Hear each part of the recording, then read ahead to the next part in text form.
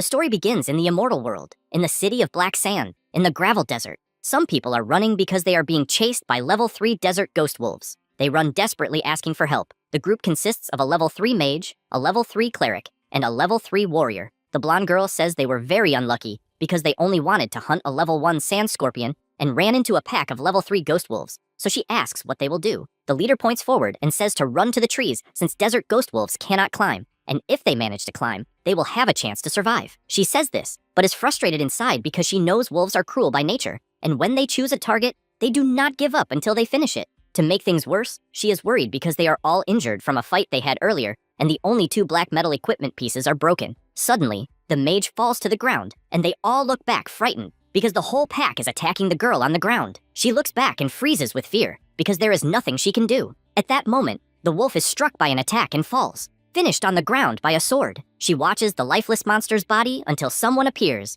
passes by the body, and stands in front of them. Xiaohei is surprised, wondering if that person saved her. Then she decides to check the person's level and realizes it is level 1 and is surprised, meaning the boy is a novice. The MC removes his hood and faces the monsters, saying that level 3 monsters are not that strong. Immediately, the wolves charge and he draws his sword once again and goes to meet the monsters. The wolves jump to attack, but in the blink of an eye, all are sliced by several attacks from the MC. The 3 are surprised to see a boy in front of them defeating all the monsters with ease. The warrior is impressed to see someone finishing 4 desert ghost wolves using only a beginner's sword. At that moment, Xiaohei points forward and shouts that they are facing an even larger pack. They don't understand how this is possible or where so many wolves came from, and speculate that the monsters smelled the bodies of their fallen companions on the ground. The group leader shouts for the MC to run because that is a horde capable of massacring an entire novice village, and emphasizes she is serious since the monsters will tear him apart. He smiles and asks if she is serious. Then he opens his system, and a notification asks if he would like to summon skeleton warriors.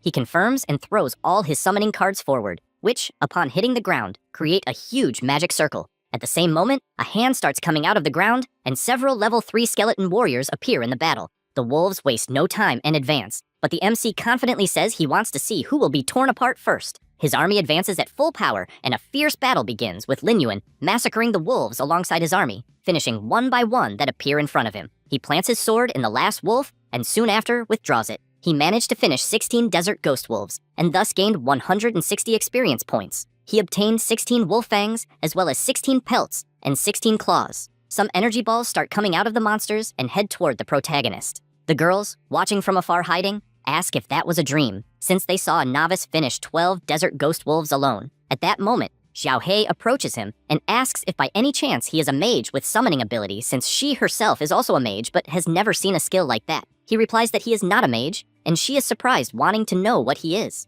The MC just smiles and stays silent because he has a forbidden class of rank SS. Currently, he is at level 2, and his class is Necromonger, a variant of Necromancer. His talent is Dark Summoner of the Gate of Hell. He has 5 strength, 25 physical, and 30 mental. His name is Lin Yuan from the Blue Planet, and he is a reincarnated. 3 years earlier, scientists detected the emergence of a giant and mysterious planet near the Blue Earth, which became known as the Magic Planet. 3 months after that, an unknown company launched a virtual reality game called Immortal World, which shocked the entire world. By using the virtual reality glasses developed for the game, people chose a class and, when leveling up, gained powers to face monsters inside the game. At first, everyone thought it was just a game, until some players began to awaken the same powers in the real world, and they became known as the Awakened. It was from that moment that a cult called Worshippers of the Evil Stellar God arose. They crossed the barrier between the virtual and the real world and began to massacre people, and the entire city suffered at their hands. MC's parents died in this tragedy. Humanity united all the forces on the planet and fought with everything, but in the end,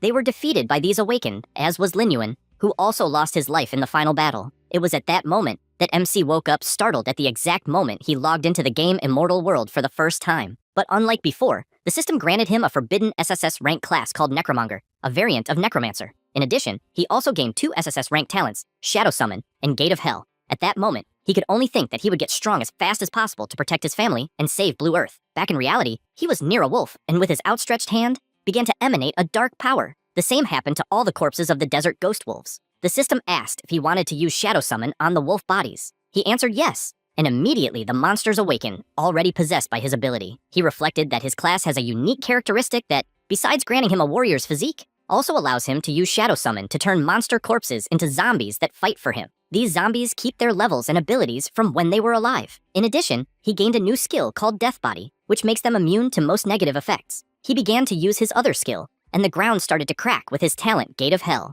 This allows him to maintain the monsters resurrected with Shadow Summon, and the amount he can store increases with his level. The enormous Gate of Hell appeared and began to open until it completely created the passage for his new army to enter. He, with his new zombies, imagined that if he got strong enough, he could create an unstoppable army of undead. The leader of the girls' team was in disbelief at what she was seeing, and since she understood that he was reviving corpses as zombies, she asked who the hell he really was. MC just replied that it was almost time, and a warning appeared in the sky saying that the world boss giant Death Wolf was descending on the gravel desert. He thought it was a perfect moment since it was time to hunt the boss. The sky began to thunder louder and louder, while other players were hiding. A rift appeared in the sky and grew increasingly dense. 2 players commented that the giant Death Wolf would soon appear, and because of that, they began to run. One of them said he remembered seeing on the official game site that the attack range of that boss was 50 meters, so they needed to get as far away as possible. Everyone started running like crazy, but one of them was attacked without being able to react. The 2 were scared and hiding, since before them were the massacred bodies of other players near the giant Death Wolf, which is level 6, has 2,400 health, 360 attack points, and 48 defense. One of the players started screaming because one of the victims was his brother, and the others asked if he was crazy since a solo player couldn't defeat that boss and therefore couldn't let him die for nothing. They were terrified to see the giant Death Wolf devouring other players, and one of them asked if it was really possible to defeat something so terrifying. Suddenly, they noticed something, and upon seeing the MC walking, asked what the hell he is doing. Lin Yuan walks without any concern, his eyes full of confidence. The players notice the sword and ask if he is also a rookie. His friend replies yes, and further emphasizes that the giant Death Wolf is a level 6 Lord boss, and that without support, even all of them together wouldn't handle it. In the immortal world, monsters are classified from weakest to strongest as normal, elite, leader, lord, king, monarch, and god. Among them, a lord-class monster, even if a level 1 boss, is still a great threat to rookies. The MC finally stops and stands face to face with the boss. The players try to get his attention, asking if he is crazy since if he continues like that, he will die. After all, in front of him is a colossal level 6 wolf. Lin Yuan says that seeing that boss again, he doesn't think it's a big deal. The monster starts drooling blood and immediately uses its skill, Giant Wolf Howl, firing a powerful laser that the MC dodges by jumping back. Once again, the boss advances using its Death Claw, and only then does the MC stop to think that last time that level 6 giant Death Wolf was enhanced with boss powers, had 3,400 health and a 510 attack. He also knew that for the desert explorers who were only level 3 at best, they would need a raid to have any chance. Back then, he almost died in that raid. In the present, he sees the claw coming toward him and thinks he has lived another life, fought in numerous bloody battles. So he is no longer the same person. The wolf's paw hits the ground, but Lin Yuan had already dodged by jumping to the side. A player is surprised, as he didn't imagine the MC would be so fast. A notification announces the world boss has entered a state of fury. The MC smiles seeing this, and slams his hand on the ground. A green aura begins to spread across the area and the Gate of Hell is summoned. The boss is startled because even though it is large, something colossal larger than it appears. The gate begins to open, and the MC gives orders, commanding his army of undead to advance. Immediately, his army of wolves emerges from the portal. The players around wonder what kind of gate this is, deducing that the MC transformed countless level 3 desert wolves into zombies. As he advances, he imagines he leveled up to 3 just by killing monsters along the way, and the underworld gate can now store up to 30 monsters. And even thinking he was late, he imagines he had good results. He reflects that according to the aggression system in the immortal world, summoners are more threatening than their summons. So while both are present, monsters will attack the summoner first, unless the summon attacks. The zombie wolves advance, but are attacked by the powerful boss. At this moment, one of the wolves howls, and the boss immediately raises its paw to smash it to the ground. At that moment, the MC realizes the time has come, and with a leap, delivers numerous combos to the enemy, taking advantage of the aggression mechanic, as this will draw the boss's attention when it is about to attack the summons, thus reducing unnecessary losses of his monsters. The giant wolf screams furiously and immediately starts chasing him. He keeps running because while the boss is distracted with him, he can order his summons to attack again. He knows it's not much, each zombie wolf causing only 15 damage per hit to a boss with 3,400 health, but he knows little by little he will defeat it. The players watching think it's crazy. The level Lord World boss is struggling. Behind them, 3 guys laugh as if planning to cause trouble. A few minutes later, the MC jumps toward the giant wolf, which has 500 health left. Without wasting time, he locks his sword, causing a critical hit and dropping the boss's health to 80. The The monster starts howling but falls to its side on the ground. Lin Yuan begins to approach, since now only the final blow remains. He watches carefully until the previous group jumps, shouting that their chance to land the last blow and the world boss's treasure will be theirs. And they are confident since the MC's army has already been eliminated. He looks back and a distant player shouts to be careful. Without thinking twice, he cuts down the 3 players who were going to steal his last blow, and all fall to the ground like potatoes. The MC calls them fools for trying to do that. The people far away are shocked by what just happened, since a rookie killed 3 level 3 thieves with a single attack. The boss stands up once more, looking at Lin Yuan, but he doesn't waste time and attacks with full force, delivering another critical hit that leaves no chance for reaction. The system informs that the world boss Giant Death Wolf's life has been reduced to 0, and for successfully killing it, he gained 480 experience and a soul gem. He is thoughtful, wanting to know what rewards he will receive for being the first player to finish a world boss. 2 items appear before him, and he takes the first, the soul gem, which contains soul power. After collecting a certain amount of them, he can go to the Eternal Council to exchange them for legendary equipment. He reflects that after level 60, players must go to the Elven Eternal Council to continue evolving, although he is still far from that. However, soul gems are also the simplest way to obtain legendary equipment. In the immortal world, equipment is ranked from lowest to highest as white, black iron, bronze, silver, gold, black gold, epic, legendary, and mythic. Rookies usually only have the lowest level equipment possible, and even black iron is rare. He also remembers that 2 hours before he used knowledge from his past life to attract 2 elite black sand lizards with skeleton warriors, then had the chance to loot the bronze chest they were guarding, and for that, he obtained the bronze level cloak. It was a black lizard tunic, increasing 30 defense, 10 mind, and 10 agility. The system informs that he was the first player to defeat a world boss, and thus obtained the Hunter title. After equipping this title, attack power increases by 10%, critical hit chance by 10%, and common damage by 10%. He is thoughtful, since in the immortal world, titles can grant players various attributes or special effects,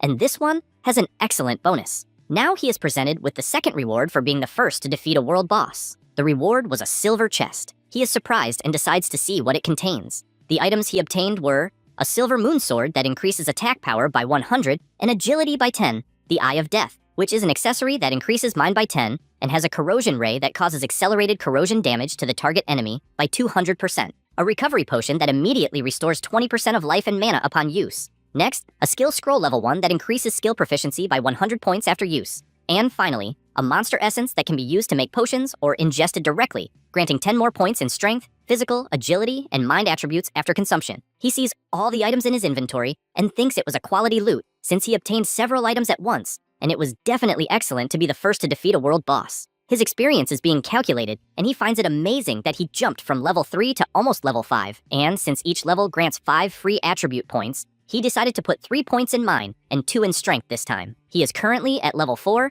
and has indeed evolved into a necromancer. He has the same talents, but now has 10 points in strength, 10 in physical, 25 in agility, and 35 in mind. He thinks it's great as it is since after leveling up his stats are the highest in the entire Shattered Stone Desert. He notices the information that his underworld gate has 0 monsters out of a total of 40 and imagines that even his ghost wolves and zombies died in the fight against the boss. But his level increased, and the underworld gate can now open 40 undead. He starts using his necromancy on the boss, and a notification asks if he wants to use the summon on the giant death logo. Without thinking twice, he answers yes, and the boss opens his eye, which is now green for being undead, and stands imposingly in front of the MC with the same attributes as when he was alive. The MC observes and imagines he already expected the world boss to have powerful area abilities as well as group control, and even after zombification gained the undead body and a new skill, the Fury of the Undead. And now, he is confident, since with the giant zombie wolf, he can replenish his underworld gate much faster. The players are watching from afar, incredulous to see someone turning a world boss into a zombie, and also unsure what that gate is, as it is more frightening than the world boss itself. At that moment, Lin Yuan looks back and immediately all players hide in fear. Only then does he realize people are still nearby. Furthermore, he sees a tier black iron sword dropped and realizes it was for having defeated the thieves, including a great one for low-level players, although he himself already has the Moonlight Blade. So he picks up the sword from the ground and starts heading toward the other players, who quickly get scared of being killed right there. After approaching, the MC goes to a guy and asks if he was the one who shouted during the fight warning to be careful. However, the guy keeps trembling and starts stammering, but Lin Yuan just gives him the sword as a gift, leaving him surprised. Then he leaves thanking him for acting that way. Everyone runs to the player unable to believe he got such a strong sword without doing anything, since a tier black iron weapon is worth tens of thousands of yuans. 10 minutes later, the MC continues walking through the desert until he feels a strange sensation. Because in reality, the battery of his virtual reality headset ran out and he returned. He thinks he really needs to save to buy a decent game capsule. Then he stares at the game monitor for a moment and reflects that Immortal World is a hyper-realistic total immersion game with entry zones divided by countries. Each zone contains different nations in the game that players can choose. And he gives as an example his region Elpad, which has 4 kingdoms: the Western Desert Kingdom, the Southern Return Empire, the Northern Underworld Empire, and the Tide Archipelago. He is facing the system asking to select the game region. The options are the aforementioned regions, and he, having responded, chose the same as last time. So he clicks on the Western Desert Kingdom. He did this because before dying, he discovered a secret. The place was infested with monsters, and he was defeated on the ground, extremely wounded. At that moment, something approached him that made him widen his eyes, since from inside a portal, some kind of divinities were coming toward him. He observes a yellow jewel on one of the beings, and believes it is the emblem of a guild from the Western Desert, the first believer of the Starry Sky evil god. He wonders if that is a human player. He reflects, since as far as he remembers, that being is the key figure who summoned the evil god to Blue Star, and he finds it strange since there are still 3 years until the divine descent. So if he manages to kill him before, maybe he can prevent the tragedy from happening again. The only clue he has is the emblem, since only guilds in the capital of the Western Desert use yellow jewels. And to get to the capital, he needs to reach level 10. So to discover the identity of the rat who caused all this, he needs to level up quickly. He decides to go to his goal and summons a card in his hand, intrigued since he really summoned a skeleton card. In Immortal World, some players can bring their game powers to reality, and these people are called Chosen Ones, also known as Children of Destiny. Each Chosen One has a powerful hidden class and extremely high luck. They are the main force in the fight against the evil gods in the later stages. The MC reflects that in his past life, he did not gain his powers from the game in real life until the catastrophe happened. But in that reality that is happening early, he has already gained quite a lot since he believes the Forbidden Necromancer class is truly special, but does not know exactly the difference between him and the Chosen Ones with hidden classes. He then looks to the side and goes to the clock to see what time it is. Sometime later, 2 people are at the table and the MC arrives with delicious food, asking them to eat. The girl says that Linyuan worked very hard, and so she asks them not to go without eating. He observes the 2, thinking that people realize the value of something after losing it and only then try to make up for it somehow. In his past life, he only spent his time playing games, and people only knew how to say that he was obsessed with those games, and that he would ruin his own life. It was only after the disaster took everything that he finally regretted how ignorant he was. That terrified him. Returning to the present, he asks if Tantan will not return home for dinner since it is Sunday. The girl replies that she will not, since she is preparing for the mock exam and is even taking meals to school. Then she confesses that she is surprised that Yuen learned to cook and apologizes for devouring all the chicken wings since they are tasty. The man tells her not to worry until he looks to the side and sees the MC handing over another chicken wing, and with a smile, says he will learn to prepare more dishes next time. The 2 are surprised to see this and become emotional. From that moment on, he started practicing all kinds of exercises, since if he wants to fully control his game power in real life, he needs a body strong enough to handle it. He stops for a moment to breathe, and looking at his watch, realizes he ran 50 meters in 5.5 seconds, and although not bad, still needs to improve. Then he decides to return to his training. After a while, he enters the Drunken Stones desert in the game. A shadow begins to pass by him, and looking to the side, he notices several giant birds in their direction. This is the level 2 Howling Bird. It has 40 health, 20 attack power, and 2 defense. Because they are so weak, the MC easily takes care of all of them. He regrets having dropped only 15 experience, but keeps watching since those monsters have another use. Sometime later, his new zombie birds begin to fly over the place until a huge pack of wolves appears. The MC, coming from afar, realizes it is no coincidence that the birds are favorite targets of the shadow wolves of the desert, since just a few hits were enough to attract an entire pack. He opens his potion and starts to drink monster essence, and since it is made like that, his attribute points increase by 10. He advances since he needs to take advantage of this chance, because the wolves are also coming toward him, but since he is much stronger, he begins slicing them like cheese,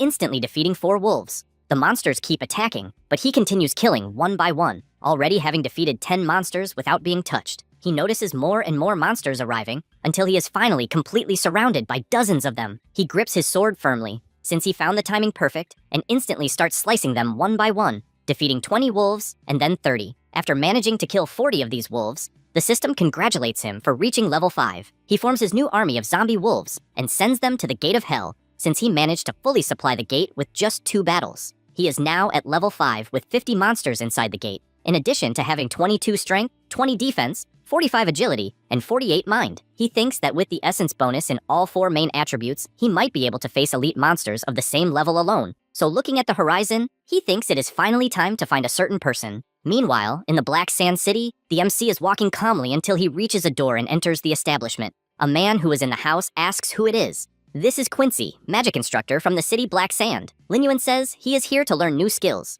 In the immortal world, most skills are obtained by defeating monsters or opening treasure chests. But besides that, each class has an initial instructor who teaches basic skills. The MC says that this guy was his mentor in his past life. Quincy says he is happy since apparently he will earn money for drinks in the coming weeks. Lin Yuan reflects that he was a mage in his past life, and since he is currently a necromancer, which is even a forbidden class, he doesn't understand well how it works, but believes that by the battle style, it is still a magic class. He hands over his money, saying he wants to learn Soul Flame, Healing, and Invisibility. He knows that before unlocking the necromancer's exclusive skills, he must learn the basic mage spells. Quincy accepts the money, since that is what he likes most, and after checking everything is right, he starts using his magic, asking his new apprentice to give his best, also wishing that the glory of mages shines through him. Immediately, the skills are transferred to the MC. The system congratulates him for obtaining the mage profession skill 3 times. He also obtained Soulfire, which causes mage damage multiplied by 100%, costs 10 mana, and has a cooldown of 10 seconds. The second skill was Healing,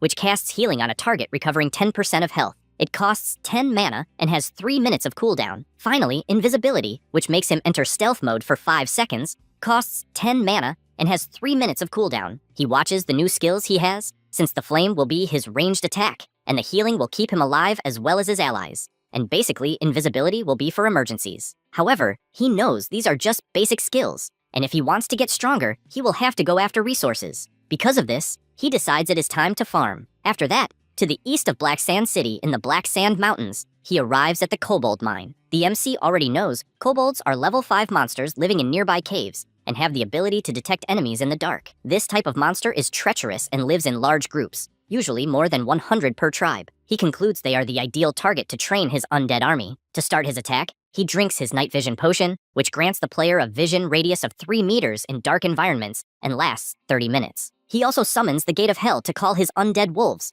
and since he knows he can gain levels besides it being a great chance to improve Soul Flame and Invisibility, and if lucky find treasure chests as well, Lin Yuan starts entering the cave with his army, and they go deeper, and after walking for 15 minutes, he finally senses something. In the dark, he notices something moving, and for that, he throws the torch he was carrying in his hand, which lights up the dark place showing monsters nearby. The kobolds immediately open their eyes and charge the attack now that they are disturbed. The torch falls to the ground, and all undead wolves charge the attack as well as the MC, who orders to kill everyone, leaving no one escaping. The monsters advance fiercely, but at the start, 2 are taken down. The battle continues, and more kobolds are defeated. The MC realizes the monsters are not very strong, and only tells his army to be careful with their shovels. At that moment, several monsters surround him, and he takes the chance to use his invisibility, making his enemy miss the hit without even knowing how. Then he appears behind them, and with a single blow kills all monsters around him, finishing by killing 20 kobolds. After finishing his kills, he notices that his invisibility proficiency increased. But even happy with that, he does not like one thing since those monsters are very weak, so farming on them is slow. Now his army also consists of a level 5 kobold zombie miners. He ordered everyone to advance, since they are the new substitutes for the zombie wolves,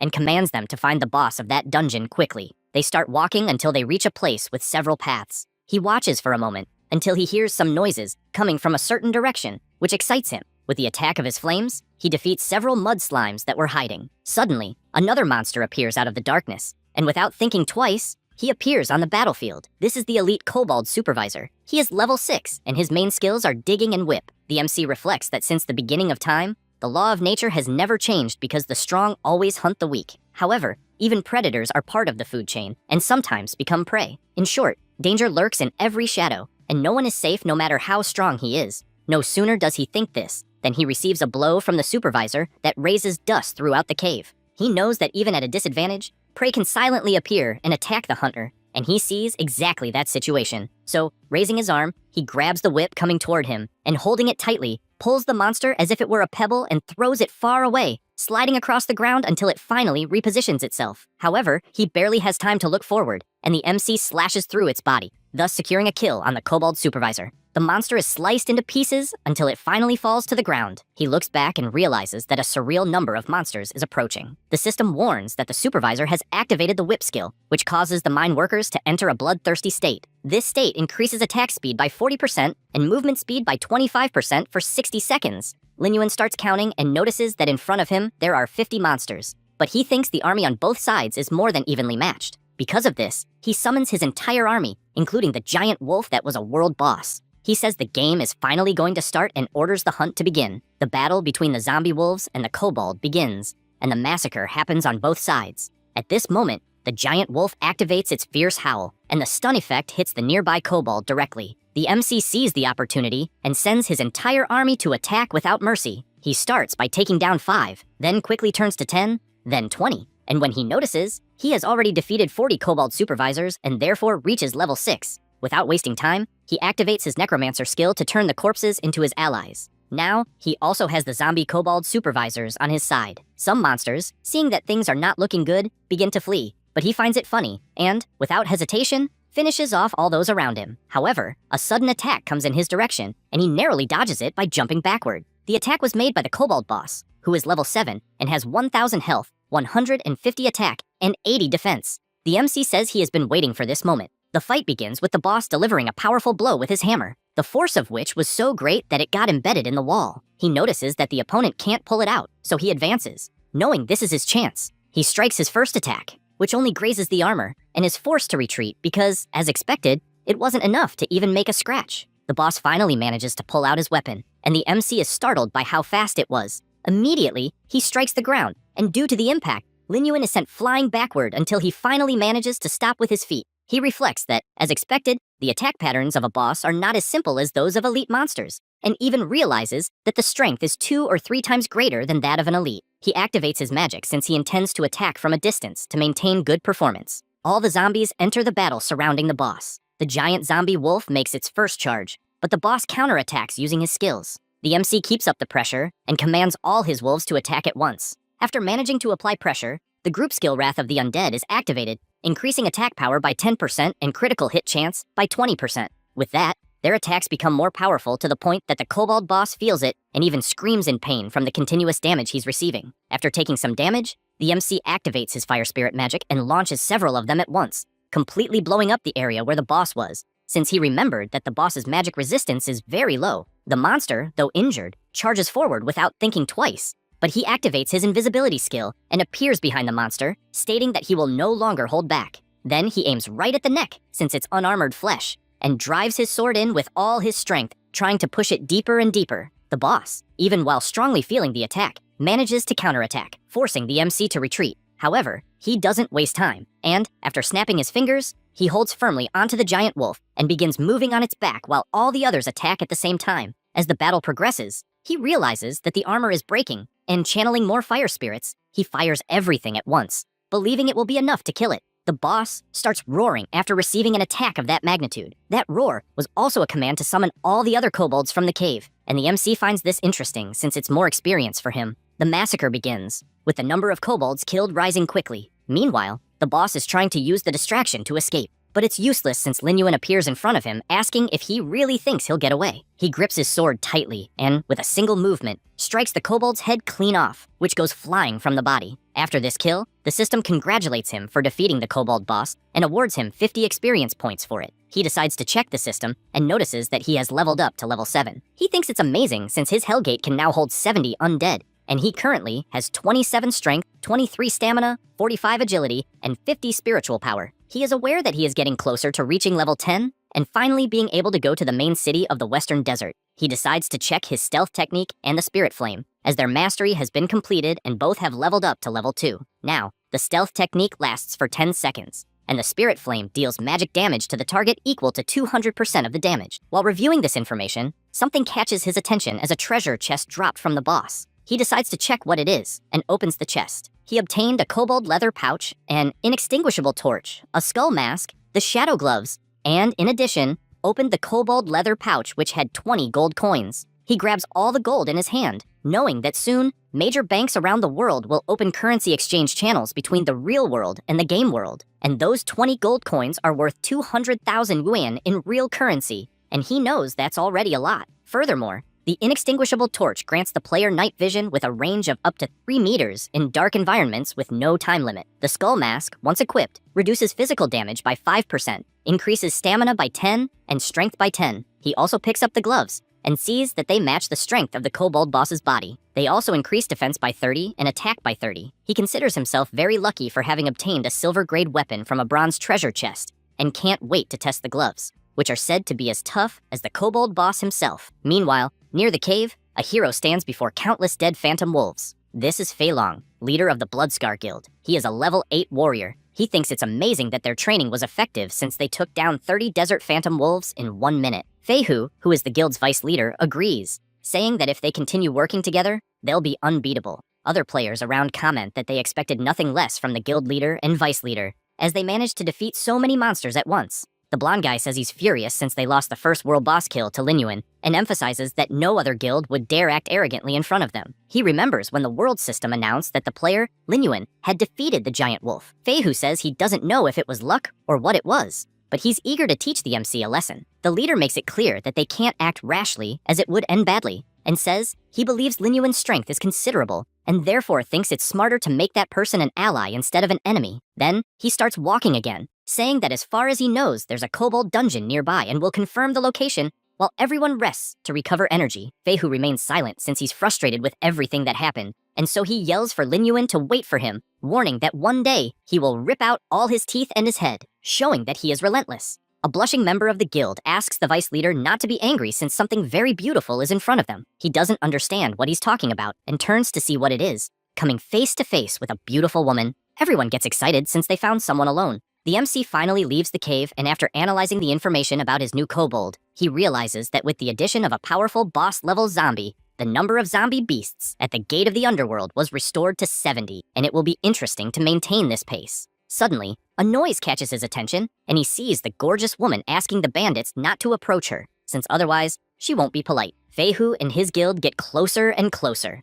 They can only imagine it's their lucky day since they didn't expect to find such a pretty girl. Fei Hu asks her not to be nervous since it's just to play with them because it's more interesting to enjoy than to suffer. His colleague agrees, reinforcing that if she serves the vice leader of the guild well, she will receive many rewards. She keeps asking them not to come any closer, and because of that, the blonde guy kicks her in the head. Then he grabs her hair and tells her to stop being naive since there's nothing she can do, and even provokes her to try to attack. He makes a creepy face and gets more and more excited as she resists, and because of that, he starts tearing her clothes. At that very moment, he takes a punch to the face that throws him to the other side of the desert due to how powerful it was. Everyone in the guild is in shock since that was the vice leader, and the impact against the wall was so strong that a dense dust cloud rose with the impact while his body is shattered against the huge rock. The MC, who had thrown the punch, just thinks it wasn't bad at all, even though it was softer than he expected. A guild member runs off since he needs to find a way to notify the guildmaster. At the same time, the others ask who the boy is, also making it clear that he offended the Bloodscar Guild and therefore will die. Lin Yuan looks straight ahead and realizes that it's the emblem of the Bloodscar Guild, the number 1 in the novice village of Black Sand City during the early days in the immortal world. Most of its members are red-named players who commit all kinds of evil, and all of them represent danger to other players.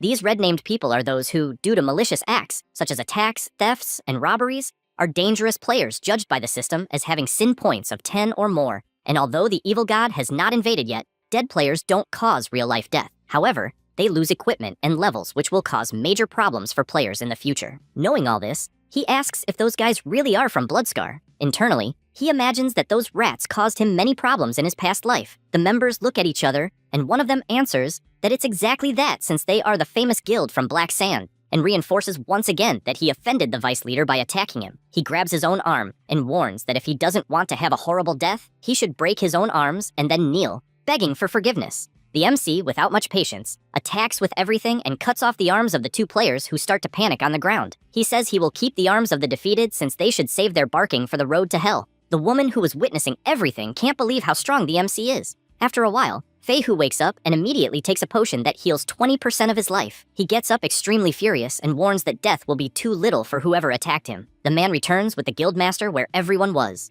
Their arrival draws the MC's attention, who turns to see who it is. The brat points, saying that the one responsible for attacking the vice leader is right ahead. Fei Long prepares his axe, but while holding it, he notices something. He notices that the player's eyes were indifferent and cold, yet imposingly imposing. Furthermore, he notices that they are like swords forged under the moonlight, shining with a cold light that could cut anything, and the aura he was feeling was so overwhelming that it suffocated him just by being nearby. The guild member starts provoking the MC, calling him a fool, and making it clear that he will die there. However, the guild leader knows the situation is not good, as the aura he's feeling, plus the sword he saw, makes him believe it was dropped from a boss-level monster, and because of that, he firmly believes the player in front of him is Lin Yuan. He gets internally irritated, as out of all the people they could have provoked, they went and did it with the strongest one possible. The MC asks if the one there is the guild leader. He just holds his axe since there's nothing else he can do and believes the battle is inevitable. At that moment, someone jumps toward the MC, and the girl screams desperately, warning that someone is behind him. Fei Hu yells for him to die already. The leader also takes the opportunity, since they're attacking as a group,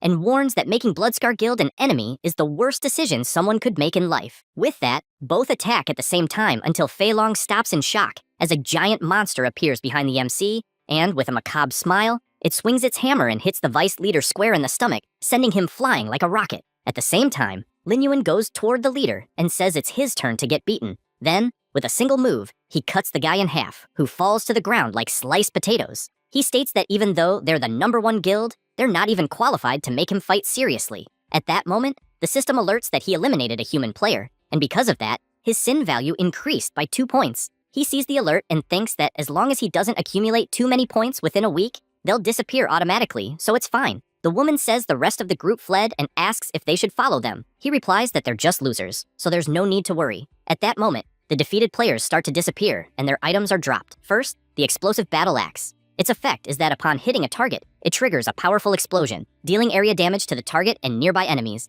as well as increasing attack by 40 and strength by 30. Next, the cross-dragon fang blade dropped. Its effect is that upon hitting a target, it releases flames. The flames cling to the target, causing continuous damage. It also increases agility by 30 and attack by 40. Lastly, the spiky attack drop, which increases attack by 15 and agility by 20. He reflects that the stats of the dropped weapons are very good, and even though he can't use them, he always has the option of selling them for a good price. At that moment, the woman approaches, blushing, and thanks him for saving her and asks for his name. He pauses to think about it, and replies that one day, she will see his name at the top of the global ranking. She is surprised since he's referring to the top 10 players in the world, and because of that, she runs after him, saying she doesn't care about rankings, and all she wants is for him to carry her. After that, the MC continues walking through the desert until a monster appears behind him, and several level 6 Thunder Lament Scorpions jump toward him. He positions himself and begins slicing each one that tries to get close. But with his colossal power, he takes care of them all very easily. He defeated a total of 60 Thunder Scorpions, and because of that, his level increased to 8. He realizes that reaching this level was quite easy,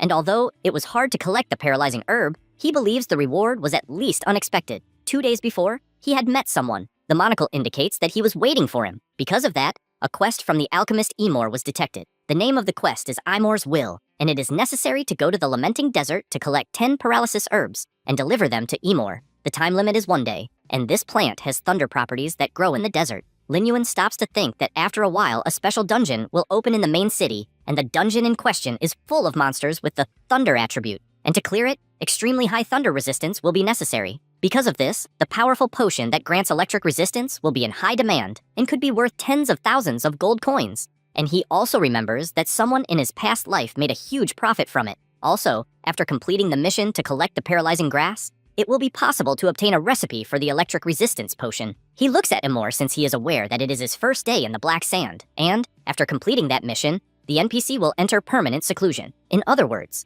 that is the only way for a player to obtain the recipe and the only possible chance. And because of this, he accepts the mission. Back in the present, the MC continues defeating all the monsters that appear. He knows that the Thunder Wailing Scorpion is a level 6 Thunder Beast guarding the paralyzing grass. And at his current level, that guy does not pose any threat. He goes to the grass and decides to make the most of the opportunity to maximize his proficiency in the gathering skill he recently learned. Gathering is at level 2, and because of this increases gathering speed with a 5% chance to collect rare quality herbs. It consumes 1 spirit point and has a 3-second cooldown. After some time gathering, he feels a strange tremor growing stronger. Suddenly, something emerges from the sand and almost hits the MC, who stepped back at the last second. He is startled looking ahead, as multiple danger alerts are triggered in his system. He is facing the Crystal Demonic Thunder Scorpion, which is level 10, has 2,800 GP, 400 attack, and 55 defense. He smiles, finding it interesting for something like that to appear out of nowhere, and charges himself knowing it will be quite difficult due to the level difference.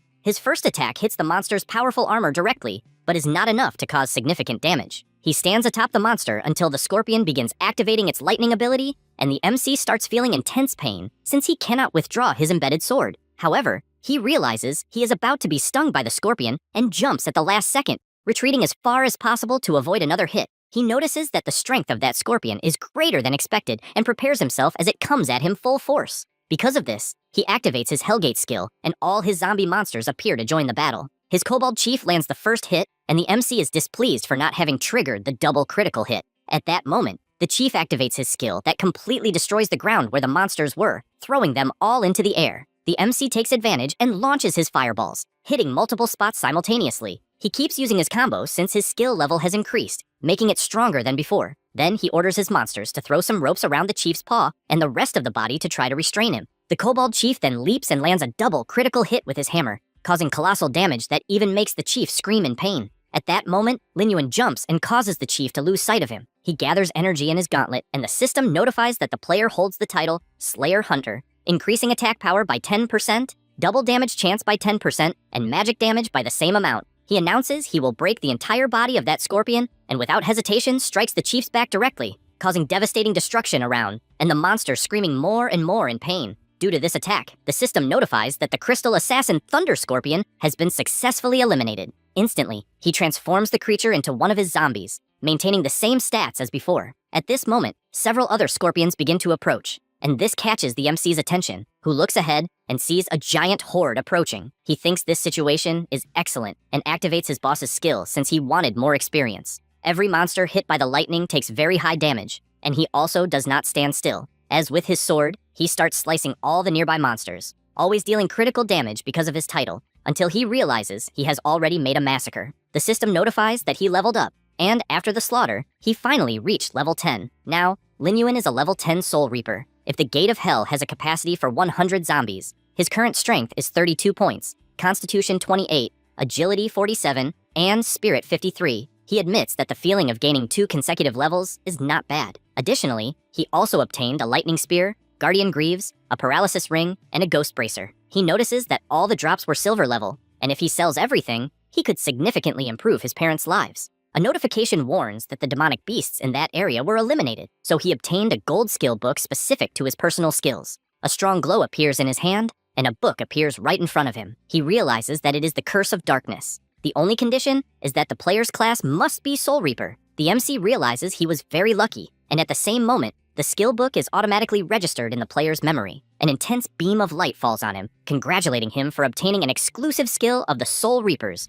which is the Curse of Darkness. This skill deals damage equivalent to 20% of the target's health, or restores 20% of health to the undead. It costs 100 mana and has a cooldown time of 10 seconds. He activates the skill in his hand, since he does not know exactly how it works, and looking to the side, he sees his giant scorpion is at 60% health. Then, to test, he casts the Curse of Darkness skill directly on his monster, which immediately has its health increased to 80%. The MC reflects that the warm-up is over, as it is time to go to the main city to meet his first believer. However, he feels something strange and already imagines what will happen. It was his stepmother calling him in real life, warning that his father threw some things away and has a lock back. He goes there to help and also asks him not to strain himself too much. The woman warns that he is already at an age where he cannot be doing those crazy things, as he could very well have called a professional to check the air conditioner. He says he was just trying to save some money since it was similar with the washing machine, because he fixed it with some simple adjustments. Then, he asks Lin Yuan not to worry, as he will be fine after one night, but just asks him to remember to pick up little Xiaotan from school the next day. The MC closes the door while thoughtful about this, and the next day, his parents are sleeping until they wake up to a noise. They go to the living room to understand the reason for the loud noise so early, and notice some workers completely renovating their room. Immediately, a worker asks for permission, explaining that those new items were bought by Lin Yuan and that they installed them as quickly as possible. So he asks them to confirm the delivery. The two are just shocked, as they are processing what is happening there. At the same time, the MC is training at full speed while admired by the girls since his shape is at its peak. He also continues running on the treadmill until a woman approaches and asks for permission, wanting to know if he is there to sign up for the VIP package, and warns that they will need to charge the upfront fee for 1 year. He replies that it is no problem and hands over his card. Inside, he imagines that he sold some equipment he no longer used, renovated his house, and also earned a gym membership for a family. And he thinks about his parents and Xiaotan, since they also need to start training early so they can adapt as quickly as possible when they enter the immortal world. The woman blushes, admiring the MC, since she saw him exercising for a long time, and he doesn't even seem out of breath. Only then does she notice something and realize that the card is the Supreme VIP, which is issued only to clients with more than 5 million in their bank account. Meanwhile, Lin Yuan is on a call confirming the cash prize he won in a tournament, besides asking them to rest since he himself will go look for Xiao Tan. The woman admires him more and more, since besides being a client, she also found him an incredible young man. Meanwhile, at Xiushui Secondary School, several students are leaving, and a girl is standing waiting. This is Linton, the MC's sister. At that moment, two girls appear gossiping. One of them says it is the older brother's birthday and that they bought a huge cake. The other is surprised and says it must be amazing to have an older brother and that she also wanted to have one. Linlen becomes thoughtful upon hearing this, as she doesn't know if having an older brother is really something to envy, since her only memory is of her brother playing games 24 hours a day, and for that reason, she thinks she doesn't want an older brother. At that moment, a person approaches her, and she realizes it is a group of men. One of them invites her to go out with them, and stresses that he never received a no. She asks what they think they are doing. The girls approach and ask who the boys are. One of them touches Linton and says she has soft skin and wants to see if he can draw some water from her. However, she slaps him,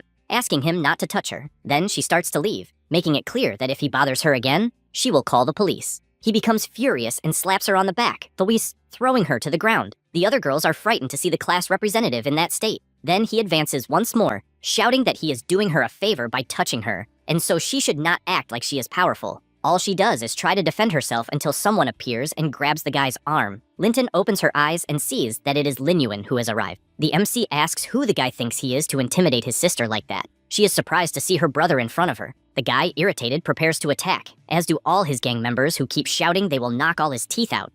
However, the MC has little patience and starts beating all of them, and whenever he hits one, he goes to the next and beats him as well, to the point of stepping on the face of one that practically buries him in the ground. After beating them all, he calls his sister so they can leave. As they walk, she asks why he is there that day. She says this thinking her brother should be playing all day, and so she doesn't understand why he came to pick her up from school. He replies that their father hurt his back, and so their mother had to stay at home. She is startled by this information and asks if it was serious. He asks her not to worry since it was nothing serious. Then they walk in silence again, and she tries to remember the last time they talked about anything, and so she finds the silence awkward, besides observing how tall and strong her brother is. At that moment, Linton's classmates call the class representative and say they found the MC incredibly kind for picking her up from school. Another says she didn't know she had such a handsome brother and asks why she never mentioned it. Linlin thinks about him being handsome and looking at the MC. She doesn't really understand what they are saying, even though they think he is more handsome than any guy in that school. The MC approaches,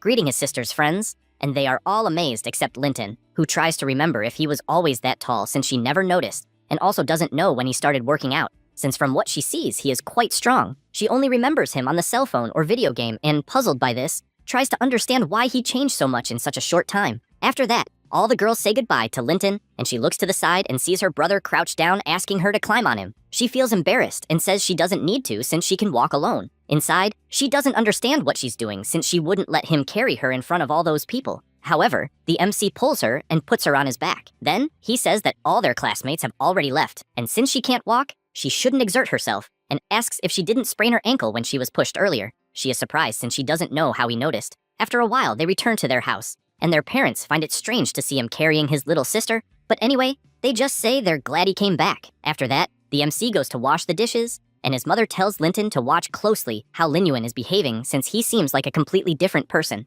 Lin Mu agrees, since he's cooking and washing the dishes, even buying new plates and appliances for the house. The little girl just stays silent until her mother approaches, and says that the relationship between the two seems to have improved, just like when they were children. She feels embarrassed hearing that, and while drinking her tea, she just wonders if he really changed. Lin Yuan announces that the dishes are washed and says he will go back to his room. He barely says that and closes the door. Linton soon feels disappointed since she knew she couldn't expect much because her brother is still the same addicted otaku as before. However, he appears in front of her with medicine and asks her to apply it after her bath since it's very good for healing. Then, he returns to his room and says he's going to play and not to enter unless it's important. She holds the medicine bottle and says she already knows she can't go in there but smiles at that attitude. Her mother reinforces once again that their relationship improved and asks what happened at school. Linton replies that nothing happened and that she will take a bath. Meanwhile, The MC is listening to everything inside his room and, lying back in his chair, imagines that the family issues have been resolved for now. Then, he looks at his virtual reality headset and puts it on since it's time to return to the game. Immediately, he goes to the main city and says it's time to hunt some rats. Now, he entered the Wind Sands area. At the city entrance, a man is being stepped on. This person swears by the heavens that it was a misunderstanding. However, the guard keeps stepping and tells him to shut up. At that moment, the MC appears and the guard looks back but finds it strange because he doesn't see anything even though he feels someone is there. Lin Yuan is hiding because he knows the street guards are very sensitive to criminals, and because he has sin points, he will have to carefully calculate how long he stays hidden since it will be about 3 days. He reflects that it's a good time to look for an old friend of his who is lost out in the world. Meanwhile, at the church, the priest gives his blessings saying that from this day forward, the soul will be pure like freshly fallen snow. At that moment, Lin Yuan enters saying he is from the charity infirmary. Lawrence looks confused and he says he heard that a seriously ill patient was admitted there and therefore would like to treat him. They go to a room, and Wayne is lying on the bed.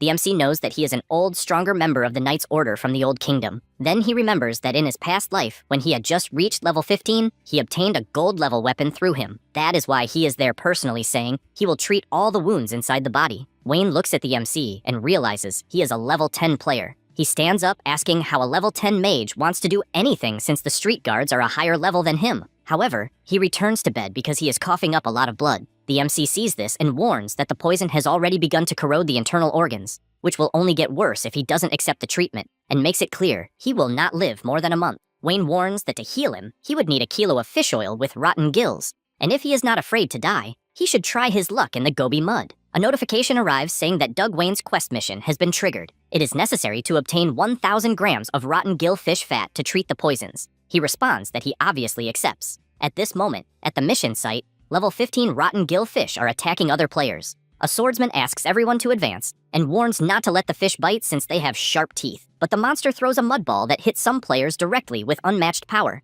After falling into the mud, the fish begin to surround him and activate their skills, going to devour all the players. The blonde boy starts to panic since that huge creature is in front of him, and he cannot believe they will really be finished. At that moment, the MC appears, grabs his clothes, and throws him back, telling him to stay out of the way. Then he charges his energy and launches it toward the fish, causing a devastating explosion on that bizarre face. Then, he returns to the ground still holding the swordsman, who looks confused about what is happening, since he did not understand anything. The swordsman wonders if they are really safe until he looks to the side, and sees the MC charging forward with everything without even saying a word. He charges his flame powers and starts shooting the entire swamp since it is full of rotten gillfish, which are exactly what he needs for his mission. The monsters do not back down and jump out of the mud trying to counterattack Lin Yuan. The blonde boy warns to be careful, but he dodges easily and even mocks them, wanting to know if that is all they have. Then he repositions, summons one of his axes, and says that a gang is still a gang. No sooner does he say that, than he starts slicing all the fish he finds in front of him, making them into tuna.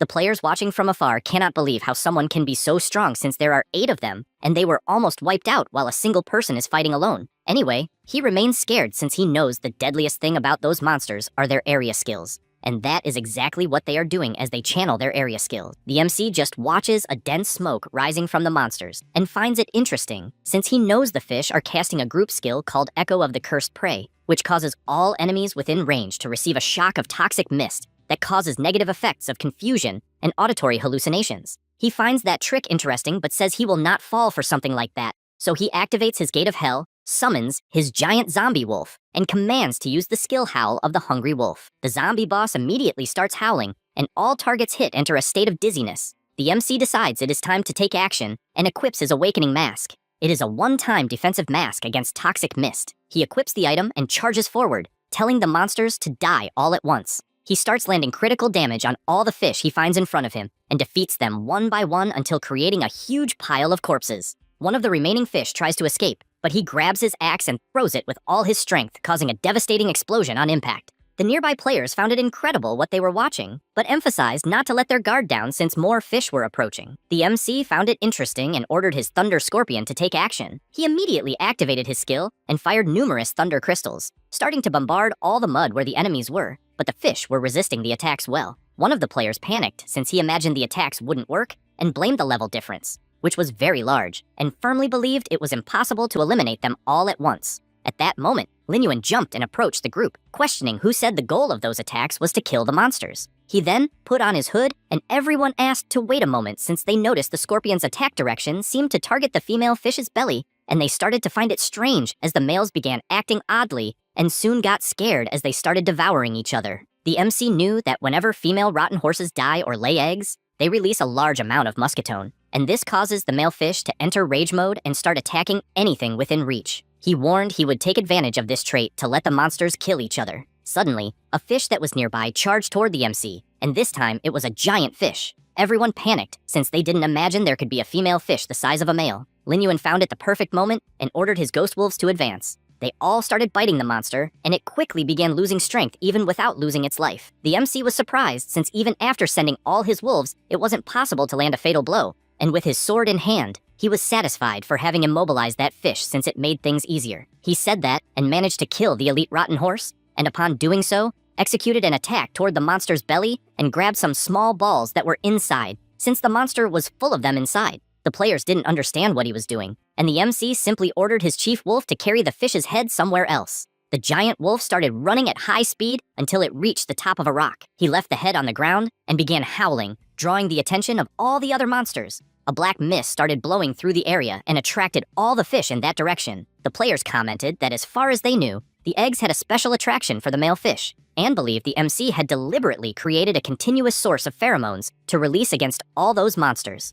Linyuan gathered energy once again, since it still wasn't enough, and summoned his Hellgate as he would need reinforcements. His zombies now entered the action and began attacking the already weakened fish. The players questioned if that was the blue venom sac inside the male fish. The MC replied that it was exactly that, since the blue venom sac that grows inside the fish is something like capsaicin, a poisonous gas, and the fishy smell it emits forced the others to sense the danger. The fish began to retreat since all the mud around them was soaked with the blue liquid. The swordsman celebrated since the other monsters fled thanks to that strategy. Linyuan jumped, as now all that remained was to collect the spoils. The archer confessed he still couldn't believe it, since he saw a single player completely clear that place. The blonde boy couldn't contain his excitement, since all he wanted was to cling to his new master. The MC began slicing all the remaining fish since it was time to finish the job and then return to the group. With everything he did, he earned 12,000 experience points and leveled up to level 11. He imagines that thanks to the countless experiences from his past life in that dungeon, he managed to move at great speed. In addition to admitting that the mask played a very important role in that battle, and thinks it's a pity it costs 5 gold coins and can only be used once, since that's a huge loss. Next, the new drop appears in his hand. It was the jar with 1,000 grams of rotten gillfish oil. It's the ingredient for high-level healing potions, and also the item for his quest. He realizes he received something else, and a red ball appears in his hand. This is the nose of the wave player. It's an armor-type item, and is a spherical and elastic nose cover made from tanned rotten gillfish skin. Its effect is that it emits rotten gillfish pheromones, causing a fear effect in small to medium aquatic creatures. He observes it for a moment, and thinks that in his other life, he used to wonder why that reward was so high, or if it was the sixth sense of humor of the game designer, since it looks more like a clown nose. Immediately, the swordsman approaches and whispers in his ear, since he thought the item was cool, and with his eyes shining, he confesses that he can't hold back. Linyuan asks if he really liked that clown nose. He replies that he absolutely loved it, and asks to buy it regardless of the price. The other players apologize since their leader is always this enthusiastic, but the MC simply throws the item into his hand, telling him to keep it, and then starts to walk away. The player asks him to wait since he wants to at least pay, but the MC just opens his imposing wings and says it's not necessary. This makes the blonde boy cry with emotion since he thinks his master is an angel. The other players don't understand how anyone would want to pay for such a ridiculous clown nose. After that, Linyuan returns to the church and uses the item on Doug. At that moment, he feels completely healed and confesses that he didn't expect to get that healing item. With that, the system informs that he has successfully completed the gold level quest, and the reward obtained was a gold level weapon, the Blue Soul Blade. He is happy since he finally got the first gold level weapon he obtained in his previous life. The weapon increases physical and magical damage by 150 and spirit by 100. It also has the Blue Soul Seal, which deals damage equal to 150% of the spirit to the target and has no cooldown, with only a mana cost of 10. The MC thinks those basic stats are decent, but finds the skill extremely efficient, especially the hidden effect, since each hit accumulates Blue Soul Chi in the enemy, and after 3 hits causes an additional 250% damage. He remembers that at the time it was the Blue Soul Blade that helped him cross the Western Desert until he became the #1 mage. He doesn't tire of admiring his new sword until a notification informs that he also received a reputation reward, increasing his reputation by 1,000 points in the main city, and reputation with the Manticore Knights increased by 500. He reflects that even though he reached a neutral standing like in his past life, that earned reputation is enough for activities within the main city. At this moment, he finds it strange because another notification is arriving. It was a notice stating that due to the excellence in completing the quest, he received a specific affinity reward with the NPC Doug. The affinity increased by 10 points. The MC looks at Doug and notices he's a bit different from the last time. The NPC immediately thanks him, saying that without that help, he would have died in that bed, and says he is obliged to give a warning since he received that help. Lin Yuan wonders if the 10 affinity points he received will trigger some kind of hidden quest. Doug just gives a warning, saying that MC quickly reveals that Quincy is his mentor and therefore wants to know more details. The man asks if this is serious and immediately says that he noticed Lin Yuan had been hiding his true class, and, as he stands up, wonders if he is a necromancer hunter. He is surprised to hear this and asks if he already knew his identity. Inside, he cannot understand how this was possible, since he hid his information, and even Quincy would not have been able to know this. Wayne reveals that he was once a member of the Knights who reported directly to the king, and, for that reason, learned a special skill called darkness perception. He explains that this is an exclusive skill of the Manticore Knights, and, as soon as a necromancer hunter appears, his ability automatically identifies it. MC asks if he knew his identity the whole time, which makes him reflect that there apparently exists a special skill targeting necromancers. Wine explains that, in fact, he did not, because at first he was poisoned and his perceptions were weakened, and only realized what class the MC had after being healed, thus noticing the unique aura of the Lord of Darkness. He is confused by this statement and questions what he means by Lord of Darkness. Wine reveals that it is a story that began long ago, and in the most popular legends of the immortal world, there are a total of 5 gods: the god of light, the monarch of the moon shadow, the goddess of nature, the lord of the tides, and the king of souls. However, he explains that at the beginning there was a 6th god who was the Lord of Darkness, also known as the king of the undead, being the most powerful being among the 6 gods. Because of this power, the Lord of Darkness did whatever he wished. He granted extremely powerful dark abilities to his followers, allowing them to change their class to necromancer. Then, under the bloody rule of the Lord of Darkness, the necromancers spread chaos and, besides the slaughter, also transformed the souls of the dead into zombies, causing significant disaster. Thus, the main kingdoms resisted the Lord of Darkness, and the temples originally built to worship him were destroyed, and all records about him were burned to ashes. Furthermore, the necromancers lived in hiding because if they were discovered, they would be killed immediately, and this class was listed as a forbidden class, passed down by everyone. He continues telling his story, saying that at the time he was poisoned by a necromancer in battle, which is why he is constantly tormented by the illness. MC decides to check his system screen and imagines that his past life was only that of a mage, and never imagined that such a great secret was hidden behind the legends, not being surprised to be a hidden class. He reflects that things have become problematic, since by clearing his sin points, he could secretly investigate the clues about the badge in the main city. But now, if he cannot find a way to hide his Lord of Darkness aura, his identity will be exposed immediately. Because of this, he calls Wayne and asks if there is any way to avoid the darkness perception skill that the Knights possess. Wayne replies that it would only be possible if Quincy was truly willing to help, but for that, he would have to reveal his true identity and would definitely kill him. He says this emphasizing that the instructor lost his wife in an attack by a necromancer, and therefore asks once more to stay away from that person. MC just remains silent listening to this, and, sometime later, returns to the desert. This is because 10 minutes earlier, Wayne tried to stop him, saying he was crazy to go after Quincy, since he is a person who wants to shred all necromancers. Lin Yuan turns and says he has no choice. He says this, and imagines that if he maintains the dark aura he has, it will be a problem wherever he goes, and therefore needs to resolve it as quickly as possible. Suddenly, several attacks come toward him, and upon noticing this, he begins to dodge at high speed until repositioning himself. He observes several people approaching. It was Fei Long's guild, as well as Fei Hu, who had blood in his eyes, saying that the MC had defeated him last time but guaranteed it would be different since he was accompanied by more than 30 people. Then, with his sinister face, he said he wanted to hear the screams of despair loud and clear when the massacre began. A robotic mosquito hovered over the area, and with its camera-like eyes, it transmitted everything to all the people present. The vice leader couldn't stop laughing, also saying he would show the massacre on a big screen. The spectators appeared little by little. People were surprised, questioning if the Bloodstained Guild was doing a live broadcast while crushing novices. They admitted being shocked since it was 30 people against 1, while others commented that they found the MC familiar, as well as handsome, and that it was a pity.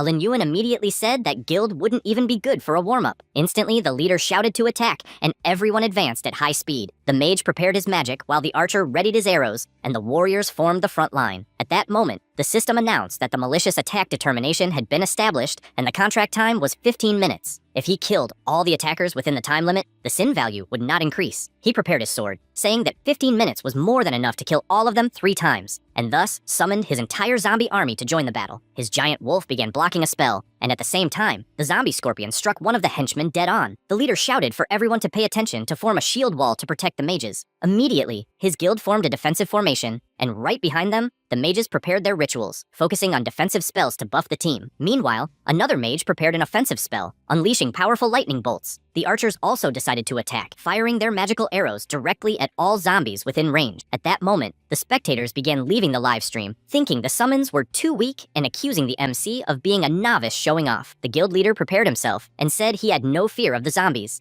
and the same went for his partner, who assured that Lin Yuan would lose his life that day. The MC then smiled, which startled Fei Long. Suddenly, one of the spectators shouted, asking what the hell was happening. One of the mages stepped on a trap, and a sand vortex formed, sucking them all into the ground. At the same time, the zombie wolf chief appeared, and with extreme ease defeated numerous players at once. The battle grew increasingly intense, and both leaders were in disbelief. The spectators returned, having never imagined a novice would react so well. The mages warned to be careful since the wounds were poisoned and needed purification first, but it was too late as a colossal explosion occurred at their feet, until they realized it was a direct attack from the MC. At that moment, a wave appeared behind them, but without even looking, he attacked with his sword, striking the assassin's stomach, who could not believe how he had known of his presence. He warned that he wasn't stupid enough to stay invisible in the middle of the sand. The battle continued frenetically, and everyone began shouting that the opponent was too strong, begging to run and save their lives. Feihu prepared himself and, furious, called everyone trash. Then, at that very moment, he charged to attack with full force. The MC carefully observed his movement and, without hesitation, activated his technique, summoning numerous skulls with the blue soul seal. The blonde guy was completely shocked seeing this ability, until he received a precise strike from the MC, leaving both standing back to back. In the next second, a colossal explosion struck Feihu due to the ability Lin Yuan had used. He remarked that he found it too easy, which made the spectators even more excited. The guild begins to be obliterated by zombies, and all the captain can do is stare in fear, questioning if he is hallucinating, since the MC is in front of him, far more powerful than before, and looking into his eyes, it feels as if he is facing a demon from hell. At that moment, Lin Yuan looks back and makes Fei Long tremble in fear, begging for his life. The MC finishes off an opponent and starts walking toward him, until instantly, he strikes him in the head with his sword, giving absolutely no time to react. Then he looks to the side, and seeing the robotic mosquito, aims his skill and completely blows up the camera, claiming it was making too much noise. After all this, somewhere in a skyscraper, some players are complaining that the MC blew up the drone and ask who he is. A servant replies that he is the one responsible for killing the giant death wolf. They decide they need to find him, since the mercenary guild issued a rank S invitation, and a blonde boy announces that this person is called Lin Yuan. Meanwhile, in the city of immortal black sand, Quincy is almost falling asleep in a barrel until the MC arrives, and he greets him, but warns that he no longer wants to teach, since he has enough money to drink freely. However, Lin Yuan says he wants to talk and cancels his occupation. His profession as a necromancer is revealed. At that moment, Quincy drops his drink to the ground and, full of rage, asks if he is by chance a necromancer. They stand face to face, and Quincy grits his teeth and, using his power, shouts that it has been a long time since he faced a necromancer and wants to know how he dares to appear again. He then unleashes all his attacks but misses them one by one, which surprises him, as he did not expect the MC to be so fast. At the same time, a shadow of Lin Yuan passes by him, points his sword at his head,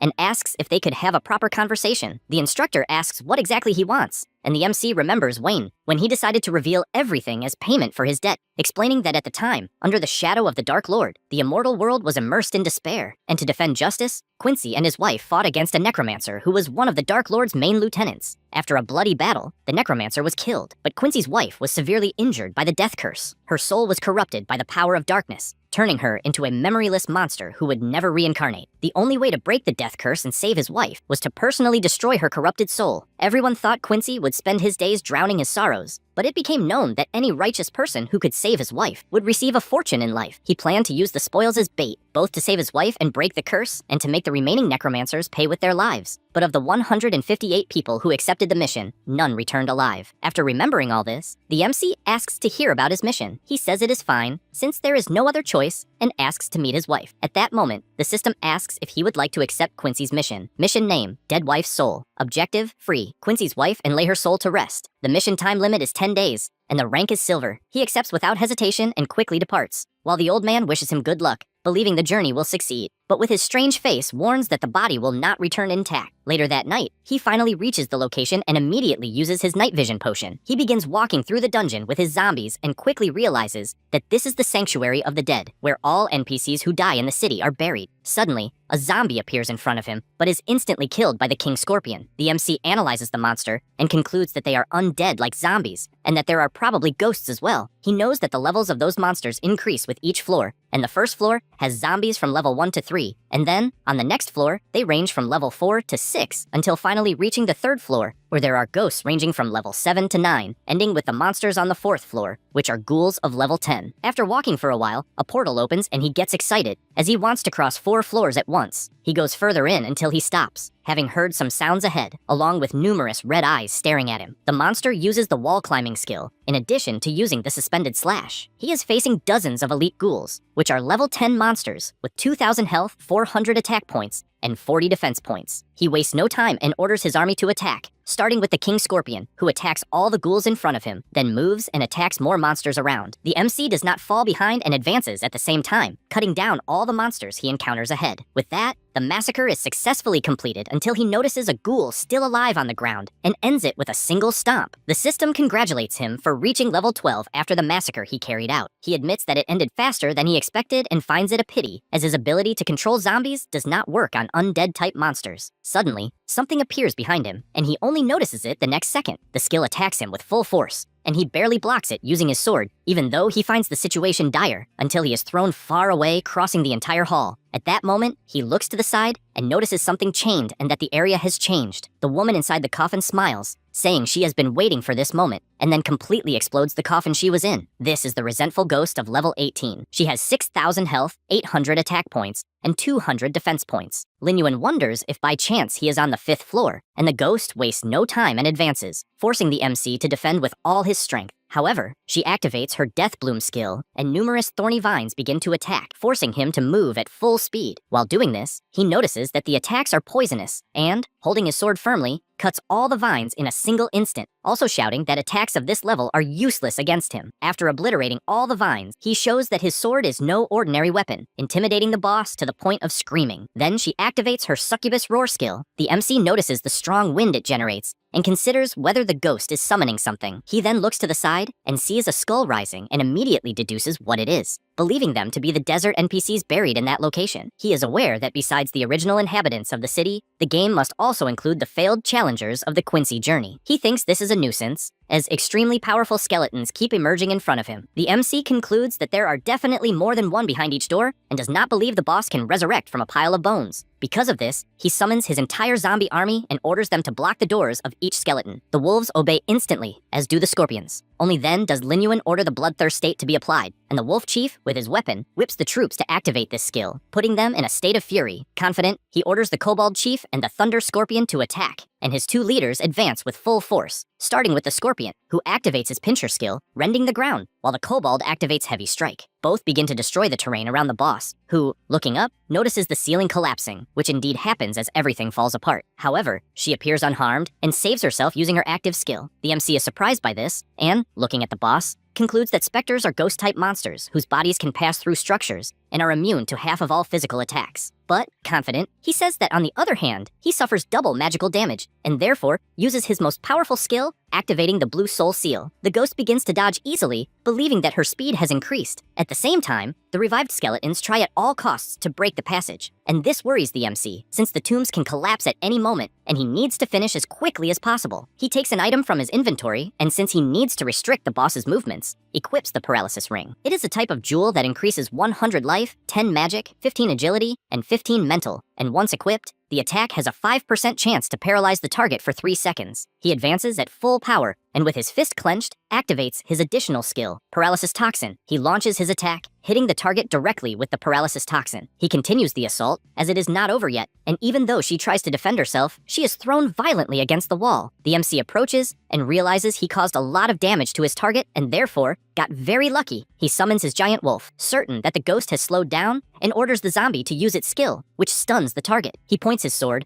aware that the stun duration lasts only 5 seconds and unleashes dozens of simultaneous attacks, hitting blow after blow, even though the damage per hit is less than 100. The boss becomes furious and screams, leaving the MC concerned as she suddenly activates the corpse explosion skill. All monsters in the area begin to explode one by one, causing devastating destruction. After the dust settles, she realizes that the MC used his zombies as human shields. He continues to feel the ghost's intense attacks and notices that only 3 of his strongest zombies remain. He approaches her and declares that the end has finally come. At that moment, he charges with his skill and attacks her body with full force, and she, powerless, can do nothing but scream. The system alerts that the boss is entering near-death state with 30 life until finally being obliterated, and as a reward, he receives 800 experience. After this battle, he asks if it really ended until he looks back and sees a hologram of a woman thanking him for being a brave warrior. The woman smiles and her body is pulled into the MC's hand, becoming a ring. This is the quest item, a wedding ring given by Quincy to his wife as a symbol of their love. Lin Yuan cannot believe that the reward for defeating such a powerful monster is just a ring. Hardly saying this, a demonic book appears before him, leaving him confused about what it is. He notices it is the corpse explosion skill, exclusive to necromancers, and admits he never imagined this skill was exclusive to necromancers, wondering if it is because the ghost was a servant of the Dark Lord. Without thinking twice, he activates the book to register the skill in his memory, and a beam of intense light falls on him. With this, he learns the corpse explosion skill at gold rank. It is level 1, and its effect is to explode a zombie, dealing its own health times 60% fire damage to nearby enemies. It costs 100 mana and has a cooldown of 10 seconds. He likes the skill a lot, even knowing it consumes his zombie stock. But the attack power and range make it worthwhile, as they are excellent. After that, he returns to the city of Black Sand. He shows the ring to Quincy, who is paralyzed. Unable to believe he is truly seeing that relic again, he takes it in his hand and says that a sealed soul has no memories, and only after being freed will it recover them. He then asks if, when his wife departed, he no longer felt pain. Lin Yuan answers yes, and still admiring the beautiful ring, the old man begins to cry with emotion, finding the situation wonderful. He admits that in the end, he never imagined a necromancer would help resolve his regrets. And as thanks, he summons a box and says that this time he will fulfill his promise. That is the Dark Crown, a unique helmet that has 2 effects. The first is that the value of sin becomes invisible when equipped, and the second effect is that it conceals the Hour of Darkness. The equipment is exclusive to the necromancer and cannot be sold or destroyed. He picks up the item in his hand and, even knowing it has no additional stats, finds it incredible that he can hide his sin value and dark aura, as it is exactly what he needs. And with this, he will be able to solve the knight's problem and no longer need to be cautious in the main city. The system asks if he wants to equip the item, and he, without thinking much, responds yes. A power takes over his body, and he asks if he is now 1 step closer to the truth. After that, he goes to the Sandbreeze city and upon arriving,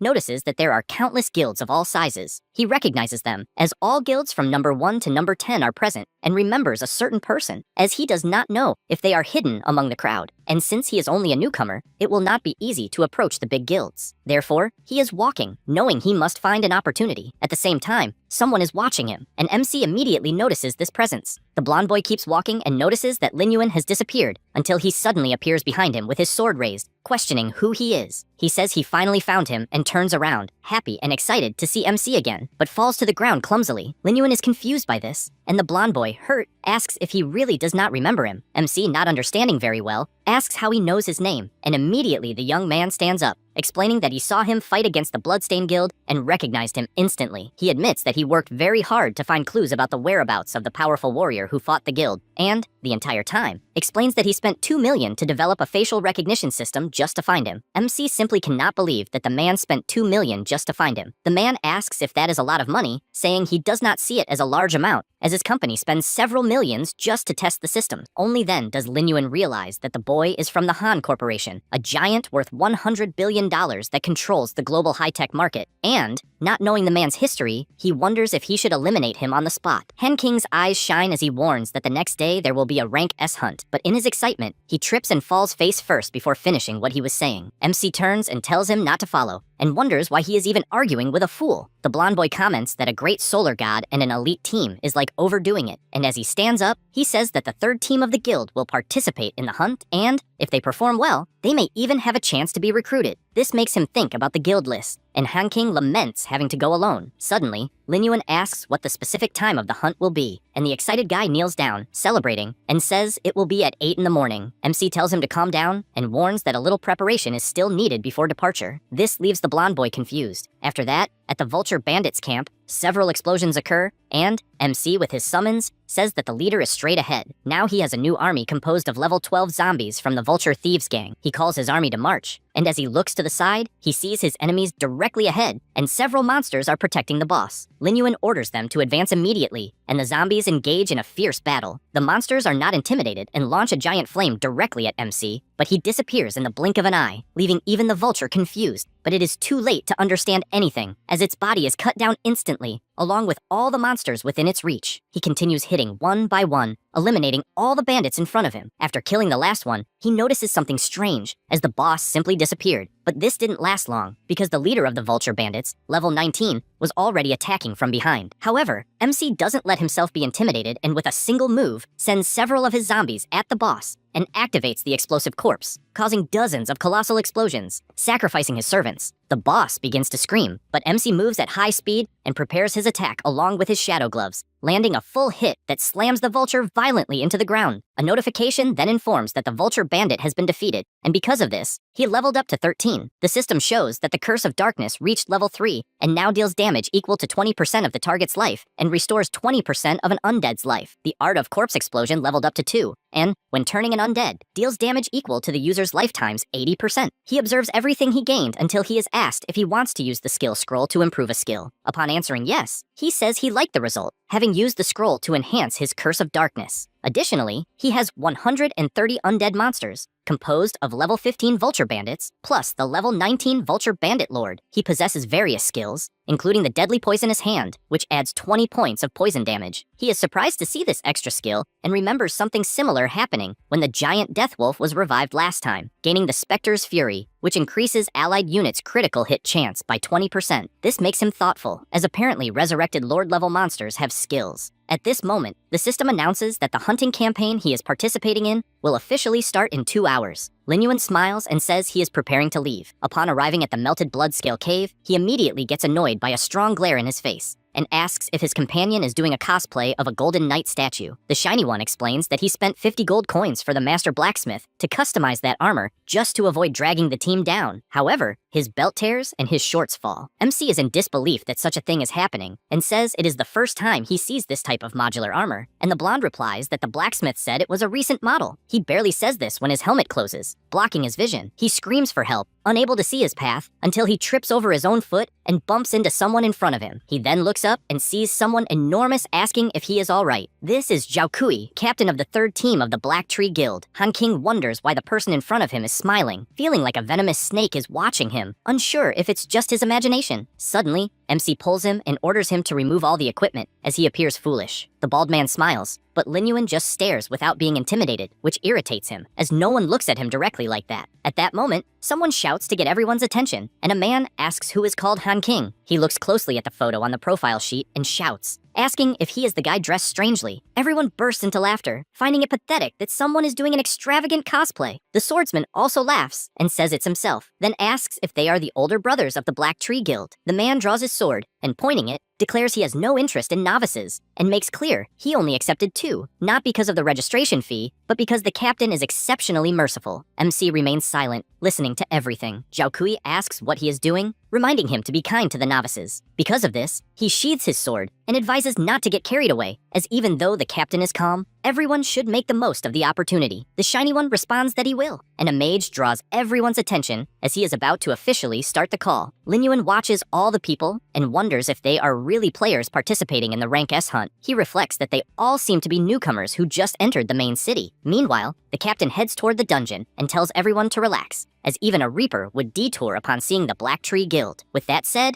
everyone follows him. At that moment, the man looks back and sees the Shiny One holding a flag, who, excited, starts calling the MC of Deus Yuan, asking him to take the chance to defeat many shiny slimes. He keeps walking, feeling excited as he senses a thrilling scent. After that, inside the cave, they reach a fork, and a warrior asks which path they should take. The captain, smiling, says it's best for them to split up. Everyone is shocked, questioning if it wouldn't be dangerous since there are level 16 elite monsters. A mage asks everyone to be quiet and reveals that the captain had already scouted the paths in advance, so they had already done reconnaissance of the whole area. A man asks if that is really true, that they patrolled in advance, and Zhao Kui replies that it is, and that the morning reconnaissance followed all 3 paths and explained in detail what each contained, but assures that the more dangerous a place, the higher the likelihood of valuable discoveries, and with a suspicious smile, asks what everyone thinks. They begin to understand, as this is the mindset of a large guild, and say that the captain of the guild's 3rd team is the highest level person, thus the most experienced. Without thinking twice, the MC says he will take the left path, and the captain replies that it's no problem. He just wanted to know if anyone else would go with Lin Yuan. Everyone starts whispering that they don't want to accompany just 2 people, also pointing out that they don't want to walk with someone who hides their own level and class. The captain comments that apparently the popularity of the MC and the shiny one is low, and since he cannot force anyone to do anything, there's nothing to do but let the 2 go alone. Lin Yuan replies that it's no problem,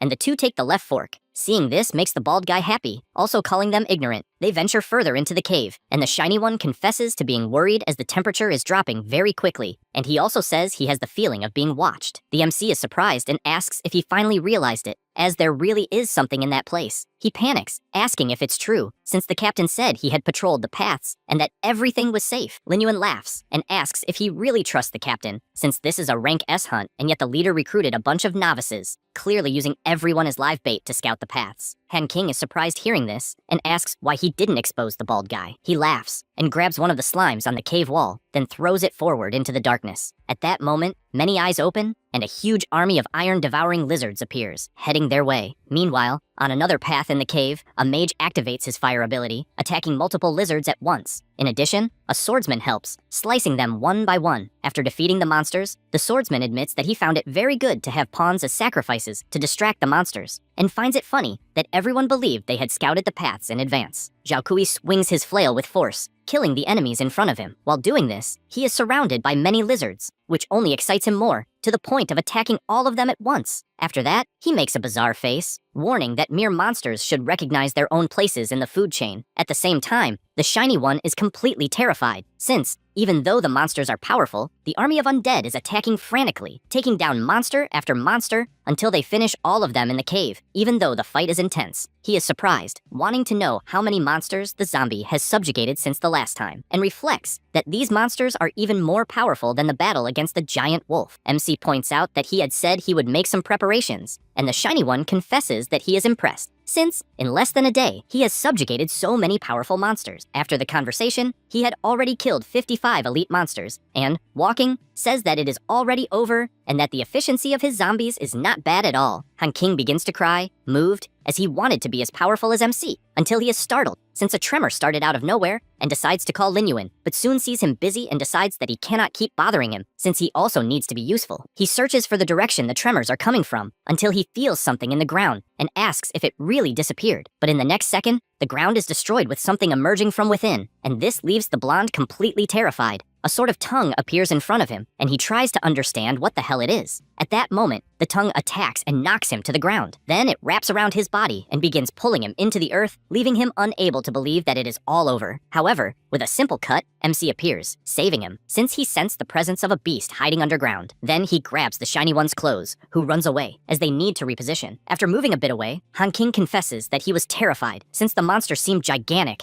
and believes they need to leave the area immediately. At that moment, the ground begins to crack, and he shouts that it is too late, until the colossal creature appears before them. This is the iron-devouring iguana, a level 20 boss. He is terrified, since the mission information said the monsters were up to elite level, but clearly the monster in front of him is Lord level. He apologizes, saying that if it weren't for him, they would not have encountered such a terrifying monster, and asks them to flee while he himself holds the monster as long as he can. MC laughs and asks what he means by terrifying monster, saying that finally someone worthy has appeared to be his prey. The shiny one is in disbelief at what he just heard, until the boss prepares to attack, but Lin Yuan advances first, eager to defeat that giant. The zombie vultures quickly appear and throw their shuriken swords, but it is ineffective, since the boss activated his iron tail skill, which completely blocked the swords. Lin Yuan realizes his chance has come and unleashes his blue spirit seal skill, bombarding the enemy's back. He returns to the ground, and the monster turns to him. At that moment, he sees where the strikes hit and reflects that, unfortunately, he only left some small burn marks. The iguana screams furiously, activating her toxic sand breath skill, which is unleashed instantly, causing an explosion throughout the area in front of MC. The shiny one sees this and shouts for him to be careful with something so dangerous. The impact area created a powerful acid, and MC observes that it was a high-concentration corrosive attack, and realizes it is a bit more problematic than he thought. At the same moment, The boss attacks with his tail, but he dodges and calls for Lord Vulture to appear. His servant emerges, attacking and trying to pierce the iguana with his swords. And even though she is resistant, the impact creates a powerful shockwave. Han King watches in awe at seeing a newly acquired subordinate of Lin Yuan, and he finds it completely amazing. The Lord Vulture continues moving at high speed until he activates his skill to attack from behind and lands a full strike with armor-piercing ability, but it is not enough, as the boss swings his tail and hits the zombie vulture full force, sending him crashing against the wall. The shiny one is astonished at what he is seeing, as the boss's reaction speed is incredibly high, as if he also had eyes on the back of his head. Lin Yuan reflects on having eyes in the back of his head and thinks about all the times attacks were blocked even when they hit a blind spot. This makes him consider that lizards are creatures with simple ocular structures and rely mainly on changes in light. However, their dynamic vision is excellent, and only hearing and smell can detect the slightest movement of an enemy. Therefore, lizards are several times more sensitive to enemy movement trajectories than humans. He concludes that to deal with that monster, he will have to lure it into a trap. With this thought, he launches multiple attacks and starts shouting that he will keep attacking until the monster gets tired. The boss begins moving toward him, and he starts to flee to draw it elsewhere, and while doing this, he imagines he needs to keep the iguana's attention entirely on him. At that moment, Han King shouts, asking if he is in danger, and reflects that the boss's defense is at Lord level. That is why fireballs will have no effect, until he is startled when looking ahead and sees that the direction MC is running leads to the pile of zombies. He approaches as closely as possible and smiles, as this chance has arrived. Then, with a slight movement, he diverts the trajectory, leaving the boss in front of the zombies. And, all clumsy, the iguana tries to turn but hits all the monsters because it is not agile. MC finds this funny and asks if it can't even stop. The boss continues advancing with its huge mouth, and MC charges energy in his hand and unleashes it fully, completely exploding the area where the boss is and causing massive damage. He gets excited since the armor has been broken, and the monster continues running toward him. Lin Yuan jumps to the side and shouts for Lord Vulture to position himself on the left. Both take positions beside the boss, as MC has realized the lizard has another weakness. Its eyes cannot focus on enemies on both sides at the same time. The vulture aims with his crossbow and fires numerous attacks at the monster's mouth. MC also doesn't waste time and jumps, and even entering the iguana's line of sight, it is too late as he drives his sword with full force, landing a critical hit. With this, the system congratulates him for reaching level 14, as he has finally defeated the boss. 5 minutes later, he uses his ability, restoring 85% of his zombie's health, and is pleased as this ability at level 3 is extremely powerful. He also imagines that if he uses another skill roll, it will raise it to level 4, but his greatest excitement is over his new zombie, as now the iron-devouring iguana has also become undead. He orders it to advance, as it will be used as a flesh shield. At the same time, Brilhoso shouts excitedly. Upon seeing the loot, the monster's dropped and asks if they should contact the guild. Lin Yuan questions the rush since there are still many rats to clear. Meanwhile, elsewhere, several monsters are also defeated, and the captain says they are nothing more than ants not worth looking at. His group agrees, knowing that monsters of that level are nothing against the captain. They decide it is time to collect the corpses until an explosion occurs in the cave where they are, leaving them all frightened, unsure of what is happening. At that moment, Zhao Kui shouts, asking who did that, and how dare they challenge the Black Tree Guild.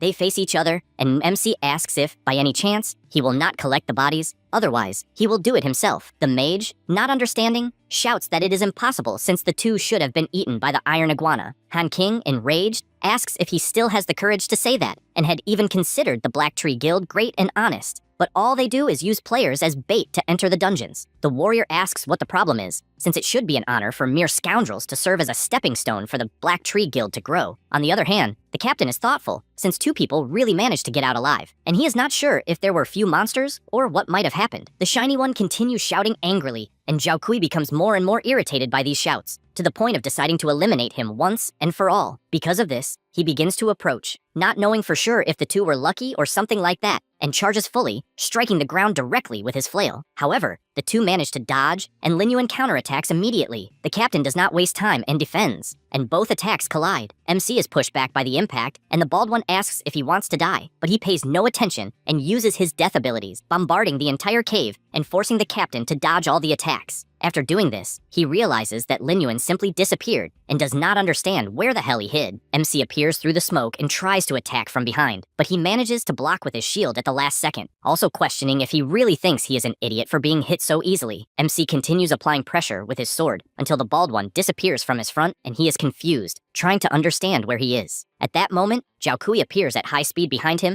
and he turns around startled, but takes the full blow to the stomach that throws him with all his force against the wall, even startling the shiny one. The guild members ask to help, since their target is Han King. Meanwhile, the captain walks toward Lin Yuan, saying he has no more time to waste on him and prepares his flail to finish everything at once. However, along the way, something catches his attention. It is MC holding his hand and questioning if he is, by any chance, the captain of the third team of the Black Tree Guild. He is confused by what he is seeing, but Lin Yuan, with a smile on his face, exudes an incredible killing aura, like a predator, and says he has an approximate idea of the level of the 10th ranked guild in the main city. Zhao Kui tries to exert force, but does not understand why he is unable to do anything. MC, with his deadly stare, simply swings his arm and throws the bald one forcefully to the ground. He falls injured and admits that he really underestimated him and, once again, charges with his flail. His subordinates warn that they will also help, and all three attack simultaneously. Lin Yuan says, a mob is just a mob, and nothing will change that. They all attack. But besides MC dodging, he also summons his undead, who take the opportunity to hold them all. Only then does the captain realize what is happening and sees once again the death magic heading toward them and cannot dodge in time as the explosion hits his foot directly, making him fall to the ground while the undead birds hold the other two guild members. At that moment, Lin Yuan approaches and Zhao Kui asks him to stop, since if he really kills him, the Black Tree Guild will not let it go, and therefore, he must think carefully. The MC just keeps staring until he looks to the side and sees Brilhoso clinging to his leg, since he had been dying of worry a little while ago, but says he is glad to see him well. Lin Yuan, embarrassed, just gives him a little kick since he is too close. Then he raises his sword, warning the bald man that, as far as he knows, the Black Tree Guild is not only dominant in the external world, but also cruel in the real world, and if he loses the equipment, the guild's level will suffer with death, and they will also come after him for this loss. So he wants to know how he will explain this situation to the leaders. Zhao Kui realizes he is screwed either way, both in the game and in real life, and therefore begs for anything in exchange for letting him go alive. He orders the list of high-level players in his guild to be given, as well as noting their professional levels and characteristics. He requests this because he knows that in his previous life, the skills used by the first disciple were unknown. No one knew what they were or how to handle them, and therefore he believes it must have been an extremely rare hidden profession that no one knew how to use. The bald man, confused, asks why he wants this list, but when he says this, he gets a sword strike on his hand, and the MC orders him to decide immediately whether he will write it down or not. He screams in pain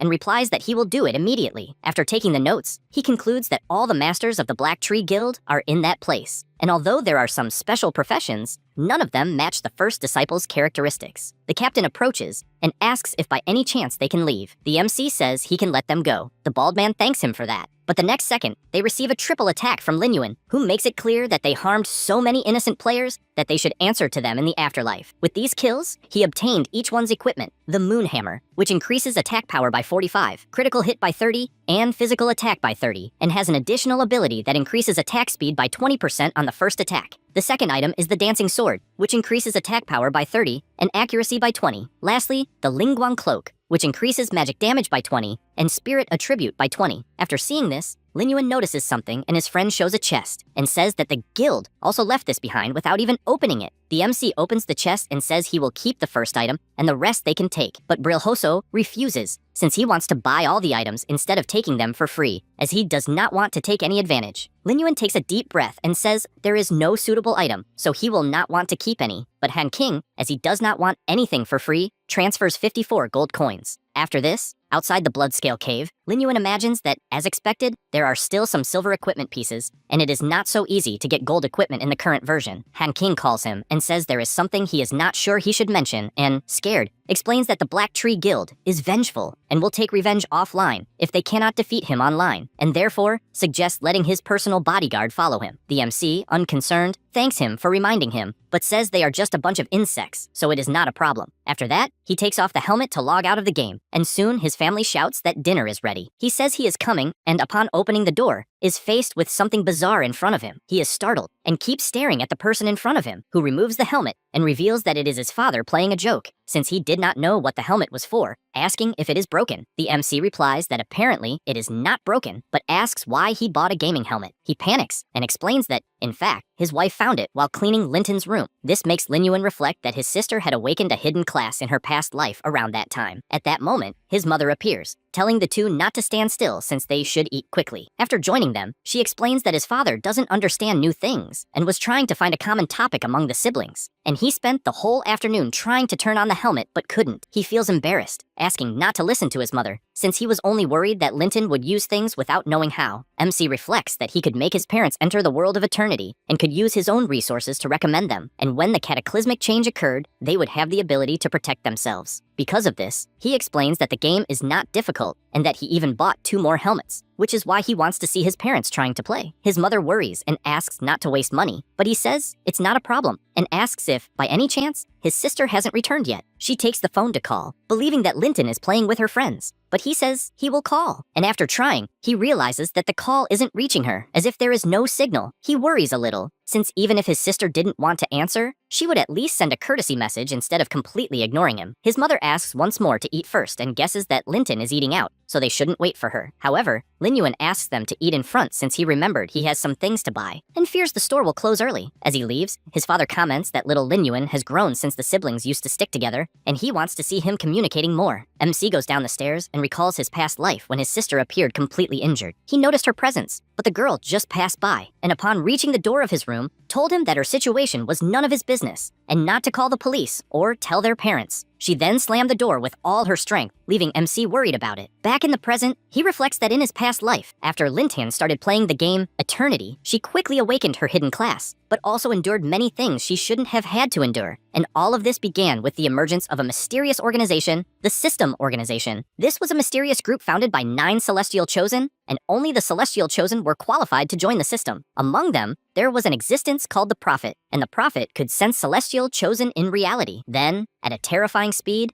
the power of the System Organization became invincible in the game. Not only that, but its influence in the real world also strengthened, and although their actions were mysterious and unpredictable, they did something to stabilize society, which left people perplexed. After little Lintan was invited to join them, she frequently carried out dangerous missions, but never mentioned anything about the System Organization at home. He continues down the stairs after thinking about this, and all he wants is for this organization not to be with her at this moment. And after opening the door, he concludes that even if they are involved, he will not let his sister get involved in these matters again. Outside, while walking, something catches his attention as he looks at an establishment, and he immediately hides. Lin Yuan imagines that his sister has definitely already met with the people, but the distance is too great and he will not be able to hear the conversation, so he activates his invisibility even though he hasn't used it for a long time. He begins to approach, imagining that the level of his ability is 3, so the duration is 5 minutes. He stops walking and thinks he is close enough to the 2 guys talking to his sister. Chen tells her that he said everything he wanted, and whether it is true or not, she must judge for herself when deciding whether to join the organization, making it clear that the disaster will happen in 3 years and that she must wake up to life. The tense atmosphere lingers in the air, and the MC Invisible just observes. Xiaopan tells his colleague to go easy, as this way he will scare the girl with the terrifying hour. He retorts that he is discussing a serious matter for her own good, since things have reached the point they are at. However, at that moment, he notices something looking in Lin Yuan's direction and completely changes his expression, scaring Lin Yuan, since everything indicates he has been detected. Chen activates his dissipate ability, and this aura affects the whole restaurant, scaring the MC since the invisibility effect will be dissipated after a 3-second countdown. Chen continues looking attentively and is confused when he sees nothing in front of him. He changes the subject by calling the restaurant owner and ordering an herbal tea. The old man replies that he will prepare it immediately. Meanwhile, the MC, who managed to hide in time, cannot believe the guy used the dissipate ability that the ring possesses, but is glad that this ability has a 3-second delay, since at that moment his invisibility was dissipated. Chen goes back to drinking his tea and tells Linton once more to carefully consider joining the organization, as they are people with a sense of justice, and hands her a card. She responds that she will think about it, and the two leave the restaurant. At the same time, Lin Yuan activates his invisibility again and decides to leave the restaurant as well. But when he gets outside, he realizes the boys have disappeared. He continues walking until a cup of tea is thrown at his feet. Only then does he look forward and sees the two, who threw the tea, saying that something is definitely wrong. Once again, the invisibility countdown begins, and the two keep staring in his direction, waiting for it to happen. However, the next second they see nothing, and Chen comments that maybe he has become too sensitive lately. His colleague asks him to relax, as he is very nervous, and asks if he believes that the girl will join them. He responds that, according to the Prophet, she will join sooner or later. Larino agrees, as he has never seen the Prophet's predictions fail, although his true curiosity is to know which girl will be his girlfriend. Chen, indignant about this, hopes that his friend survives until the catastrophe, since it does not seem likely to happen, and the two leave, while the MC watches from the top of a building and reflects that the organization is a group of people difficult to deal with, and he is worried about exposing himself too much and revealing his class, since he needs to be much more cautious. Meanwhile, Linton is staring at the card and remains silent the entire time until she looks forward and asks why her brother is there. He replies that he went down to buy something and asks if she has eaten. She, a little downcast, replies that she hasn't, but that she is fine. The MC shows the bag with food and asks to leave work for later, since he needs to eat something when they get home. She finds this strange, since she knows her brother cannot take care of himself and does not understand why he is taking care of her, but he just asks them to go quickly. However, she remains silent and they return home. When they arrive, their mother immediately asks if she has eaten and if, by any chance, she wants some food heated up. Linton replies that it's not necessary, since she wants to rest first. Their mother turns to Linyuan and asks if, by any chance, he will eat a little, since he left without having anything. At that moment, Linton closes the door and takes a deep breath. She walks toward the bed, thinking about what happened recently, and lies down, imagining that ever since she played the game, all kinds of strange things have happened. She remembers when she was fighting a monster, and her friend was shouting for her to run as fast as she could while holding the monster. That was a level 5 longsword mantis that, with its sharp blades, landed a full strike on the girl, who fell to the ground immediately. Linton panics seeing this, and holding her sword firmly, declares that she will not abandon her team. Several mantises rush at her, and she starts defending against one of the attacks, until another monster appears behind her and lands a precise strike. At that moment, the system congratulates her for unlocking a hidden class. Then, facing dozens of monsters, she slices them one by one with her incredible power, to the point that she cannot understand how she became so strong all of a sudden. After finishing her slaughter, she plunges the sword into the ground, and the system informs her that she is now the Sword of Dawn. Still in her bed, she wonders if the sensation is real, and even notices some changes in her body. This makes her question whether, when a disaster truly occurs, she will be able to protect everyone with this power, since her hand is overflowing with energy. She reflects that this kind of power will not be able to withstand the disaster, and she no longer knows if there is any hope that others will survive. She then gets up and, looking at her family portrait, thinks she needs to get strong as fast as possible, regardless of joining the organization, since she needs to protect everyone. MC, also looking at the portrait in his room, thinks he can no longer postpone the change, since his energy needs to be in the game, and he cannot keep it all the time, and he believes it is time to let them live a good life. Because of this, he goes to a building, and the employee asks if, by any chance, he is looking to see a place to live. He asks if, by any chance, there is a fully furnished mansion, since one of those must have high security. The woman finds it strange, since she does not know if such a young boy can really be rich, and her first question is whether he has heard about property prices. He does not waste time and shows his card. She takes it in her hand and is amazed, since it is a limited edition VIP card with millions of dollars in credit. Because of this, she screams, welcoming him and saying she will serve him promptly. The scream is so loud that it draws the attention of people around. After all this, he calls his family, and his mother, seeing the new house, asks if all of it is true. She cannot believe there is even a private pool, since it is just like the one seen on television. Jianlu looks at the room and cannot believe how big the bed is, as well as the whole house, since it is gigantic and shiny. The two, still not understanding, ask how many years it will take to pay the mortgage, since they do not want him to be under pressure. MC responds that there is no mortgage, since he bought it with his earnings from previous competitions and game income, and therefore does not need to worry about anything, besides the fact that he will live in a house next door. His father admits he never believed he could live in a mansion. Menlin agrees, and even comments that, in the blink of an eye, his children have grown and can live on their own. Linyuan is happy seeing his parents content. After that, the MC starts walking, since he doesn't need to worry about the mansion's security, and the next step will be to guide his parents in playing, as well as being more careful with the organization's presence. He barely thinks about it when something catches his attention, as several men are heading in his direction. They approach close enough, and Linyuan quickly realizes that the person looks a lot like the captain of the Black Tree Guild, whom he even killed in the game. Immediately, everyone rushes forward, wanting to see if the tough guy is the same outside the game. One of them makes the first attack but hits the ground, and the MC, without wasting time,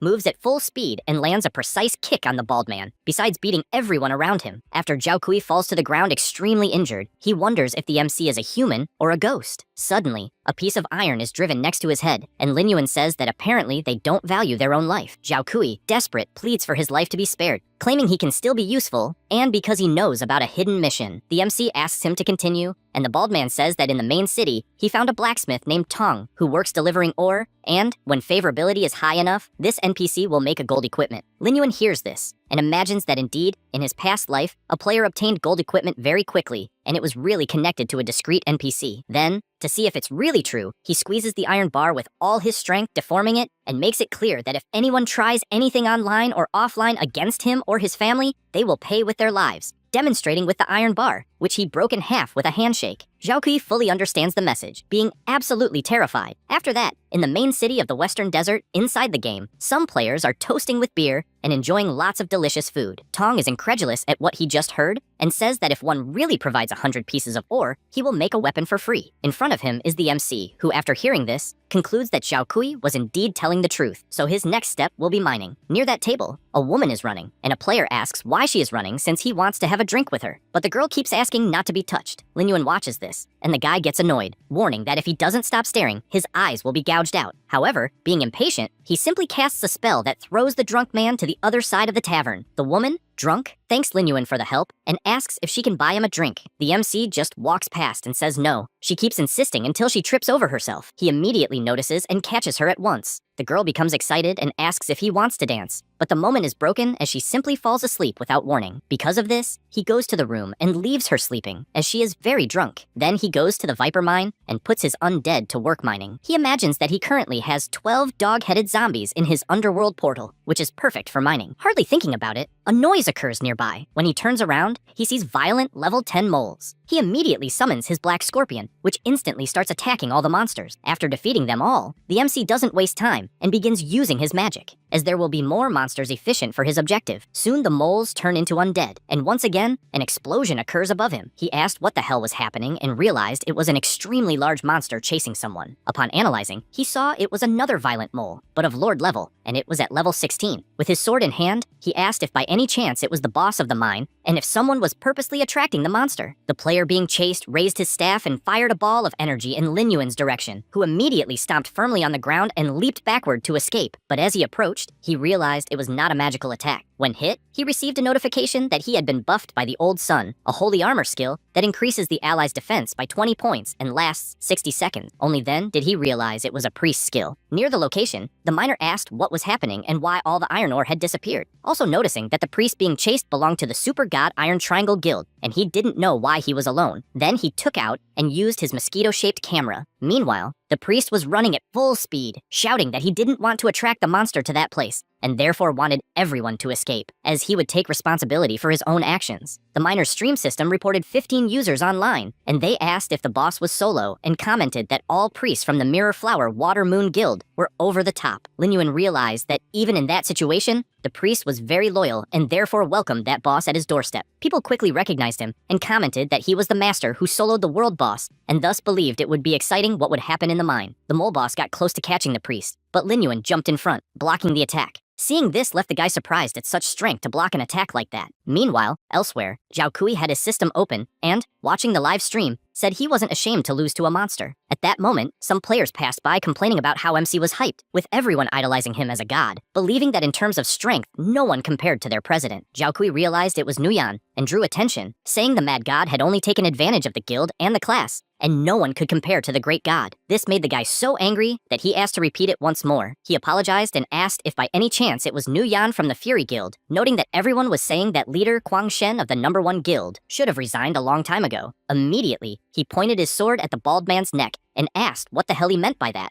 and he felt cornered and questioned why he was taking out his anger on him, as that's what everyone was saying. Nguyen asked if the so-called god everyone was talking about was the guy in the live stream and, therefore, ordered to notify the entire guild online to follow him. Meanwhile, MC's battle continued frenetically against the Lord-level mole, and, after landing a few hits, he told the priest to flee while there was time. The monster gave no respite and charged again, attacking the ground with full force, but he dodged in time and, with his hand raised, fired several fireballs that exploded at the creature's feet. At that moment, 1,297 people were watching the stream, and they were excited as they were seeing two powerful people fighting the boss. The mole started moving again and began chasing Lin Yuan, who kept fleeing while his undead minions attacked to the point of knocking him to the ground. MC approached and warned that attacking recklessly was not a good strategy, and, without hesitation, drove his sword into the mole's eye, which began screaming incessantly. Cobalt jumps and delivers a hammer blow to the monster's face, not giving it even a moment to react. Lin Yuan takes the opportunity to equip the glove and charges energy in his fist, landing a critical hit that finishes it off. The system congratulates him for killing the violent mole of Lord level, and also for reaching level 15, in addition to obtaining the pursuit dagger and the agility boots. He doesn't waste time and begins to revive the boss. The dagger he obtained is silver and increases attack power by 20 and attack speed by 5, as well as agility by 25, and its effect is to strengthen the next attack every 6 attacks, increasing attack speed by 10%. The boots, also silver, increase agility by 30 and movement speed by 5, and their special effect is that when out of combat, they increase movement speed by 10. The priest approaches with glowing eyes and asks if, by any chance, he is the master who soloed the first world boss, and, if so, wants to add him as a friend. However, MC just walks away, thinking he found the wrong person, but the guy says it's impossible, having watched the video countless times, and would recognize him instantly. At that moment, a fireball flies toward Lin Yuan, who in the blink of an eye turns and cuts the attack in half. He notices several people approaching until Nguyen appears, saying he recognizes him for not turning to ashes from the fire attack. Besides him, several guild members are armed and ready for combat. MC observes this and wonders if the Fury Guild wants to defeat him to show off, but sees no reason not to accept the equipment that is coming to his door. The system announces that a malicious siege has been established and the counterattack time limit is 15 minutes, and eliminating some players during this period will not count towards sin points. Suddenly, the priest steps forward and says he has been waiting to fight side by side with a great warrior as comrades, and promises to protect him as much as possible. Lin Yuan can't believe what he is hearing. Nguyen points his finger warning that he will massacre the two, but at the same moment receives a punch to the mouth. Since MC is resourceful, the punch is so strong that it sends him flying across the cave until he crashes into the wall. The number of spectators is already over 5,000, and everyone is excited for the show they are about to witness. Nguyen gets up and questions how a lone dog without a guild dares to attack him, and at the same instant shouts for everyone to kill Lin Yuan. The entire guild charges without hesitation, as they must honor their leader. At that moment, MC activates his invisibility, so the attacks hit only air. The mages prepare to dispel this ability, but he appears behind them, saying it's too late, as with a single move he kills both. Nguyen shouts again, claiming that Lin Yuan must have low health and mana, having just faced a boss, so they should seize this opportunity. The broadcast continues at full speed, with people marveling that the Fury Guild is struggling against a single player. They advance with everything, as their pride is at stake. While MC takes them down one by one, several fireballs fly toward him, and as he dodges, he notes that the area is narrow, so his undead cannot take advantage. The attacks continue targeting him, and multiple explosions occur inside the cave. At that moment, a figure emerges from the smoke, and the guild members start chasing him, while the leader makes it clear he wants Lin Yuan's head. After advancing deeper into the cave, he becomes excited, but does not see MC hanging from the ceiling. When he realizes it, it's already too late, as he receives a kick in the middle of his mouth that makes him spray blood in all directions. He gets up saying that sports attacks are nothing, but when he realizes it, MC is holding a sword at his neck. Nguyen starts screaming, warning that he has been caught, but Lin Yuan makes it clear that the guild members will not return, and gives a slight warning, wanting to know what the Mad God will think upon learning that he led the entire guild to death. At the same time, the zombie wolves start approaching the group, and at that moment, MC activates his corpse explosion skill, causing the entire cave to be destroyed with an absurd number of explosions. Nguyen starts screaming, wanting to know what he did. Andy, with his sword raised, tells him to ask the guild in the afterlife, and with a single movement, cuts off his head,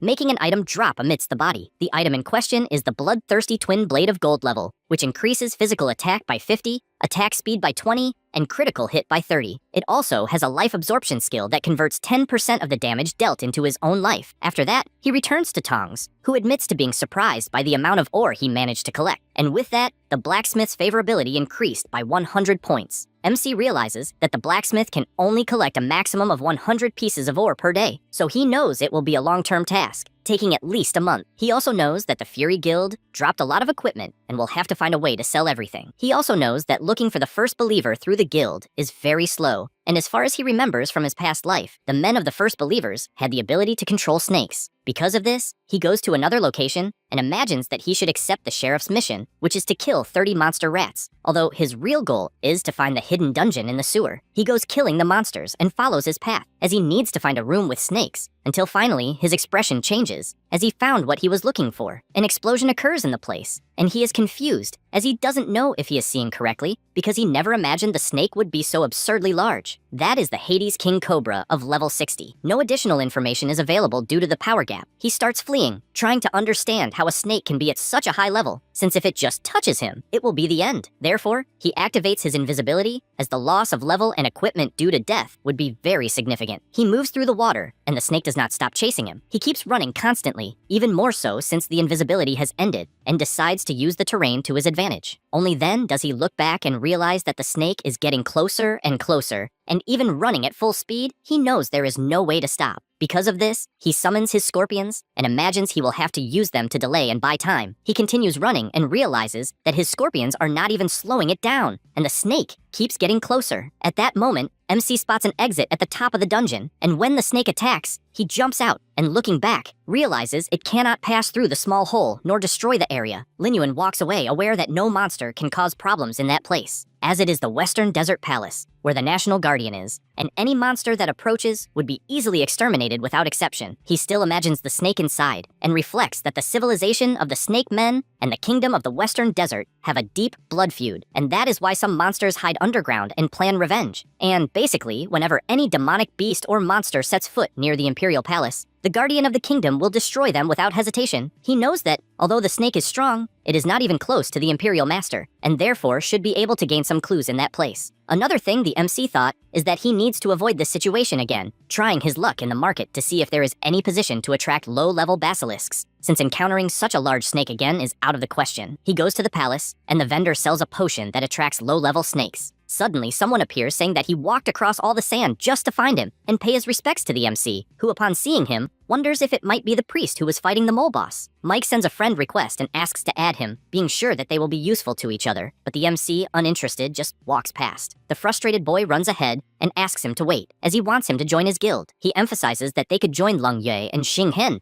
to become the 4 super gods. The MC thinks about the name Leng Yue, as in his past life this person was the president of the 2nd guild and also a central member of the Order organization, and therefore it is a great opportunity to get clues about the first believer, and he accepts the friend request. Then he invites him to open a dungeon together, but since he has something to do, he will leave first. Mike gets excited and asks him to count on him. The MC goes to the place where, in his previous life experiences, there was a large appearance of snakes. He notices a crack in the ground, and after a while, several smaller snakes begin to appear. He knows they are snakes from the demonic nest, so he needs to be more careful. Already prepared, he explodes the entrance door and prepares with the undead kobold. Upon entering, he comes face to face with the giant skeleton of the snake, which is the hidden entrance to the dungeon, the serpent demon's lair, where there are level 10 baby snakes. The MC extends his hand and summons the king scorpion, which immediately uses its power, annihilating the snakes in the area. With the dropped items, the system asks if he would like to consume the blood and meat seed, which is a special medicine, increasing the player's main attributes by 1 to 5 points randomly, and making the human class increase tolerance when consuming it, up to a total of 100. He takes the item to his mouth, and the system informs that his spiritual value rose by 3 points, and his tolerance increased by 1. He sees all the pills dropped on the ground, and from what he understands, they can only be consumed once. But the attribute increases are impressive, besides being a rare item that can be sold for 4 or 5 gold coins in the market. He continues eating the little fruits, gradually increasing his attributes, until finally having eaten all 100 fruits, which is the limit. Currently, Lin Yuan is level 15, with 77 strength, 101 constitution, 119 agility, and 318 spirit. He creates his new army of undead snakes and decides to save 900 blood and meat fruits to sell in some store. And after that, he will visit the place once a week to farm. Additionally, he left 3 zombies in the dungeon to scare any players who happen to encounter them. He becomes thoughtful, as the snakes in that place are different, since the level 61 he found definitely should not have appeared at that stage of the game. Suddenly, a notification arrives from a call in the real world from his sister, and he wonders if something happened, as it is not common for her to seek him out on her own initiative. He answers, even while inside the game, and asks if something happened. She, in the real world, responds that no, and that she just wanted to ask if he had eaten. Lin Yuan finds this strange and answers yes. At that moment, a girl next to Linton shouts over the phone, wanting to know if he could lead in a dungeon. MC does not understand what the hell is happening, but answers that he can, and wonders if his sister wants him to fetch her for a dungeon. At that moment, a boy approaches at school and points out that Linton is a liar, just like her brother, since MC agreed without even asking which dungeon it was, and therefore asks Linton if by any chance her brother has lost his mind from playing too much, and if by any chance they usually conspire to deceive people. The girl next to her agrees, and asks to choose the heroic difficulty of the Veil of Ashes, which no guild has managed to clear so far. Linton, still on the phone, asks her brother if he managed to hear that the boys asked for the dungeon to be the Veil of Ashes at heroic level. The boy provokes again, saying that they are weak, and that, in fact, their parents are too, for having given birth to 2 failures. Linton screams furiously at this insult, but MC, listening through the phone, asks her to calm down, not to say nonsense to an idiot, and that he will soon be heading to this Veil of Ashes.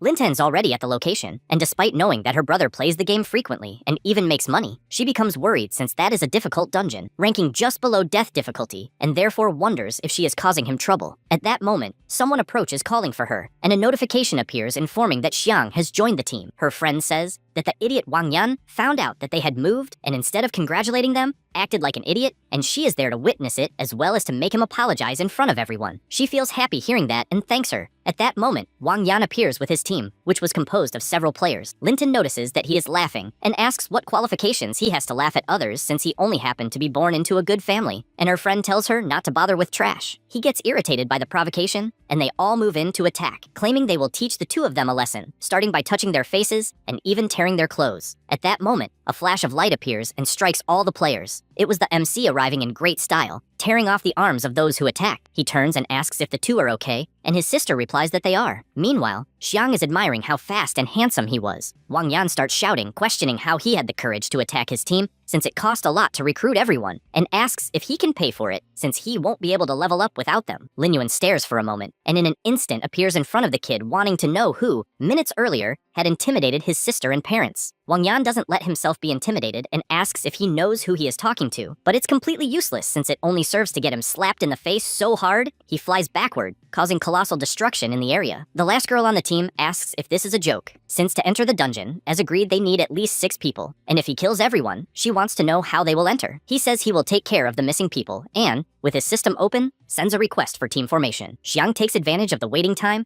and whispers to Lintan that she has a very powerful brother, besides being very handsome. She gets embarrassed and tells her to shut up. Wang Yan, still furious, yells calling everyone poor, saying they won't even find one decent person to enter the dungeon. But her friend, impressed, tells him to look again since in front of them appeared none other than the great leader of the super god Iron Triangle. This is Sun, whose nickname is Son of the Ancient Year. Everyone is surprised since they know he is the main priest of the Second Guild of the West, and thank him for having someone so powerful leading them into the dungeon. Xiang is also surprised since she doesn't understand why someone so important would appear for that dungeon and doesn't know what team the priest will form. At that same instant, Sun flies at full speed toward the MC, calling him his best friend and saying he's grateful that he remembered him since the very second he saw the team request. He ran to the location, but Lin Yuan starts getting irritated with so much affection. Everyone there is left open-mouthed, unable to believe that the guild leader appeared at Lin Yuan's request. And as far as they knew, Linton's brother was just a game nerd, so they ask if he might have joined the wrong team. The priest questions if this is some kind of joke since he is definitely there to help the best of all players, someone at the level of a god. The MC tells him to shut up since they need to enter soon, but Wang Yan, still not believing what he's seeing, shouts that Lin Yuan also hired someone high level, and makes it clear that not even the top 1 guild could handle it. So even with the second guild's priest, it won't be enough. The MC once again tells him to shut up since they need to enter soon, and says to just watch. With that, it's notified that the team is entering the heroic Valley of Ashes. As they pass through the portal, the monsters already appear, being level 18 ash lizards. After the whole group enters, they realize that the monsters are at quite a high level. Wang Yan says that the MC hired a powerful priest to clear the monsters, but guarantees that he will do it first. And his friend understands the message and prepares her attack, launching it against one of the lizards, which becomes furious upon receiving the blow. The MC quickly notices this movement, and the group asks why so many monsters are suddenly advancing. Wang Yan warns that Lin Yuan is not very lucky, but in fact, they are quite excited, especially the priest, since he will have the opportunity to fight alongside his dear friend. The MC then summons his Thunder Scorpion, which fires countless lasers that destroy the entire battlefield along with the monsters. Then he charges at full speed, and with his absurd agility, slashes through monster after monster, leaving only a few after his massacre. At that moment, one of the lizards advances toward Linton, who only asks her friend to stay behind, but the MC doesn't even give a chance for anything to happen, and also takes down this monster. His sister looks at him since she didn't imagine he was so good at the game, and also feels embarrassed when he puts his hand on her head, while asking her not to worry since he wouldn't put her in danger. She doesn't know how to react to this and slaps his hand, as it's a rather awkward scene, while her friend admires the bond between the siblings. At that moment, Wang Yan says he finally discovered that the Valley of Ashes isn't that difficult since one person can crush all the monsters with just silver equipment. His colleague agrees and says she has no idea how anyone could pay for better equipment. Because of that, he gets ready and charges toward a remaining monster, saying he will show his true power. However, what he does is receive a whip to the cheek that throws him with full force toward the group. The MC sees this pitiful scene and tells them to wait until the stage is over, since apparently he's eager to die. He imagines that he originally wanted to buy gold equipment for his sister, but will have to settle for silver ones for now, and he shows her some items, saying they're suitable for the class, and that's why he wants her to use them. One of the items is the Gauntlet of Fighting Spirit, which increases attack power by 50, strength by 25, and constitution by 15. There's also the Fearless Armor, which increases constitution by 50 and critical damage by 15. Even the mage couldn't contain herself upon seeing those beautiful silver items worth millions. That makes the blonde boy jealous, telling her to shut up. At that moment, Linton starts walking, refusing to accept the items, and says that he should use them himself for his own defense, and that she will get her equipment on her own. He finds this funny since she has never changed, and once again, everyone returns to battle as more monsters approach. The battle continues frantically, with explosions happening everywhere. A monster attacks Linton, who manages to block it, and all she thinks is that she can fight too. The monster sees an opening, but before it can attack, it's bombarded by Lin Yuan's fireballs. She doesn't understand what power that was, and even seeing her brother busy, she's sure the attack was his. This enrages her to the point that she attacks with everything, imagining that Lin Yuan always treated her like a child, and that's why she doesn't want him meddling in her business. But the MC realizes her attacks aren't effective without good equipment, so he discreetly keeps launching fireballs to help. But she's not dumb and knows the power is his. Meanwhile, Xiang just watches from afar, finding the sibling relationship cute, and even without participating, she finds it fun to watch everyone fighting the monsters. After the battle ends, the priest warns that the boss will finally appear and then asks Lin Yuan if it's better to go back since there's no penalty for leaving the dungeon. However, if they fight the boss, they'll lose levels and equipment since the risk of the group being wiped out is high. He agrees, and Wang Yan takes the opportunity to mock him, saying he beat the small monsters, but when it came time for the boss, he's running with his tail between his legs. Xiang comments to Lintan that her brother was impressive for taking them as far as they went, and she becomes thoughtful since she caused trouble for her brother, and if she were stronger, maybe things would have been different. However, the MC only says that Sun is right about the death penalty since it is indeed serious, and when he puts his foot on the ground, he summons his Gate of Hell, bringing all his undead for battle, making it clear that he will deal with the boss alone. Wang Yan is shocked to witness this, as he can't believe the number of beasts being summoned before his eyes. The priest finds it funny that the guy doesn't know about Lin Yuan's strength even after forming a team with him, and makes it clear that he is the strongest player of all, who even defeated the world boss alone. Near the area, the boss is asleep, and the MC throws a fireball that makes him open his eyes, but he is hit in the chest anyway. Because of that, he gets up furious. This is the Ash Lizard King. He is at level 21 and has 10,000 HP,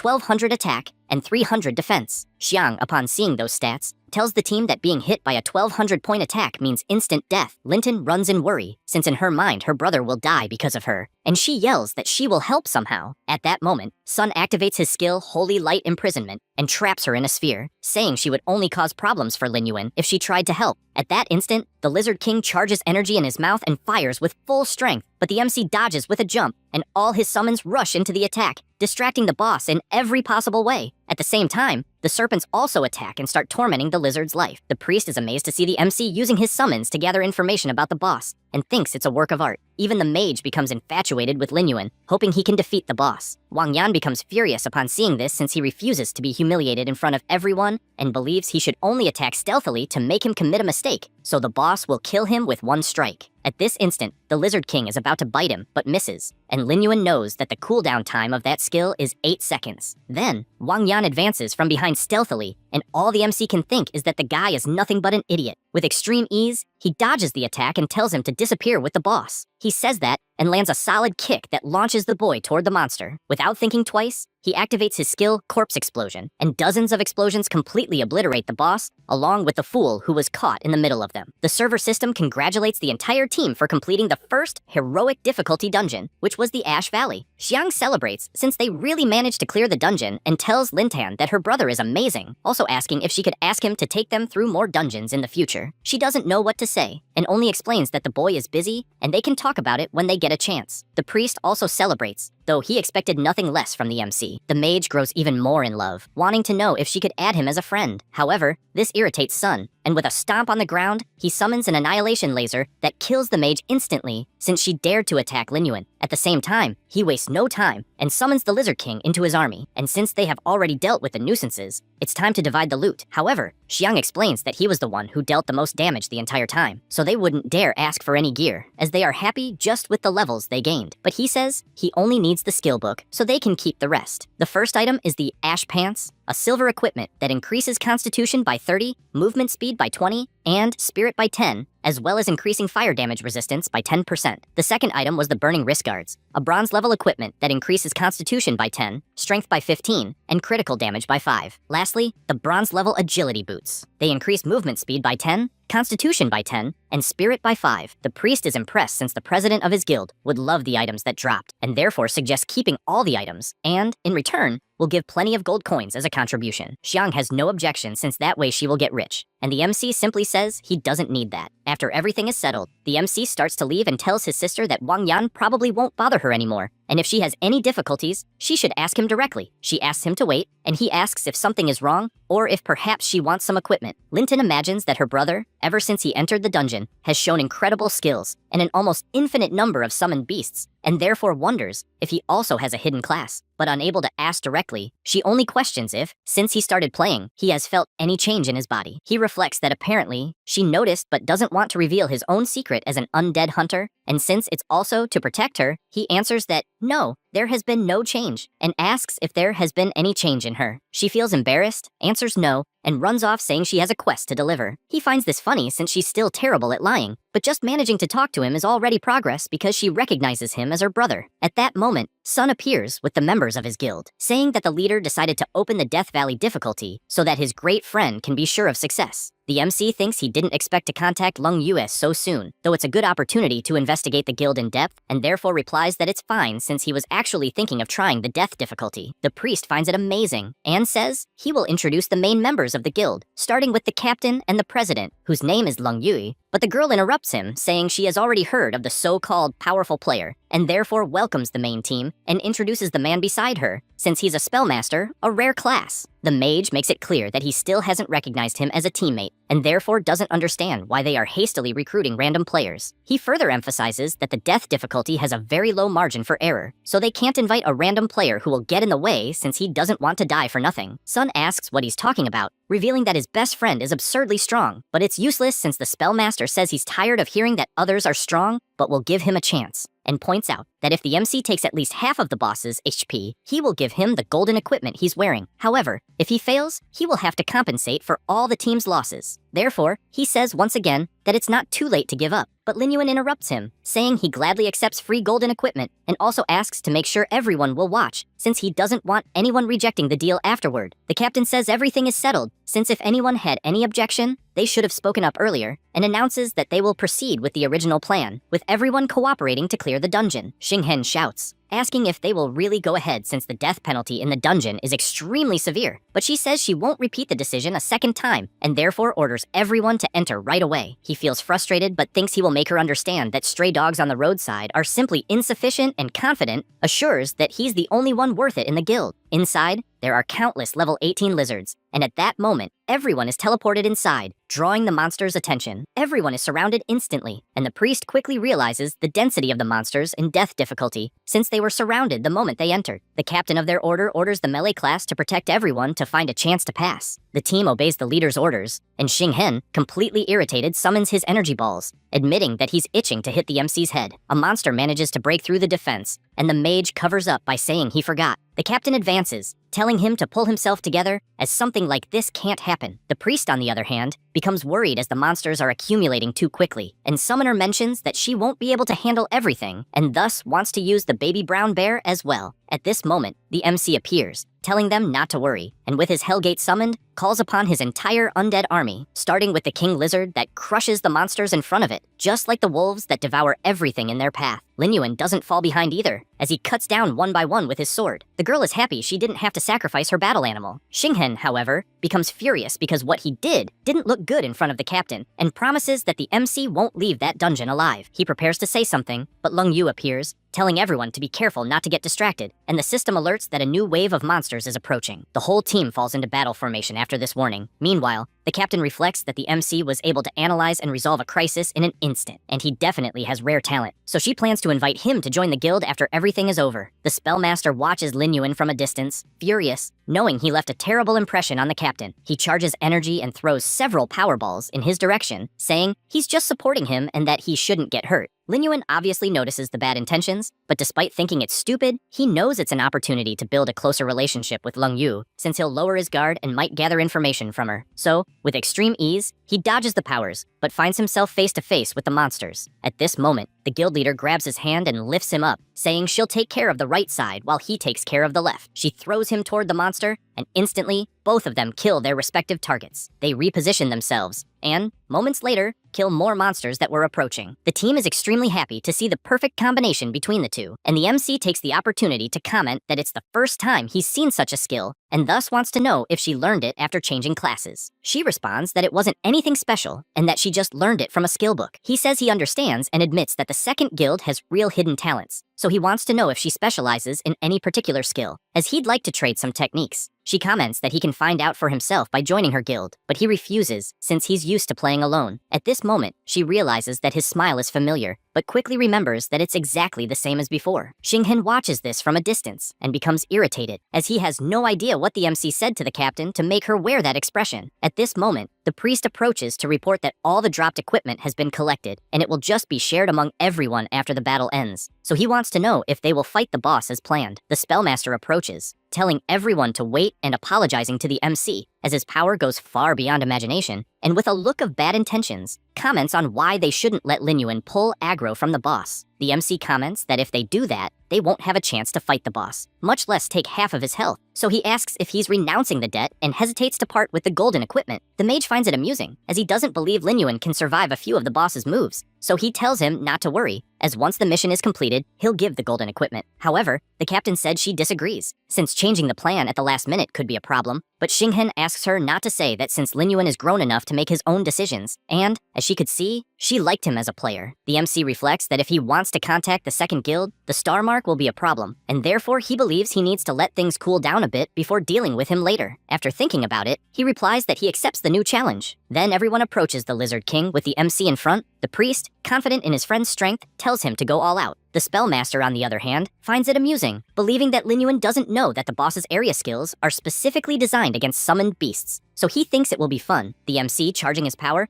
imagines that this boss, on death difficulty, is indeed hard, but based on the experience of his previous life, he already knows absolutely all the mechanics. That said, he casts his fireball, which hits the lizard square in the face, pulling aggro toward him. Now the Ash Lizard King, level 25, is ready for battle. The players begin to worry since the boss reached level 25, and the strongest players currently are at most level 15, so the difference is huge. The monster makes its first attack, but the MC dodges, and as he repositions, he's pleased that the boss still uses the same moves as before. The entire team stays in position in case an opening appears, and the mage watches from afar, finding it fascinating to see the danger Lin Yuan is facing. At that moment, the monster attacks the team with its tail, and the captain orders Xinghen to use a quick control skill, but he says it's too late, and because of that, the strike hits the ground, throwing everyone away. She gets furious, wanting to know why the hell he's paralyzed and not doing his part. The rest of the team laments that they're already injured and will take time to recover, and therefore they wonder how they'll let Lin Yuan deal with the boss alone since that's madness. The tanker agrees and laments, as even if they leave the dungeon on death difficulty midway, the penalty will be huge. The captain prepares herself, since there's not much to do, and hopes everyone learns their lesson, because the new teammate made no mistake, it was them, and she ensures that if they keep acting like this, they'll lose their position in the guild. At that moment, the summoner draws the leader's attention, saying that somehow Lin Yuan is handling it alone. Indeed, the MC is doing well in the fight, sending out his Scorpion King. The boss uses its roar, but the attack is absurdly slow, and besides dodging,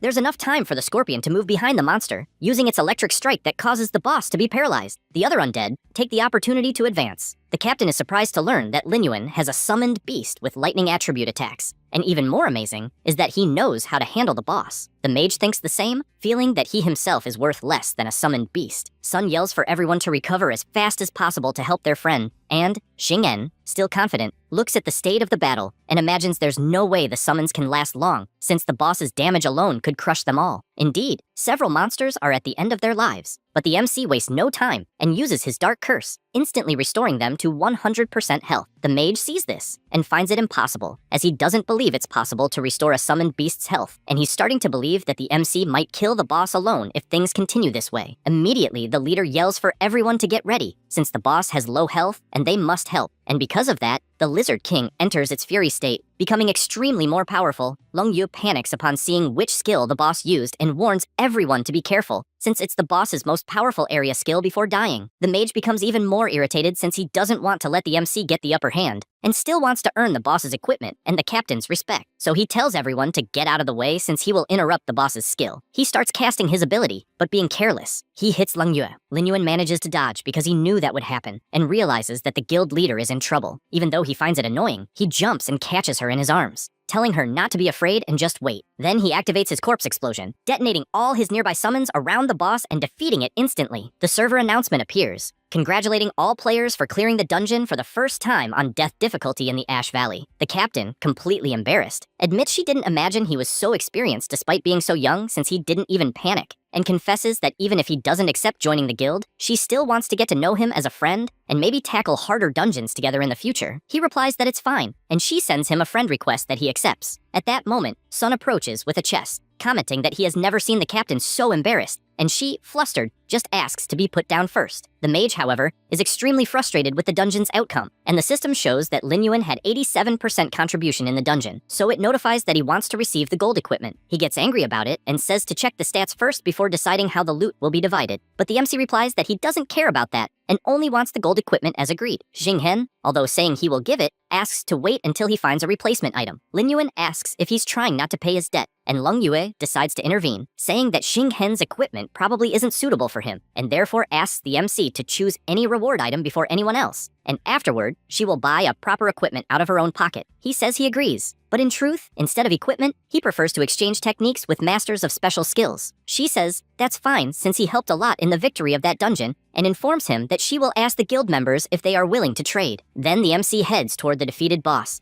as he was almost forgetting, and begins using the dark summoning on the Lizard King's corpse. At that moment, a notification arrives informing that the 3 zombie kobolds were killed in the sewer. This notification startles him, and he can't believe his summons were killed since there are no players leveling up in that place. So he wonders if the Snake Master was responsible. He knows he should take this opportunity to meet him, so he runs toward the portal, while the priest shouts that he hasn't even taken any reward equipment yet. After reaching the sewer, he starts searching using his invisibility, and, upon arriving where his summons were defeated, notices there are no signs of battle nearby and that the undead were strangled to death, meaning the perpetrator is very skilled at it. In addition to that, he notices that his summon has a snake bite, and the small snakes in that place wouldn't be enough to leave such large marks. As soon as he thinks about it, he feels a strange sensation, as if something is approaching him, and when he turns around, his certainty increases that the Snake Master is responsible, as once again, a demonic bone-eating snake appears attacking him. After dodging the attack, he prepares his magic and fires countless fireballs, knowing he needs to be careful since the abilities of a high-level snake are unknown. The monster starts destroying the ground and appears behind Lin Yuan, who manages to block the bite at the last moment by instinct. He summons his giant wolf, which charges into the attack, forcing the snake to retreat at that moment. MC does the same, and imagines that the Snake Master is hiding in the dark while controlling his monsters, so he needs to find him first. Hardly thinking about it, and when he looks to the side, he discovers his opponent's location, and because of that, he runs at full speed, and, equipping the Shadow Fist, unleashes a powerful attack toward the gate, but upon hitting, it doesn't have much effect. He reflects on this, and realizes that the door has traces left behind by him, so he knows that this is where the King Snake is. Amid these thoughts, 2 more snakes appear attacking, and he immediately activates his invisibility, leaving them confused since the target simply disappeared. A voice emerges from the darkness saying that he will not fall for this trick. It was the Snake Master, making it clear that he will not tolerate anyone else knowing the secrets of the sewer since it is his territory. A movement appears in the sewer water, and he realizes it is where MC is. And so, he begins to activate his ability, commanding to turn him into snake food immediately. He says this while launching a powerful laser that hits the area with full force. But Lin Yuan appears behind him, asking where he is attacking, and with a simple move, lands a full strike that leaves the Snake Master furious, as he was deceived. Because of this, he summons even even more serpents. And MC also summons his army of undead, since, as he realized, his opponent is not good at close combat, and advances with his army. The Snake Master is outraged as another undead zombie appeared, and he cannot believe such a coincidence. Lin Yuan lands a strike while provoking, asking if he has any abilities besides controlling snakes, but he replies that a dead man doesn't need to know. MC continues provoking, and both unleash their powers against each other. However, the Snake Master manages to summon even more serpents and declares that if he captures him, he will interrogate him to the last drop. Lin Yuan is surprised since his opponent is using the terrain well, which is not surprising, as he is a subordinate of the first believer, and thus he knows he must capture him at any cost. So without hesitation, he cuts the monsters into pieces. The Snake Master becomes even angrier and fires another laser, and Lin Yuan decides to use this opportunity to trick his opponent so they approach each other, letting the attack hit his body. Because of this, several snakes trap his body, and he realizes that although the control effect is powerful, they are extremely slow. The man approaches, saying he even thought he had made a mistake, but ended up discovering that MC is a necromancer, and finds it a pity that he is not very skilled. Lin Yuan asks what he is talking about when he says he is a necromancer, and cannot understand how the man knew just the class, and how he knew the abilities of a necromancer. Dean questions how he heard about the boss since they have been in that place for quite some time. However, the MC smiles and says he asked the same thing and that in a few moments he will make him tell everything. He says this, and his summoned serpents seize the mage's staff, which makes him furious since his snakes were turned into dead spirits. Lin Yuan warns that dead people and souls are infinite, while his snakes continue to be slain, and therefore tells him to give up the fight. However, he refuses, saying he would never do that, and runs away since he doesn't want to be caught by any bastard. It's useless, as the MC breaks free from the magic and activates his corpse explosion, making his summons go to the target's side and explode with full power, destroying everything around, in addition to the entwine skill also being activated. The MC lets his target escape, but at least identifies the area of activity of the Serpent Masters, and knows that if he learns to free himself from control, the snakes will be nothing more than undead materials. At this moment, he notices a glow among the rubble and, upon picking it up, realizes it's a pocket watch. There's no attribute panel, and therefore it shouldn't be equipment. In other words, if it's hidden in the Guild of the Moon of the Mirrored Flower, then it's the best moment to meet Leng Yue. Thinking about this, he sends a message to the guild leader, wanting to know if she'll be available that night and if they could talk about what happened in the Valley of Ashes. Sometime later, already at night, the two meet, and she apologizes for being late while immediately showing which golden equipment she'll give him as agreed. He notices it's the Ring of Concentration, which increases spirit by 20 and mana limit by 200, besides having quick meditation, which increases mana regeneration speed by 30%,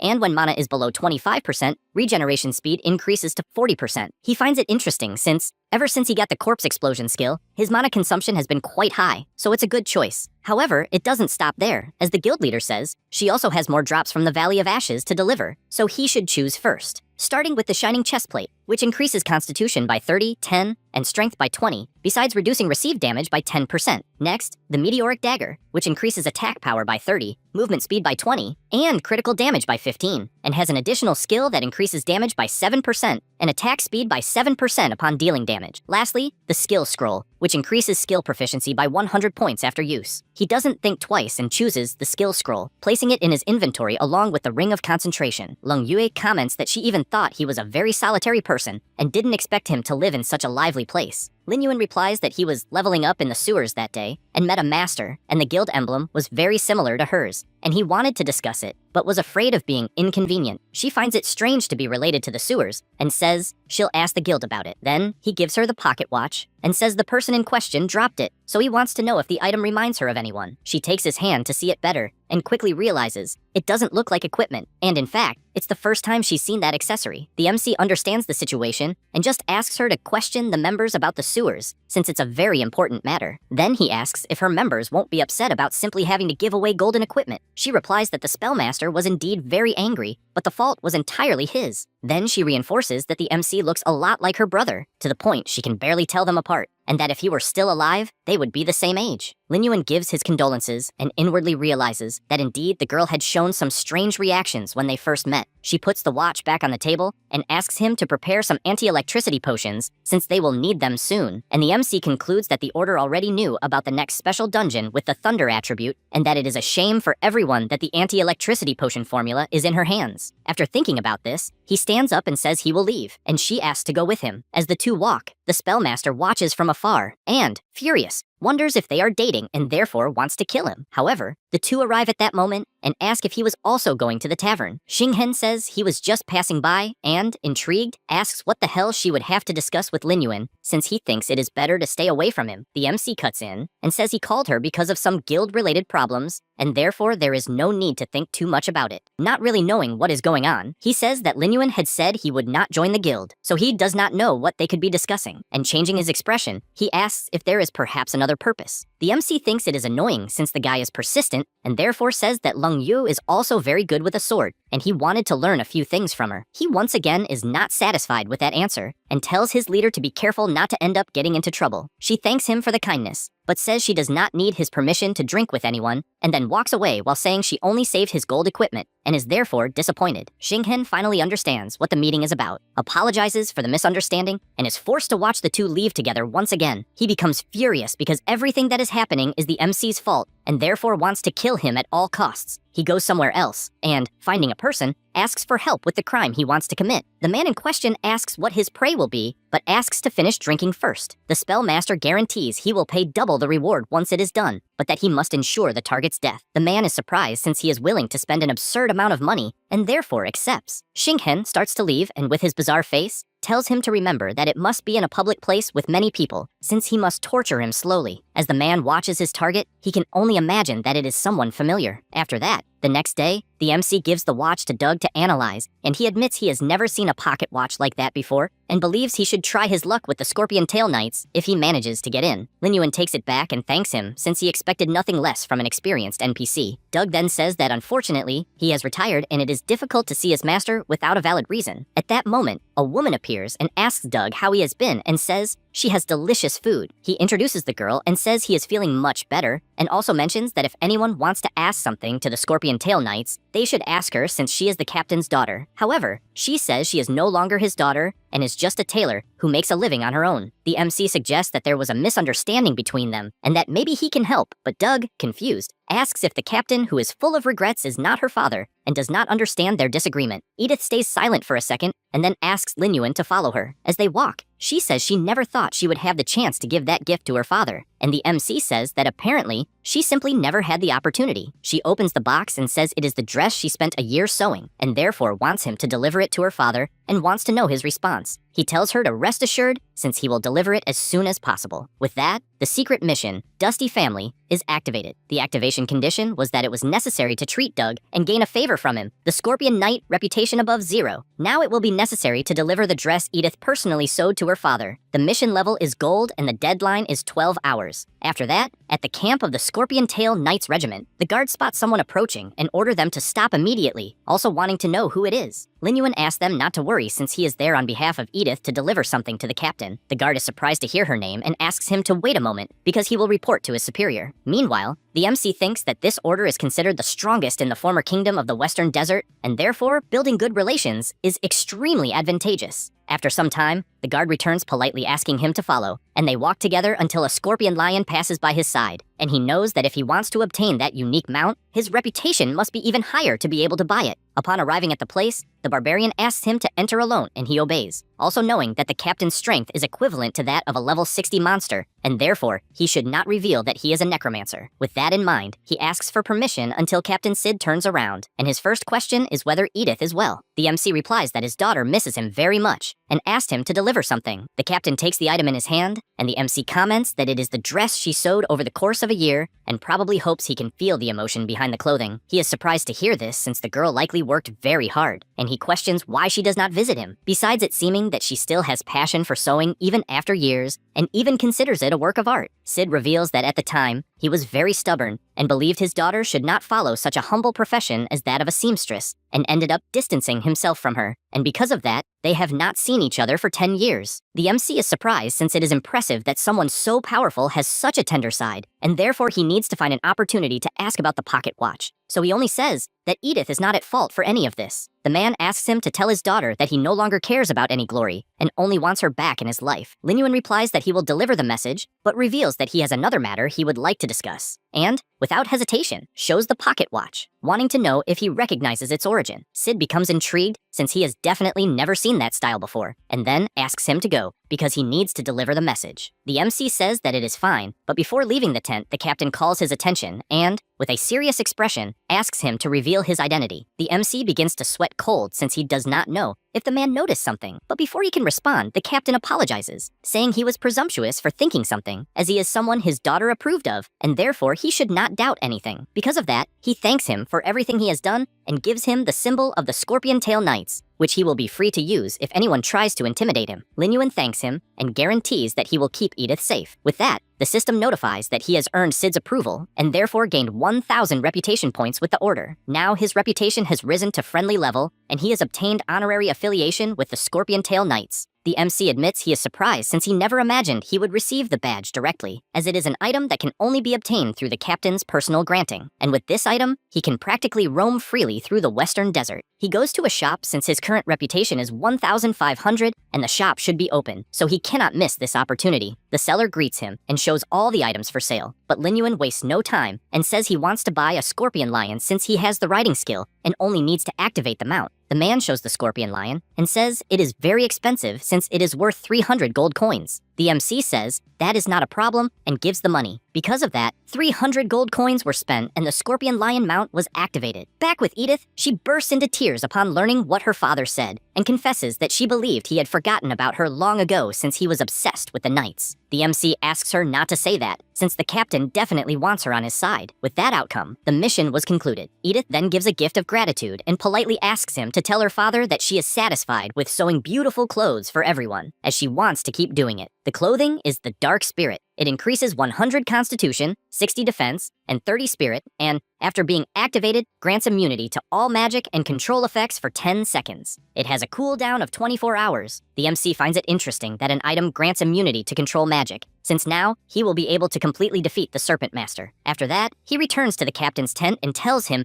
everything Edith asked him to say, and he imagines that he should ask something about snakes, since the pocket watch did not lead him anywhere, and therefore he asks if he knows anything about snakes. Sid replies that since they expelled the civilization of the snake people, all snakes were exterminated by them. But then he asks about the dream snake and whether he is talking about that one. Lin Yuan does not know what it is about and asks if there is something special about it. He replies that, as far as he knows, it is a giant snake, but the dream realm is intangible, and because of that, he does not even know where to start if he needed to go there. Then he comments that the MC is currently an honorary member of the Scorpion Tail Knights, and therefore, if he is interested in snakes, he will give him a mission related to that. Lin Yuan says he will accept, imagining that it may be related to the King Hase's snake and that it might appear in someone's dream. The mission is the Nightmare of Duke Carlo. The mission level is unknown, and the objective is to go to the Duke's house and discover clues about the mission, and its duration is 48 hours. He immediately heads to the place, and, at that moment, a man opens the castle gate and throws a girl outside, saying that it is too much audacity for a humble commoner to challenge the Duke. Another man there adjusts his gloves and says they are asking to die, and therefore they should deal with them. His henchmen begin kicking the girl, and one of them prepares a punch, saying that it is an honor that the Duke liked her, and therefore orders her to know her place. However, the MC appears holding his arm and admits he cannot believe that this is the Duke's house. The man questions where another commoner came from and why he dares to meddle in other people's affairs. The butler approaches and asks if he wants to play the hero saving the damsel in distress. The girl on the ground warns that it is better for him to leave, since going against the Duke can only end badly, but Lin Yuan immediately knocks everyone down and stands before the butler, since causing trouble with the Duke is exactly what he was looking for, and therefore he asks where that person is. The butler, frightened, asks him not to take another step. At that moment, someone approaches. It was Duke Carlo, questioning who the commoner is that dares to touch his people, and also ordering the Scorpion Tail Knights to be notified to throw him in jail. However, the MC shows his badge and says that he was sent precisely by the order the Duke mentioned. The Duke panics, since he had no idea that there was a knight there, and therefore orders his butler to get rid of the useless people who cause trouble, since it is too idiotic not to know how to distinguish a knight from a commoner, and therefore they deserve death. Then he says that finally a knight is there, and if he solves his problem, he will recommend him to Sid, and the MC says he hopes so. Meanwhile, inside the mansion, the maids are working without rest, and the Duke says that in his dreams a giant snake chased him, and not even the experienced priest could identify its origin, and he finds it absurd that he himself, who is a Duke, has to suffer such torment. Then he shows a drawing on a piece of paper, since he asked someone to draw it, and asks if it is of any help. The MC immediately notices that it is indeed King Hayes' snake,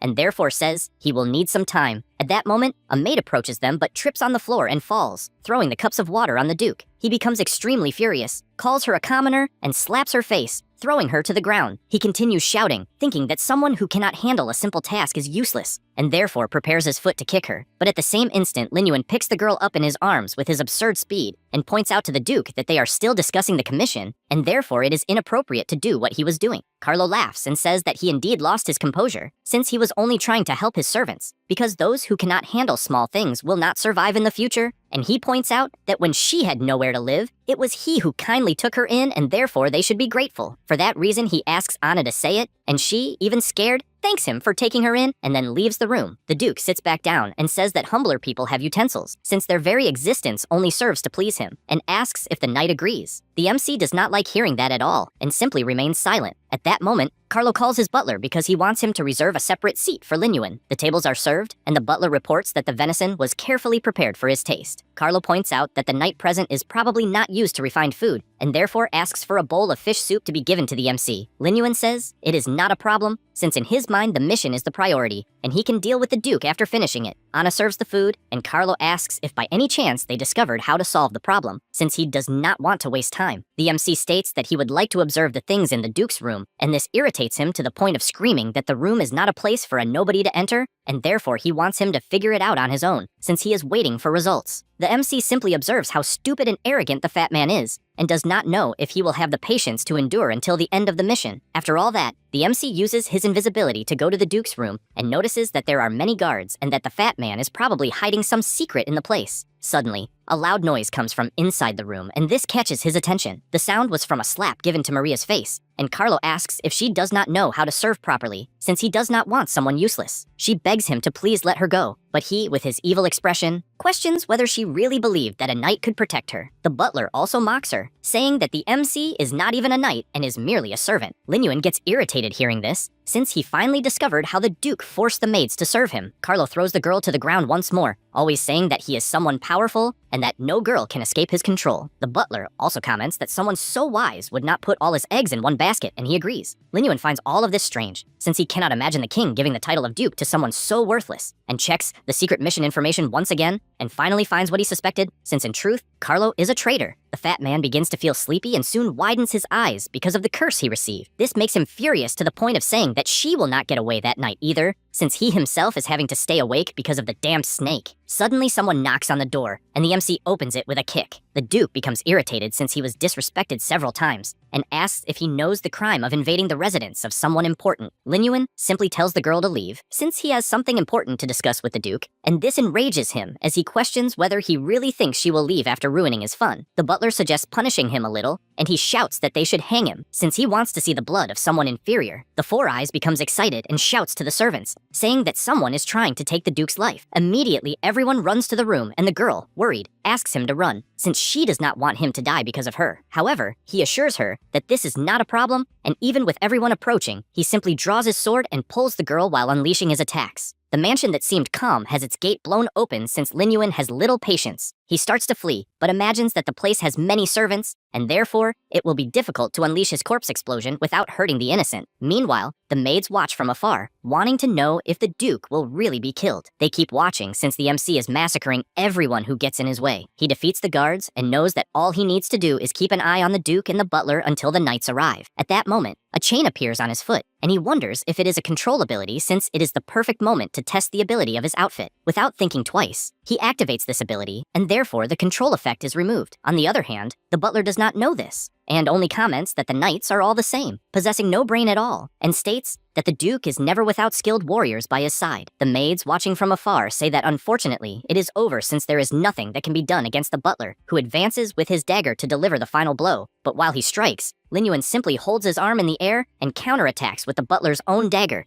since he was not under the control effect. The Four Eyes falls to the ground extremely injured, and the Duke panics upon seeing that he will be the next, and therefore begins to scream, asking if he will rebel since he is there to fulfill a mission. But the MC says that compared to the commission, his betrayal is very serious, and the fat man trembles since he did not imagine that someone knew about it. The butler, even wounded, stands up and claims that now Lin Yuan will have to die since he knows too much. But the MC does not even give him time and casts his magic, only regretting not being able to kill him since the mission requires him to only capture him. Then, he charges forward and lands a full punch that sends an employee crashing against the wall, and he falls hard to the ground unconscious. At that moment, Carlo runs away until he is startled to see that Lin Yuan was already at the top of the staircase and cannot understand how he was so fast. And he simply replies asking if he had not said that he would condemn him to death. The chubby man says that this is nonsense, since he would never do that, and would even ask the king to give him a medal. The MC, with his fireball in hand, says that he will still receive a medal by capturing him, and then lands a full punch that sends the fat man to the other side of the palace. And still on the ground, he confesses he was wrong and guarantees that he will leave the lower people in peace. However, Lin Yuan simply grabs him and warns that he should think of the confession first, and he replies saying that he will give everything he wants if he lets him go, but that only earns another full punch, and this time with much more force to the point of destroying the wall behind him. At that moment, the captain of the order arrives and asks if the Duke is unharmed and where the mentor he mentioned would be. The MC replies that unfortunately the criminal is the Duke Carlo himself, and therefore they need to arrest him. Sid dismounts and confesses he cannot believe that someone of high title was the traitor, and asks for concrete evidence since attacking a duke without proof is a capital crime. Carlo begins to scream that indeed, Lin Yuan committed a capital crime since he slandered someone from the upper echelon. Sid also comments that the MC's account alone is insufficient to arrest the Duke, but at that moment, Anna approaches saying that she has evidence and reveals that she heard from the Duke himself that he was secretly plotting against the Snake People civilization and that they even worshipped him in a secret chamber. She explains that the place is not far from the mansion and that she could show where it is. Carlo fills with fury and charges toward the maid to end her, but without thinking twice, Lin Yuan lands a full punch on him against the ground while telling the commander to take the Duke back to prison since he will return with evidence and take responsibility if he fails. The captain takes a deep breath and warns that the result will depend solely on him and says that 2 knights will help in the search while they take the Duke back to the camp. MC asks Anna to take him to that place, and she responds yes, since she believes he is a good person. With that said, they go through the mansion's secret passage, which is the sewers, and MC keeps wondering why she wants to help with this and still listen to the conspiracy. After some time walking, she points out that ahead of them is the secret room, and he informs her that he will handle things from that point on. He notices that there are no unusual marks on the door and decides to open it carefully. The knights comment that there is probably no one in the room, but at that moment, several snakes appear attacking them. But it is useless since Lin Yuan takes care of them all with extreme ease. The knights thank him since they were caught off guard.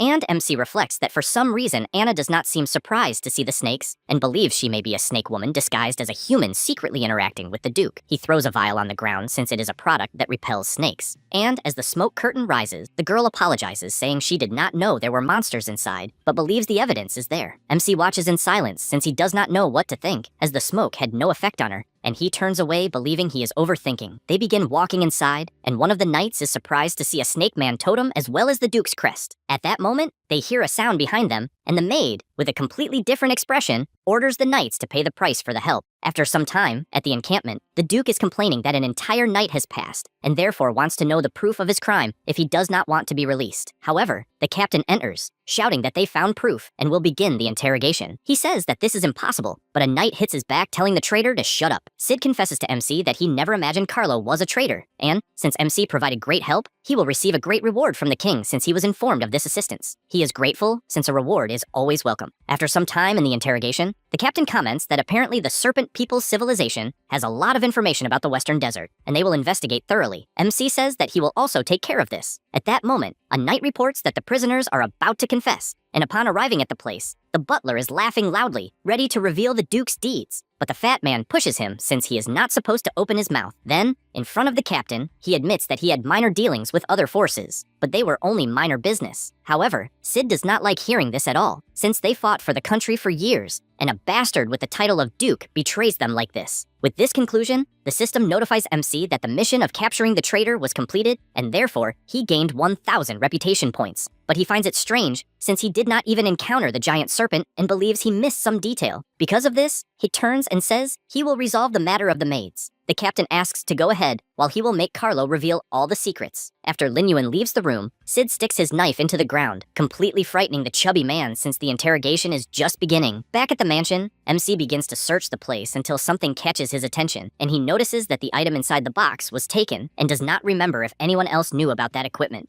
The MC gathers everyone and asks who is missing. The soldier tells him it's Anna. This makes him reflect if something is really wrong with the girl and if his earlier guess was correct, so he starts walking, needing to find her first at any cost, since it's impossible for her to have disappeared just like that. He goes to the Duke's secret passage that leads to the sewers, since he found the place suspicious, and enters, thinking that he had felt something earlier, and after a detailed analysis, if the Duke was having an affair with the Snake Man, it would make more sense if he had voluntarily mentioned it. Suddenly, he hears a voice and hides when he sees Anna in the sewer, still talking to someone. He looks closely and sees that it's the Snake Man. He immediately activates invisibility, trying to understand why Anna is meeting with this being in particular, since as far as he knew, the girl was an NPC. Dean laughs and says that Anna is really a great actress, since probably the Duke never imagined, not even in his deathbed, that his room was secretly prepared by her. The maid confirms it, saying it's impossible to notice. However, she reveals that there's a knight who is different, as for some reason, he started to suspect she was connected to the Snake Man, and even tried testing her with drugs that attract snakes. He finds this story funny, since as far as he knows, she fooled everyone, and asks what this knight looks like. Anna hands him a picture of the MC and asks how the snake replenishment is going. He takes the paper in his hand and gets furious. As if it weren't for Lin Yuan, his beautiful snake would have left him, and his secret dungeon was also stolen. The MC, hearing all this, imagined that Anna was a spy for the Snake Man, whose goal was to frame and eliminate the desert nobles. He just didn't understand why the Duke was framed, and the system notified that the mission was completed. Anna, intrigued,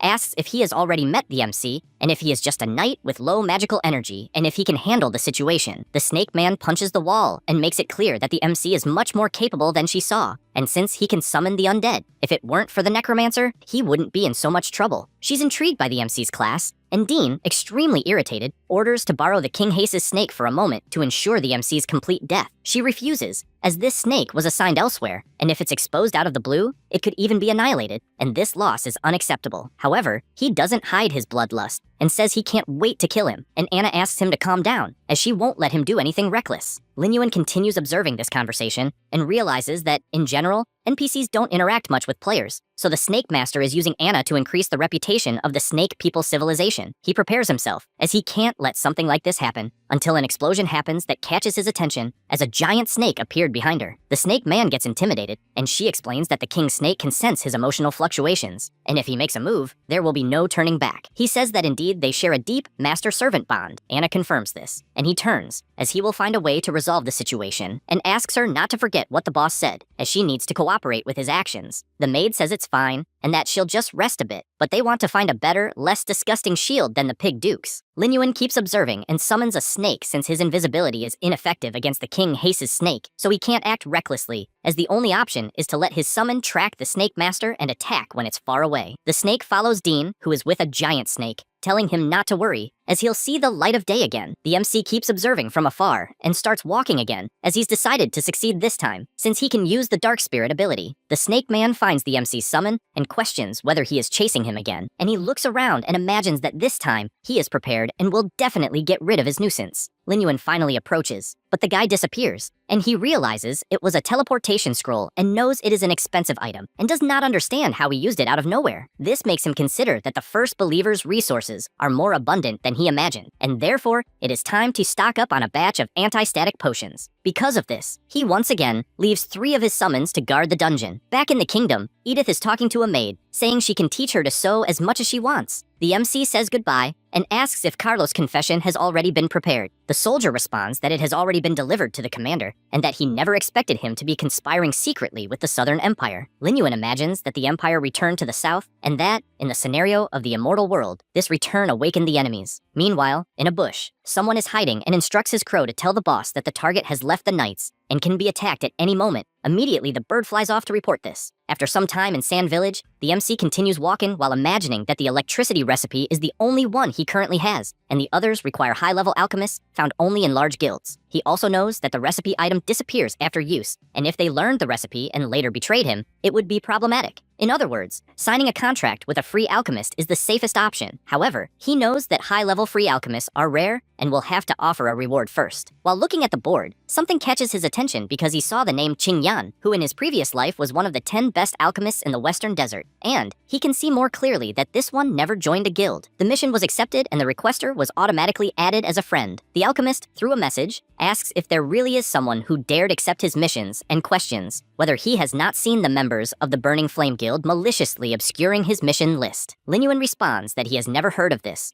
and only wants to know when the mission will be completed. The alchemist realizes he is quite impatient and says she will send the coordinates. The MC simply observes and hopes they can work well, since independent alchemists are rare. After that, he goes to the coordinates, and the alchemist approaches asking if he was the one who accepted the mission, and also asks if he is alone, and if he can really handle a granite golem, since it is an elite-level monster. The MC is surprised because as far as he remembers, the girl is the drunk he met at the tavern. Qingyan approaches him and says she didn't expect him to be such a handsome guy, and asks him to follow her, since she will protect him with her bow and arrow. The MC notices she doesn't take things seriously and believes she is not very reliable. While walking, he also imagines that she is the only option since there is no one else suitable. At that moment, a stone begins to move and the MC looks back. In the next second, the granite golem appears attacking them both, but they both jump away, dodging the strike. She prepares her arrow and shoots at the monster, but becomes frustrated since, as she expected, compared to alchemy, her combat is useless. More golems appear attacking her, and Lin Yuan tells her to hide since he will take care of everything. He gathers energy in his hand and fires at both of their heads because he knows they have high defense, so he will have to be creative. The alchemist feels she has seen the MC before and remembers the day at the tavern since he is the one who scared off the bandits,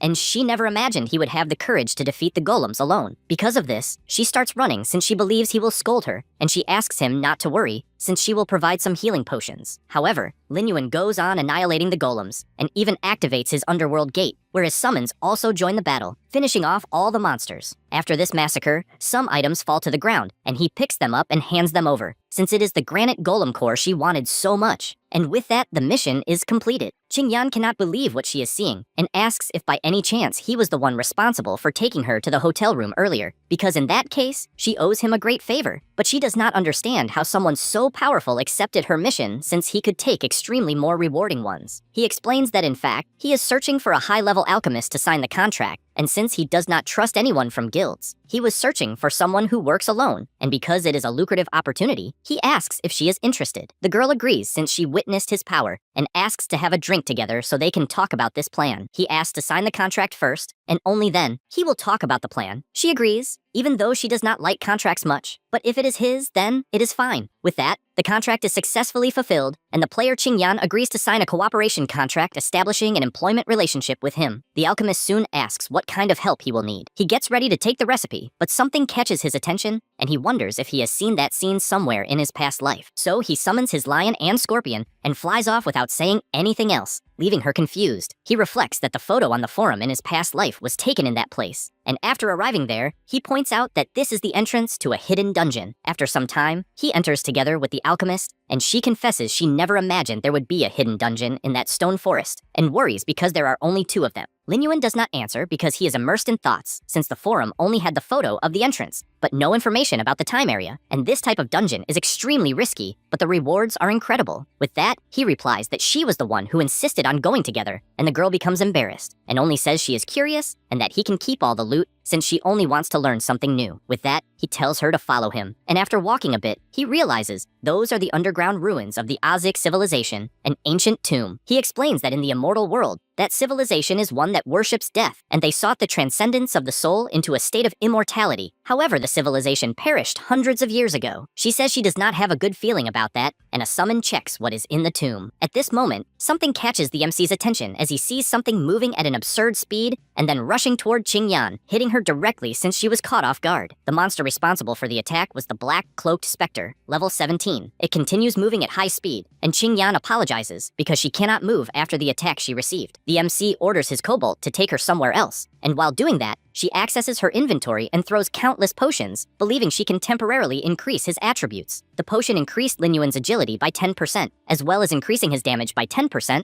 and his defense by 10%. He starts slicing the specters since they are monsters with exceptionally fast attacks, so he must focus solely on them. And with his increased agility, he cuts them one by one. However, one of them attacks from behind, so he turns and tries to counterattack. His strike deals 1 point of damage several times. This makes him reflect that the monster is definitely more intelligent than he thought, and that despite being nothing more than an insect and having zero defense, he does not understand why he cannot deal damage, and wonders if it has some kind of special defensive mechanism. This is an Aziki scarab, a special monster of unknown level. It possesses the execution ability and is immortal. Lin Yuan keeps running after it since he cannot let it escape, and the Thunder Scorpion jumps in front, but the monster, in its absurd speed, dodges with extreme ease, changing direction. He goes toward another summoned monster, and, after changing direction again, the MC takes advantage of this moment to attack and drives his sword straight in. However, this time, he drags the monster and keeps dealing damage until hitting the ground with all his strength, completely destroying the terrain. He reflects that he can only cause a little damage at a time, but since the monster cannot escape, its death is only a matter of time. With that, the health points were reduced to 0, and he wastes no time using his skill, bringing the scarab to his side. His new summon moves at high speed around him, and Lin Yuan notices that it has a trace of intelligence, which is an unexpected discovery, and sees that the monster is heading toward the coffin as if it were trying to show something. As he approaches, a strong light comes out of the coffin, and the MC is no longer surprised that there is no information about that hidden dungeon, since that stage requires the cooperation of the scarab beetle. The system congratulates him for obtaining the Book of Curses, and allows him to pay a price to choose a skill to learn, starting with Amplified Damage, which curses a group of enemies by increasing by 50% the damage they receive. Its learning cost is minus 200 maximum health points. The second is Weak Vision, which curses a group of enemies by reducing their vision range. The cost is minus 50 vision points. The third is Impair, which curses an enemy by reducing the damage he deals by 100. The cost is minus 100 attack points. The fourth skill is Counterattack, which curses a group of enemies, causing them to reflect back to the user the damage they inflict. It costs minus 10 points of the Strength attribute. Lastly, the Fear skill curses an enemy, making him flee in fear. It costs 5 spirit points. He notices that the skills make sense with the civilization that worships death, since they focus mainly on negative effects, and apparently are not easily dispelled. He decides to choose Amplified Damage since 200 maximum life points are not a problem for him. Besides that, he now has the Beetle, which compensates for his lack of large-scale annihilation skills, while his curses are suitable for fighting groups of enemies. Additionally, with the crowd control removal skill of the Dark Spirit, he will be able to target key enemies in battle more accurately. Now he has Amplified Damage, which increases the damage a group receives. The increased damage is 50%,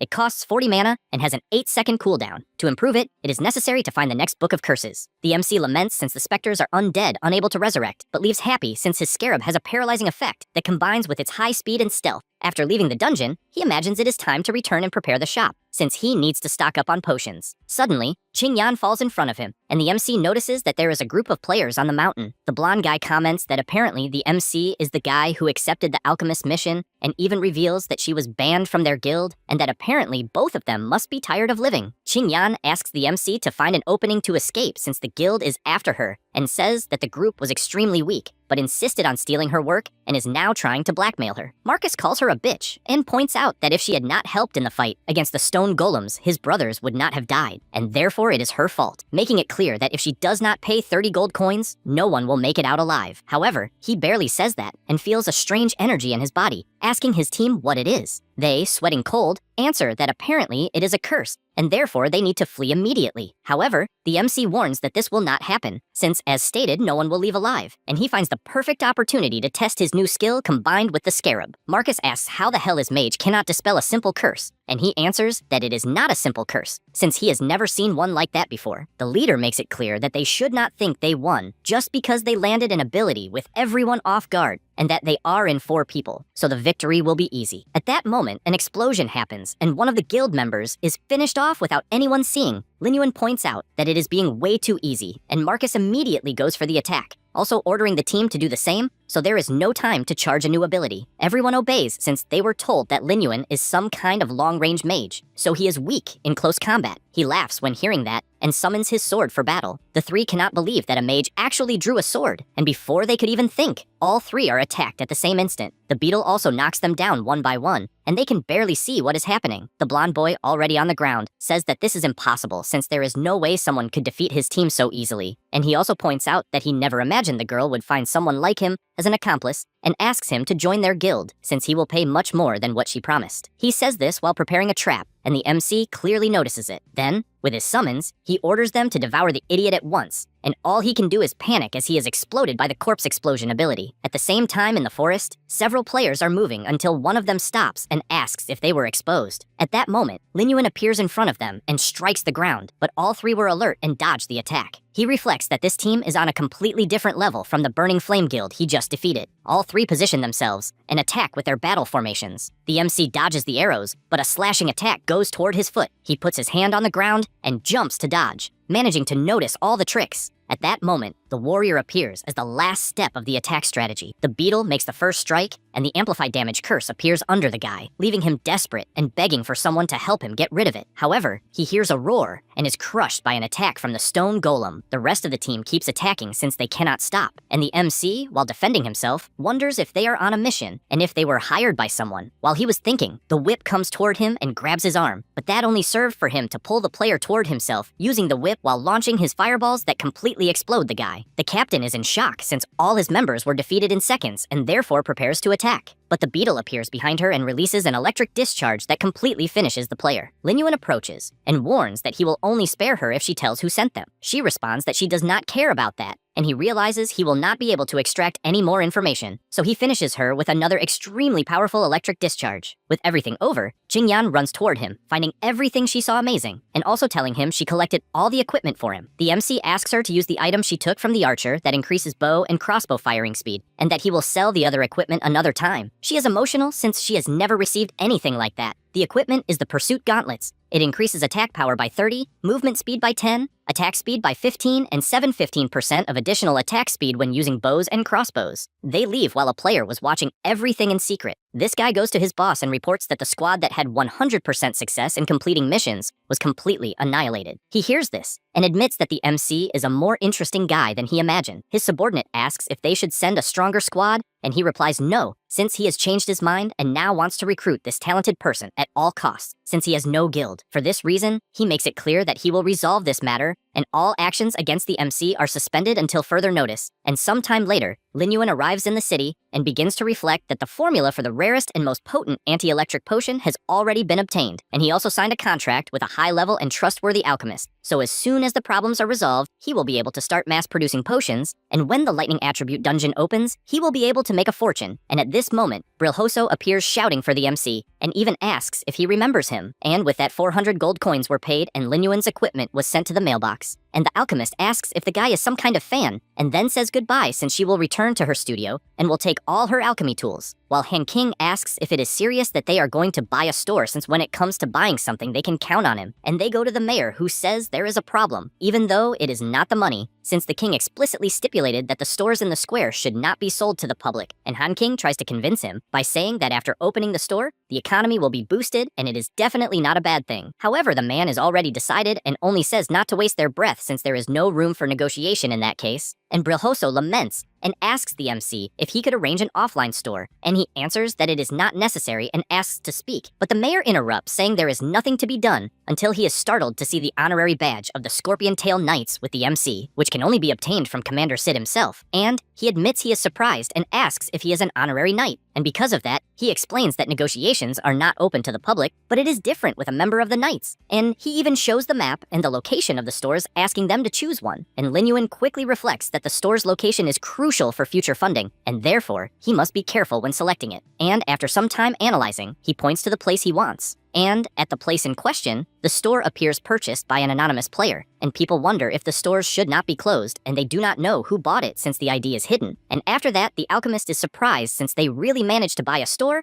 and she has no idea how that is possible. And the MC replies that it is only necessary to use some special methods, and even asks her to check which ingredients are missing from that potion recipe. And she replies that she has all the materials except the Thunder Lizard's Claw, which is practically unavailable on the market. And he thinks that he has accumulated a lot of experience and is almost leveling up, so he might as well stock up on some materials. And Han King asks to go along to the dungeon since he wants to help gather some items. But Qingyan refuses since she prefers to study alchemy, and the MC says that he has already authorized her to operate the store, so it will be her new workplace from that moment on. And then he mounts his Scorpion Lion mount to go with Brilhoso to the dungeon. And inside, the lightning lizard prepares its attack, but is bombarded by several fireballs that completely burn the monster. And the blonde guy, on the other hand, is surprised by the number of monsters that appear, and Lin Yuan replies that it is normal for a thunder lizard to awaken all the others when one dies. So he summons his boss monsters that instantly wipe out all the monsters in the area, and because of the experience gained, he reached level 16, and he realizes that now he is at a higher level, and Han King does not hide his admiration for seeing the chief of the Ash Valley working for him, and the MC takes the opportunity to check his status and reflects that he needs to find a chance to investigate the players who ambushed him. And in the meantime, Han King returns with all the items collected from the monsters. And meanwhile, at the store, Qingyan is working at full speed and realizes that she is preparing extremely powerful potions that are not necessary for low-level dungeons. And this only reinforces that they really will sell. Then the door opens. It was the MC and Brilhoso, who had already returned, leaving her surprised by how fast they were. And she also takes the opportunity to say that the recipe is of a very high level, and even advanced alchemists have chances of failing, and therefore she needs time to improve her proficiency. The MC places something on the table and asks her to put it on the shelf, but she questions if it is a fruit, and if it is not a waste of his talents to sell something simple in a privileged place, since there are other potions in stock that should be placed on the shelf first. He explains that she will only know what it is when she tries it. The girl takes a bite of the fruit just like Han King, and both are surprised because their attributes increased, and they have no idea how he manages to get a fruit like that. Lin Yuan says that each person has a limit of 100 uses of that fruit, and he will supply the store with more every following week, starting with the price of 5 gold coins for each. Then a global announcement officially appears for all players, stating that Store 32 in Robor Square is open. The players start wondering how it is possible for someone to open a store, and as far as they know, it is the first store in the entire server, and many wanted to buy a store in that exact location. Near the place, Xinghen cannot believe that the MC really opened a store, and therefore asks his assassin when they will take him down since he wants to see it as soon as possible. The mercenary shows the bag of money to give the refund, and says that he is refusing the job since the MC is much more formidable than the intelligence report suggested, and even his entire elite squad was wiped out. The mage panics and asks how much money he wants for the job, since all he wants is for Lin Yuan to be finished no matter the price. However, while he was pointing toward the direction of the store, he is startled because he sees Leng Yue heading toward the establishment and already imagines she went to see the MC again. Inside the store, Brilhoso welcomes all the players who are surprised to see someone actually managing a store. They go to the shelf and ask if they only sell fruits, and cannot believe that this is the best-selling item in the most well-located store in the city. The alchemist, with all her charisma, says that the fruit permanently increases their main attribute, costing only 5 gold coins each. One of them is shocked by the price, since not even his entire equipment set costs that much. But he asks if it really increases the main attribute as stated. Another questions the truth of it, since he has never heard of such a fruit. Regardless, the player pays to see, and after eating the fruit, has his constitution increased by 4 points. He is left with shining eyes, unable to believe that he really gained 4 points in his main attribute. A guy watches while several other people arrive with rivers of money, since they could resell it inside their own guild to make a lot of profit. The suspicious player just observes from a distance. Meanwhile, Leng Yue goes to the MC when she sees him and confesses that if it were not for the system reminder, she would not have known it was him, and she had no idea he was really the owner of the first store in the city, since she tried several times to buy one and failed, and therefore wants to know how he accomplished such a feat. He replies that maybe he had a bit of luck. She finds this funny and comments on the sewer problem he wanted to know about and even investigated again, but no member of her guild had gone to the sewers that day. The MC thanks her for the information and thinks that apparently he will have to exclude the Water Moon Mirror Flower Guild for now. He also asks her to take a look around the store since if she needs anything, he can give a discount. She agrees to look, but before that, something catches her attention as a notification appears telling her that her friend, Starmark Xinghen, is nearby. Outside, the mage is furious, wanting at all costs for the mercenary to do the job even if it costs 3 times more, but he refuses since it is not about money. At this moment, Leng Yue approaches calling for Xinghen and asks who he is trying to kill since she heard him say that he would add more money if he managed to do that. He gets startled when seeing that it is the guild captain and asks what she is doing in that place, even misunderstanding everything since he is only trading equipment with the guy. She warns that apparently he forgot about the bond between friends since the system notifies when a friend is nearby, and once again asks who the person beside him is since she ended up hearing about an assassination. The mage becomes worried since he forgot to block Leng Yue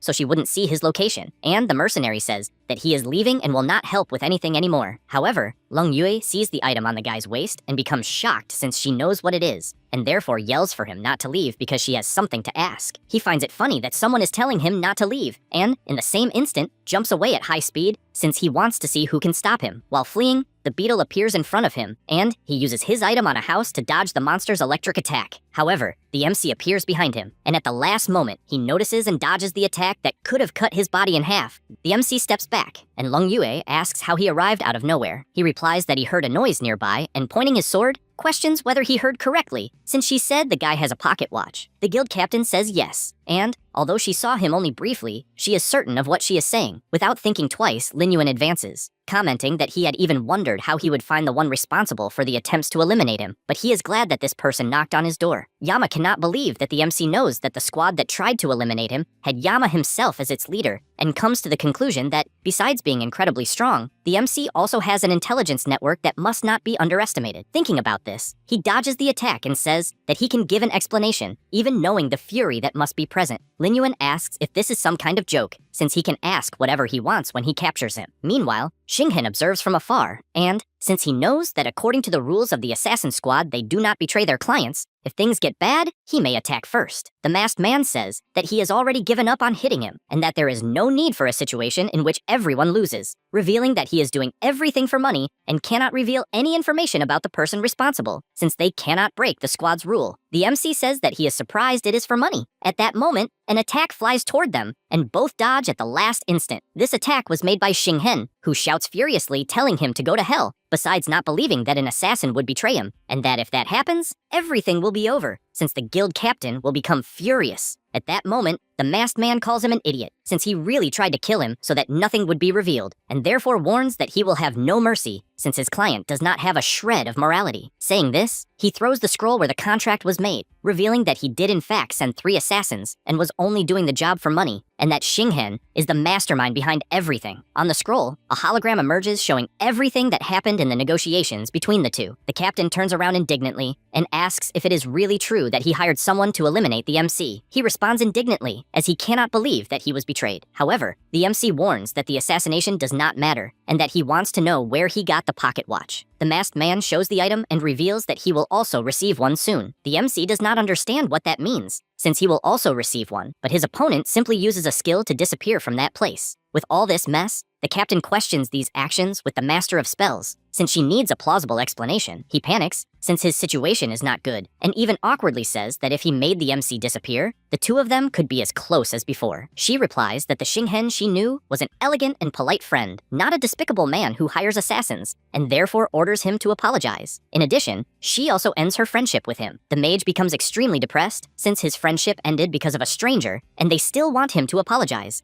and therefore questions what he lacks in comparison to Lin Yuan. Then, he fills with rage, pointing at the MC as responsible for everything that is happening, and shouts that he will curse him to the end. He launches several cursed energy balls, but Lin Yuan, besides dodging all of them, warns that he will settle this matter. Then, in the blink of an eye, he approaches and lands a direct hit that sends the bastard flying, who falls like a ripe mango. He gets up, saying that things are not over yet, until he notices an insect flying beside him. Before he could do anything, he is completely electrocuted, thus causing a paralysis effect. The captain approaches and asks if he really will not admit the mistake he made. He replies that he did nothing wrong and concludes that only the old son can save him. Then, he sends a request for help to Taiyang, who immediately comes running without understanding what is happening. As he approaches, he notices through the system that Lung Yue is also nearby. The mage immediately shouts for his colleague to remove the paralyzing effect, since he was deceived. However, the guild captain raises her sword and warns that Xinghen deliberately hired someone to commit a crime, and therefore, no one has permission to interfere. Taiyang is startled when he hears this, and realizes that the MC is also present and still holding a sword, so he comes to the conclusion that Xinghen was targeting him. This leaves him downcast, and he says that he will not interfere. This makes the mage extremely furious, since he will not receive help from either side, and he questions whether he truly prefers to trust a stranger rather than their friendship of many years. No sooner does he say this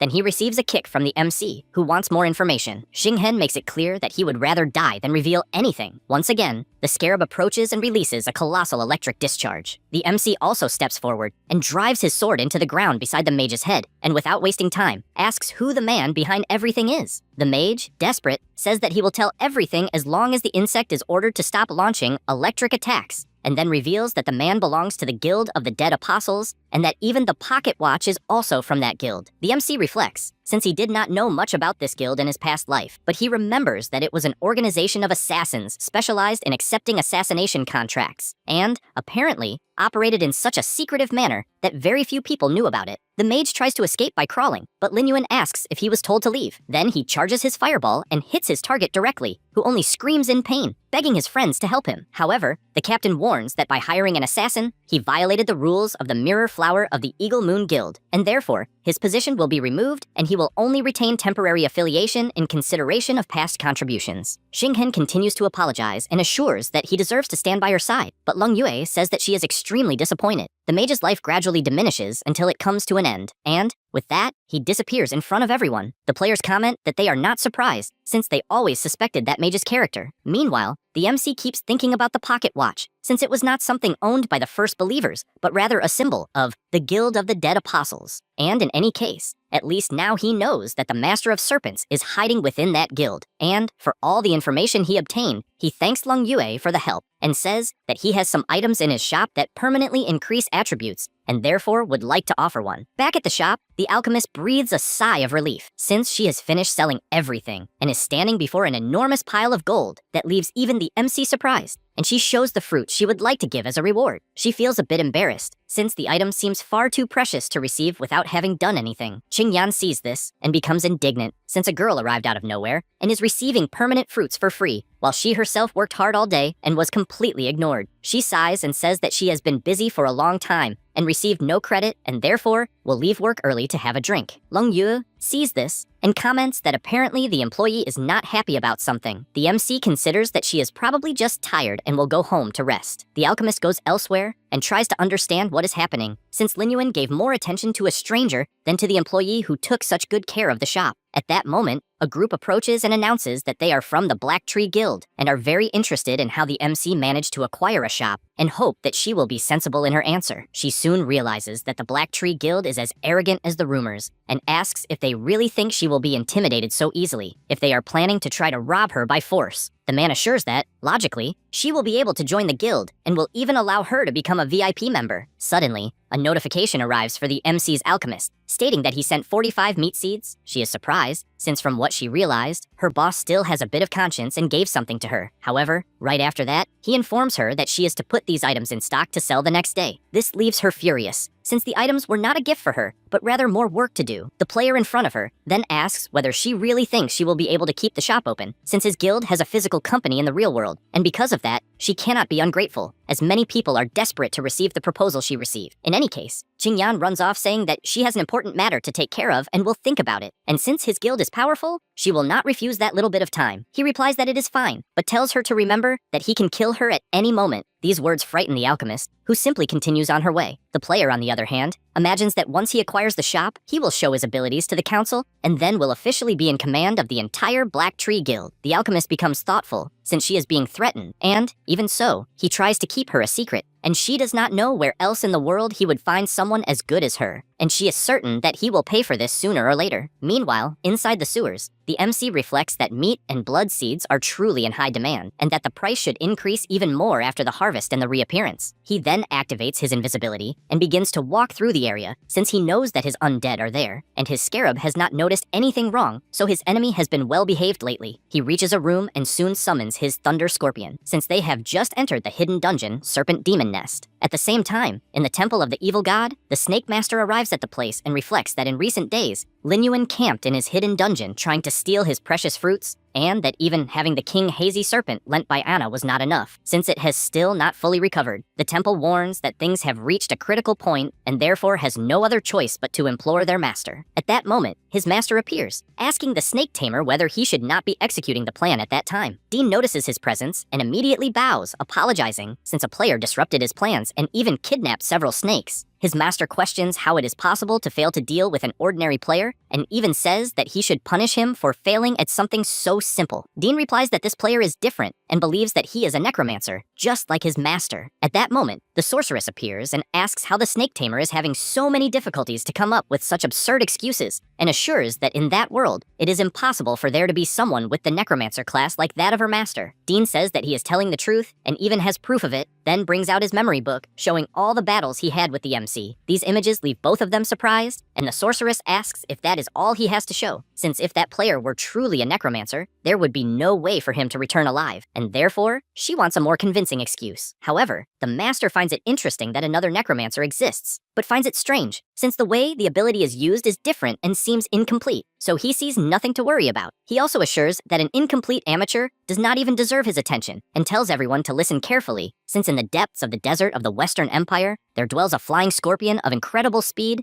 that possesses the ability to temporarily weaken the enemy's mental attributes. With that, he shares the coordinates of that location. Then, he hands over a potion that temporarily increases the abilities to control snakes, so it is to be used to force the MC to reveal his true power. Dean replies that he will make the necromancer suffer as much as possible. However, his master says no and warns that, if there is a chance, he should make the MC become one of them, since he is curious, because there were not supposed to be other necromancers. After that, Dean arrives at another place, still puzzled, since his master truly wants to recruit the MC, who is the target of his vengeance. In addition, he knows that to recruit him, he will need to use the intelligence of the dead apostles to check whether he belongs to any guild. After walking a bit more, he arrives at the back room of the tavern and informs that he is there to deliver the hops. Moreover, he finds it annoying to always have to use the secret code, which is the pocket watch, as a token. The attendant asks why he is taking so long. At that moment, someone arrives. It was Yama, telling them to let the man enter, since he knows him. Upon receiving permission from the branch manager, everyone goes in. Once inside, Dean apologizes for having lost the pocket watch, which caused so much trouble, and also warns that he is there that day because he received an order, so he needs to investigate information about a certain person. After delivering it, the snake tamer starts imagining that the thugs cannot perceive that the commission is false, but simply killing him does not help at all. So he believes that using intelligence to make him provide erroneous information is the best option, since that way he can win over the MC, and when he does not agree to join the guild, that will be an excuse accepted by the master. Yama reads the report, takes a paper from his drawer, and throws it toward the snake man, saying that it is quite a coincidence, since he also has the MC as a target. Dean is surprised, since apparently that target has many enemies. The masked man says that he has already investigated the information about the MC and could even simply kill him. The snake tamer says that he is surprised and even asks whether he could participate in that mission, since he could pay in advance. The branch manager refuses, saying that he only forms teams with people he knows well, and that he also has the impression that the snake man has a particular interest in the MC. Dean refuses, and, after walking outside, imagines that even if Yama manages to put an end to the MC, it would not help much, since he would still be resurrected in the immortal world, so he believes he needs to find another way to eliminate any possibility of him being recruited by his master. Meanwhile, the masked man, while still in the room, imagines that the request he just received was unexpected and only then understands the reason for the MC's bad mood, since he attacked like a madman as soon as he saw him, and only now is he discovering that the reason is the snake man, thinking that this is getting quite interesting because everyone wants to kill him. At that moment, a mask that has been listening to everything asks whether they are, by any chance, talking about the one responsible for annihilating the elite squad. This is the leader, initiating a remote call behind the surveillance eye. Yama replies yes, and thinks it is sad that he met the MC in a chaotic situation, since otherwise he would have liked to have a good spar with him. The leader asks whether it might not be interesting to try to see him again, in order to ask whether he is interested in joining the guild. Yama finds that interesting. Meanwhile, elsewhere, the MC arrives at his restaurant but is shocked to see Han King dressed as a maid. The alchemist then says that someone who claims to be an acquaintance of the MC has been waiting for some time. He immediately realizes who it is, and Yama, holding the pocket watch, asks to talk outside. Lin Yuan tells the alchemist that he will transfer the weak stock and, after doing so, he leaves the shop and begins a chase through the desert. Yama laughs while fleeing and says that if he has any questions to ask, he must defeat him one-on-one without using summons. The MC is puzzled by this, since he does not know what the guy is plotting, or whether someone hired him again, but without hesitation he accepts the challenge. Yama starts by throwing his chain, which the MC blocks with his sword, but then he realizes that the chain has a claw and that this is clearly a trap. However, he does not let himself be shaken and, using his power, fires a fireball, but the masked man also throws a kunai, and both attacks explode when they collide. Yama takes the opportunity to pull the MC by the chain, but is startled to see that only the sword is caught. At that moment, Lin Yuan appears behind him and lands a solid punch that sends the guy flying straight into a huge rock. He then grabs his sword, and while walking, asks why he is not using stealth abilities of an assassin, and whether that is not how the dead apostles always carry out their missions. Yama warns that he is not under any contract, and the MC, pointing his sword, says that he will take him down first. At that moment, Han King sends an urgent message saying that something terrible happened, as the alchemist was taken by force by a group of people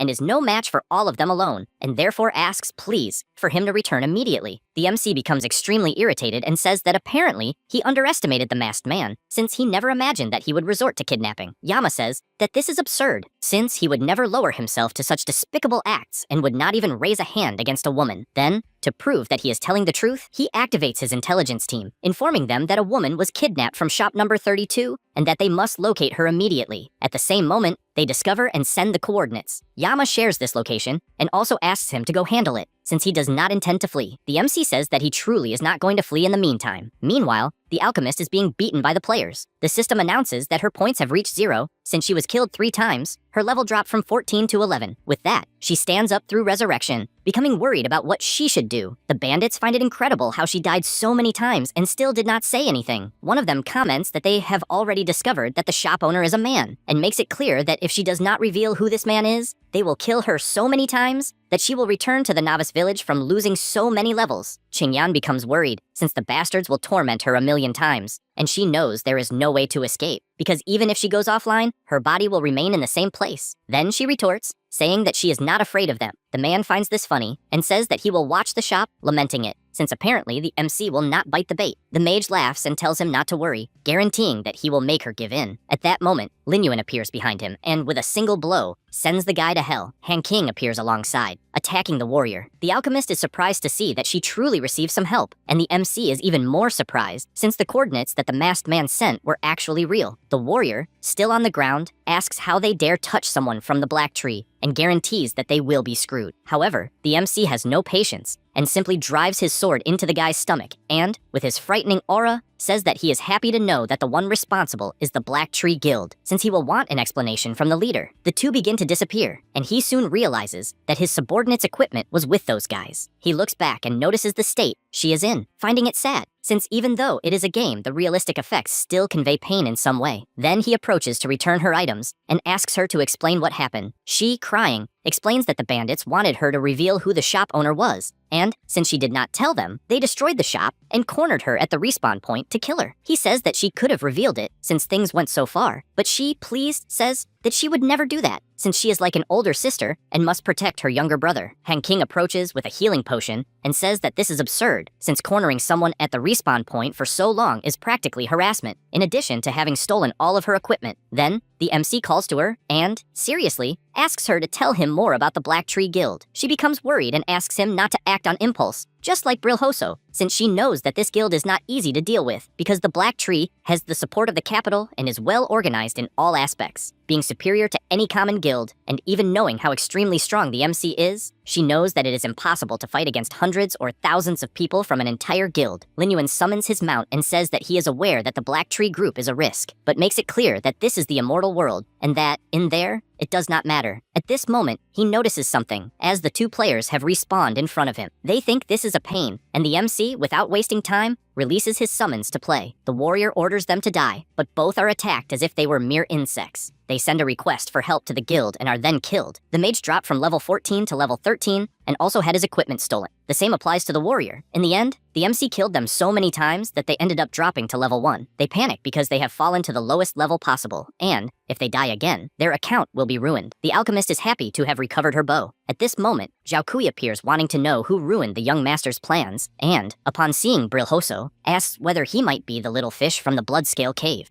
Zhao Kui says that they have apparently already dealt with the young master's men, and assures that, when handling the problem, he will properly interrogate the woman to gain a huge favor, in addition to guaranteeing that he will crush everyone. The MC hears all of this, and comments that apparently Master Zhuan is the real culprit. Immediately, the bald man is startled when he sees who the enemy is, and one of his subordinates shouts that someone would have to be very crazy to rob the people of the Black Tree Guild, and therefore guarantees that he is looking for trouble, since their captain is one of the 10 best players in the guild, and so he orders them to kneel and admit their mistake if they do not want to die. Instantly, Lin Yuan appears in front of them, asking them to repeat what was said, and because of that, Zhao Kui slaps his subordinate and orders him to shut up. Then, he apologizes, saying that if he had known who it was, he would never have gotten involved, and turns to leave, assuring that they will not cause any trouble. However, the MC does not let this slide and eliminates the lackeys with a single cut each. Then, he orders them to take him to the young master, since he wants to have a chat with him. The bald man, trembling all over, says that there is no problem, and the two walk off toward the guild. Zhao Kui begins to imagine that bringing an outsider into the guild is an act of betrayal, and the fines charged by the Black Tree Group can drive a person to bankruptcy. And to make matters worse, he is basically bringing along a monster, so he needs to find a reason to do this without harming himself. He reads the guild messages, where they are asking for DPS for the Blackleaf invasion. Zhao Kui takes advantage of the moment to say that he has found the shop owner and that they are taking him back to headquarters, so they should send men as quickly as possible to pick him up, and everyone prepares for this. He feels relieved by how quickly his guild responded to the message. In addition, he receives another message informing him that they are already at the ambush site with the 7th Combat Group. This makes him even more confident, so he turns around shouting that Lin Yuan is really an idiot who thinks himself invincible, and that he will teach him a lesson, while also yelling for his brothers to attack. However, one of them falls to the ground, and the bald man cannot understand what happened, or why the 7th group has still not made any move. Then he looks to the side, and simply cannot understand how the hell the 7th group was completely annihilated. The MC examines the dart in the player's body and imagines that a certain guy is really trying to help him. Then he asks whether he was trying to teach some kind of lesson, since he wants to do that. The man panics, but it is too late, as he receives an electric discharge attack that makes him feel colossal pain, to the point of screaming throughout the entire forest. Then Lin Yuan comments that, as far as he knows, the guy will have to pay a heavy fine because of so many deaths among the guild members. Saying this, he throws his sword, which embeds itself next to the man's head, and since he has already realized that his target is desperate, he asks him to give the coordinates of Zhuanshao, since that way, he can deal with the guild, and, with that, the fine will no longer be a problem. Zhao Kui sees this golden opportunity and kneels down, apologizing and saying that he will tell everything he wants. Meanwhile, inside the guild, a meeting is taking place, and the leader says that there was a 30% increase in profits in the last quarter, and new shop projects are in preparation. One of the shareholders apologizes, since, as far as he knows, the leader has not yet secured the first shop. He takes a deep breath and says that it was a coincidence, since they have just found a buyer for the shop, and the Black Tree Group will certainly not miss any opportunity to make money, since the first shop will be theirs and no one else's. Suddenly, someone opens the door shouting that something terrible has happened, as the guild headquarters has been invaded. The leader stands up asking for more details as he heads toward the guild. The MC goes around defeating everyone who approaches, until he comes face to face with another group of players, and one of them questions how he dares to invade their sacred territory. However, since he has no patience, he simply launches his fireball, which wipes them all out. Zhao Kui, terrified by what he is witnessing, asks if he is really going to enter alone. Lin Yuan only asks that the coordinates be correct, because otherwise he will contact him again, and it will not be pleasant. Inside, in a room, the leader is watching a broadcast where there are 2,000 people begging to enter the guild, and he finds this interesting, because that way he will get the shop, and, after receiving millions from the old men, promises to return a portion to his subordinates. The girl beside him calls him wicked since he is trying to steal other people's things. At that moment, he hears a strange noise and asks what is wrong, since he is doing a live broadcast and they are interfering. The two players go to check what it is, but the door simply explodes in front of them. The MC enters the place asking which one of them is Xuanshao. The two stare at each other for a moment, and the leader places his wine on the table, since there is another person trying to gain his attention. Meanwhile, his live broadcast further increases the number of viewers, but they find the intruder somewhat familiar. All the players get ready, and the leader says that not everyone is qualified to enter the guild, and that if he wants to be something, he can be his little dog. Because of that, he asks him to clean his shoe and says that if he does so, he may consider letting him enter the guild. After saying this absurdity, all his lackeys are eliminated with a single attack. Xuanshao is startled as the blow is heading in his direction, and therefore uses the girl as a shield, since he would receive the blow directly. Immediately, the broadcast rises to 5,000 viewers, as they think it is insane for someone to mess with the Black Tree Guild. Although in the end, they recognize that he is a professional player. The MC warns that he is the owner of Shop 32, and that, therefore, if they place their claws on his territory again, he guarantees that he will completely annihilate the guild from the face of the earth. Xuanshao asks if he really understands what he is saying and bursts into laughter, since he initially believed the player was crazy, but in the end discovered that he was just a fool. The audience keeps growing more and more, as they witness a professional destroying an entire guild. The leader claps his hands, ordering him to leave immediately, and more players approach, asking how he dares to invade the headquarters of the most powerful guild in the region. They completely surround Lin Yuan. Then Xuanshao tells him to feel honored for having attracted interest in Shop 32, since many people want it as a gift, but do not have the contacts. Having said that, he offers a gold coin for him to transfer the shop, in addition to it being necessary to kneel, since otherwise he will sue him for everything that happened in that place. He throws the coin to buy it, but the MC destroys it with an attack and, without patience, attacks with his scarab, which flies at high speed among the players until it finally reaches the leader, who can barely see it before being completely electrocuted, reducing his life to 0. This leaves all the players terrified, since the young master is dead right beside them. One of them shouts for everyone to advance immediately, and the players launch their attack. Meanwhile, the mage asks to quickly notify the president, as someone has invaded the guild headquarters. Still in the meeting, the leader of the shareholders says that it was probably malicious competition that carried out the invasion, but warns that the Black Tree has comprehensive contingency plans for unexpected situations. In addition, he asks to turn on the projector to enter Xuanxiao's live broadcast. They do so, but the man is shocked to see that the entire guild was destroyed by a single player. He simply cannot believe that this is possible. The broadcast has more than 20,000 viewers, and everyone is impressed, since the MC not only defeated several bosses alone, but also wiped out an entire guild, which is something incredible. The president refuses to accept this, since the guild's shares will definitely fall, and he could even lose his position. With this in mind, he says that something is probably wrong, such as the guard team being on vacation, and that he will get in touch as quickly as possible. Then he immediately calls his son, because no matter the method, the player must be stopped at once. At this moment, Xuanxiao is reborn inside the game completely furious, since he lost levels due to the kill he suffered, and because of that, he shouts, ordering the MC to stop what he is doing. Otherwise, he will take over the shop sooner or later and kill all the employees until they reach level 1. Lin Yuan, after defeating everyone, asks if that is really a threat. The man does not allow himself to be intimidated and replies that it is, since he always keeps his word. The MC, hearing this, says that the guild no longer has any reason to exist and activates his corpse explosion, completely destroying the entire guild mansion. The president, watching live, despairs when he sees this, and the shareholders ask whether this is really the project he wants them to invest in, since it was truly disappointing, and they begin to doubt the management capability of the Black Tree group. He asks everyone to calm down, since the guard team has just arrived at the guild and the main squad has already been notified. His assistant replies that yes, and that they are already everywhere. At this moment, they see the players arriving through the broadcast, and everyone is pleased since they received an offer of 100,000 for each of them if they defeat the invader. At this point, the live broadcast already has more than 30,000 viewers, and many are worried since the players who arrive for the battle are notoriously cunning, but they believe they are merely walking toward their own death, since the specialists have enough power to defeat him using tricks and strategies. However, they all begin to get cornered and do not understand what the hell is moving at an absurd speed that they cannot even see, and the player who was hit by the beetle had his points reduced to 0. Now the entire area is destroyed, and there is one player less. With that,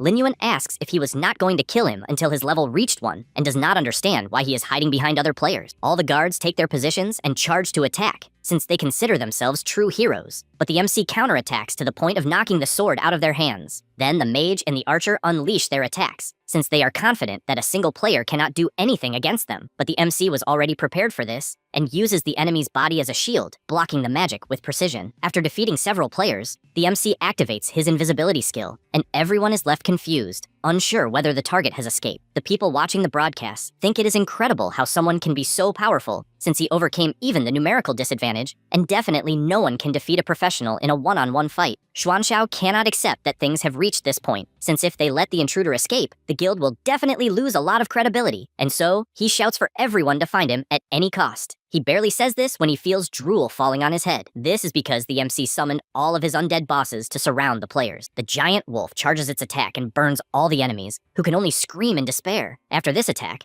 Lin Yuan comes out of his invisibility and orders more players to be sent, since there are still empty slots at the respawn point. Meanwhile, in the real world, some players are watching the broadcast on their phones and cannot believe how a player can be so strong, since whenever they see the final move, it is always lethal, and the Black Tree Guild had the misfortune of running into an immortal god. At the same time, the girls are also surprised, since besides finding the MC powerful, they also found him very handsome. Back in the immortal world, Xuanxiao can only cry after losing so many levels, and therefore asks his father to save him. But the president cannot accept how he gave birth to someone so worthless, since he ruined his life. The boy gets furious and replies that he was only following the instructions to acquire the shop, and that it was the old man's intelligence that failed, so he cannot be blamed. The mustached man tells him to shut up, since no matter what methods he will use, it is to keep the MC within the guild, because the master he paid for is on the way. Near the guild, Yama is analyzing everything from afar, until he receives an urgent mission from the Black Tree to eliminate Lin Yuan, and the commission will be 500 gold coins. He is surprised by such an urgent request, since apparently they want him to deal with the MC for them, but he simply blocks the guild's request, because he wants to watch the show that will happen. At the location, Nuyan and Lung Yue appear, saying that the Black Tree is really giving its all to eliminate the intruder, since they called the Fury Guild and the Guild of the Dead Apostles. The man says that he just wants to finish it quickly by killing his target, and everyone charges toward the guild, while Yama also does so, since he only wants to evaluate the player's abilities to send the recording to his boss. Inside, Xuanshao says that he has never been beaten so much in his life, not even by his father, and therefore he will never forget this. After the players arrive, the MC looks at who they are, and Lung Yue cannot believe that the target is really him, just like Nuyan, who is already frightened just by seeing him. On the other hand, Yama says that the help has arrived, and immediately the young master orders everyone to massacre him until he begs for mercy. The hall falls silent for a moment, and the MC just watches, without saying anything. Some nearby players laugh, asking if Lin Yuan really believes he will get out alive, since with the first and second guilds joining forces, it is impossible to do anything. However, Nuyan pushes the guy and goes to the exit, saying that they are crazy to think he will die for just a few coins. And with that, the guild mission is abandoned. The young master, without understanding, asks why they are running away, saying they chickened out without even fighting. But because of this talk, the MC attacks, dropping the boys' points to 0 once again. The MC asks Lung Yue if she also wants to help the Black Tree, and she immediately abandons the mission, replying that apparently he has his reasons, and also asks if he needs any help. He says no and that she can watch from outside. The young master cannot believe what is happening, since he paid everyone to fight and not to watch as if it were a cartoon. Yama then says that everyone has been paid and therefore should not do anything foolish for the young master. The boy gets excited and runs toward him, since he finally found someone trustworthy, and asks him only to defeat the enemy. However, the MC asks whether it was not him who took down the people in the forest, since he recognized them by the darts. Yama answers that it was, and everyone is incredulous at this, especially Xuanshao, who asks whether he is also a traitorous mole. He asks them not to be rude, since he did not agree to the mission request, and was, in fact, there only to watch. And he even starts recording. A young master assures that he will not go unpunished for this, until they see a giant shadow approaching,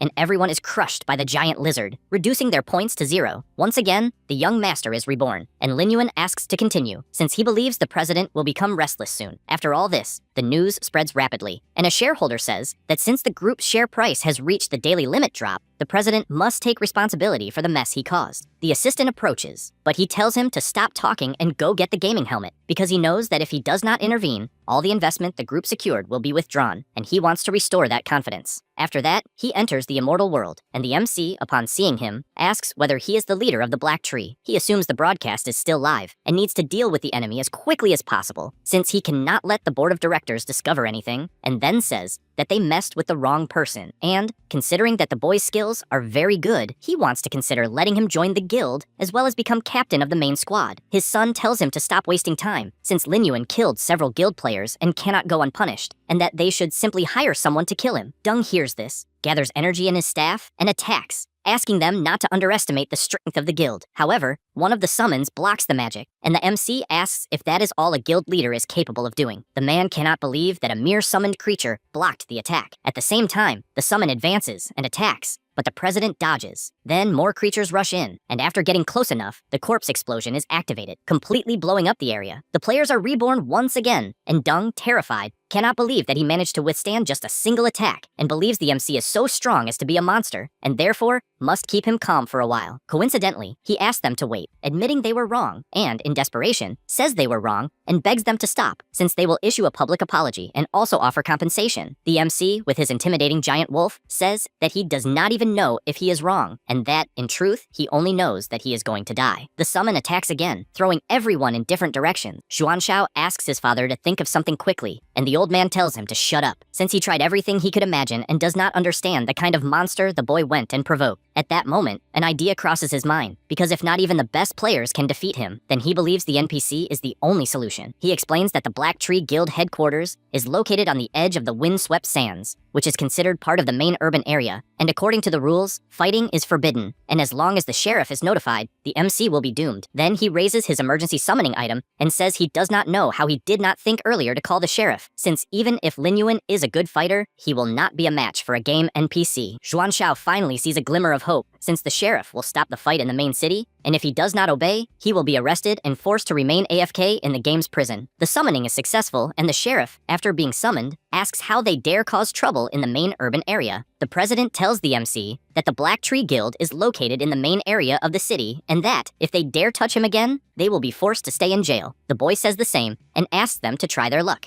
No sooner does he say that, Then he takes a fireball to the chest. Dung simply cannot believe it and activates his shield, also shouting that it is completely insane to attack someone in front of the sheriff. The man orders his subordinates to arrest the MC for 3 months for daring to challenge the law. Meanwhile, the live broadcast runs freely with 30,000 viewers. They think this mechanism is terrible, since there is absolutely no chance for the MC to defeat the system. Dung also bursts into laughter, since if a player injures the sheriff NPC, they will be hunted throughout the entire Western Desert Kingdom, and no matter how strong they are, they will not be able to kill someone like that with a single sword strike. No sooner does he say that, than Lin Yuan cuts the old man in half for talking too much. The spectators are getting angry at the MC, since it seems he has no intention whatsoever of reconciling, and once again, the president's points drop to 0. Because of this, the sheriff says that Lin Yuan has challenged the laws of the Western Desert Kingdom and will therefore be severely punished. However, the MC simply throws an item toward the sheriff, who upon seeing it, cannot believe his eyes, since it is the honorary insignia of the Scorpion Tail Knights, and therefore asks if he truly is an honorary knight. The MC replies yes, and immediately the sheriff orders his subordinates to stop. In addition, he takes the insignia and calmly returns it. Lin Yuan then points forward and orders them to deal with the 2 people. The sheriff says it will be an honor to serve someone from the honorary knights. The president simply cannot believe that the sheriff took no action, just like Xuan Shao, who is indignant upon learning that Lin Yuan is an honorary knight who even made the sheriff fall for him. After that is said, the NPCs run toward them, since they dared challenge a Scorpion Tail Knight and therefore want to interrogate the 2. They panic, since they have now gotten themselves into trouble they will have no way out of, and the 2 are immobilized. As they are taken away, the president still asks them to wait, since they can talk if the problem is money, but the MC warns that it is already too late to say anything, and guarantees that the only destination now for the Black Tree Guild is dissolution. The broadcast, which has more than 40,000 people, comments that this is something unbelievable, since a professional player faced an entire guild alone, and this is a new unprecedented record. That's all, folks. If you enjoy the video, subscribe and hit the bell. Thanks.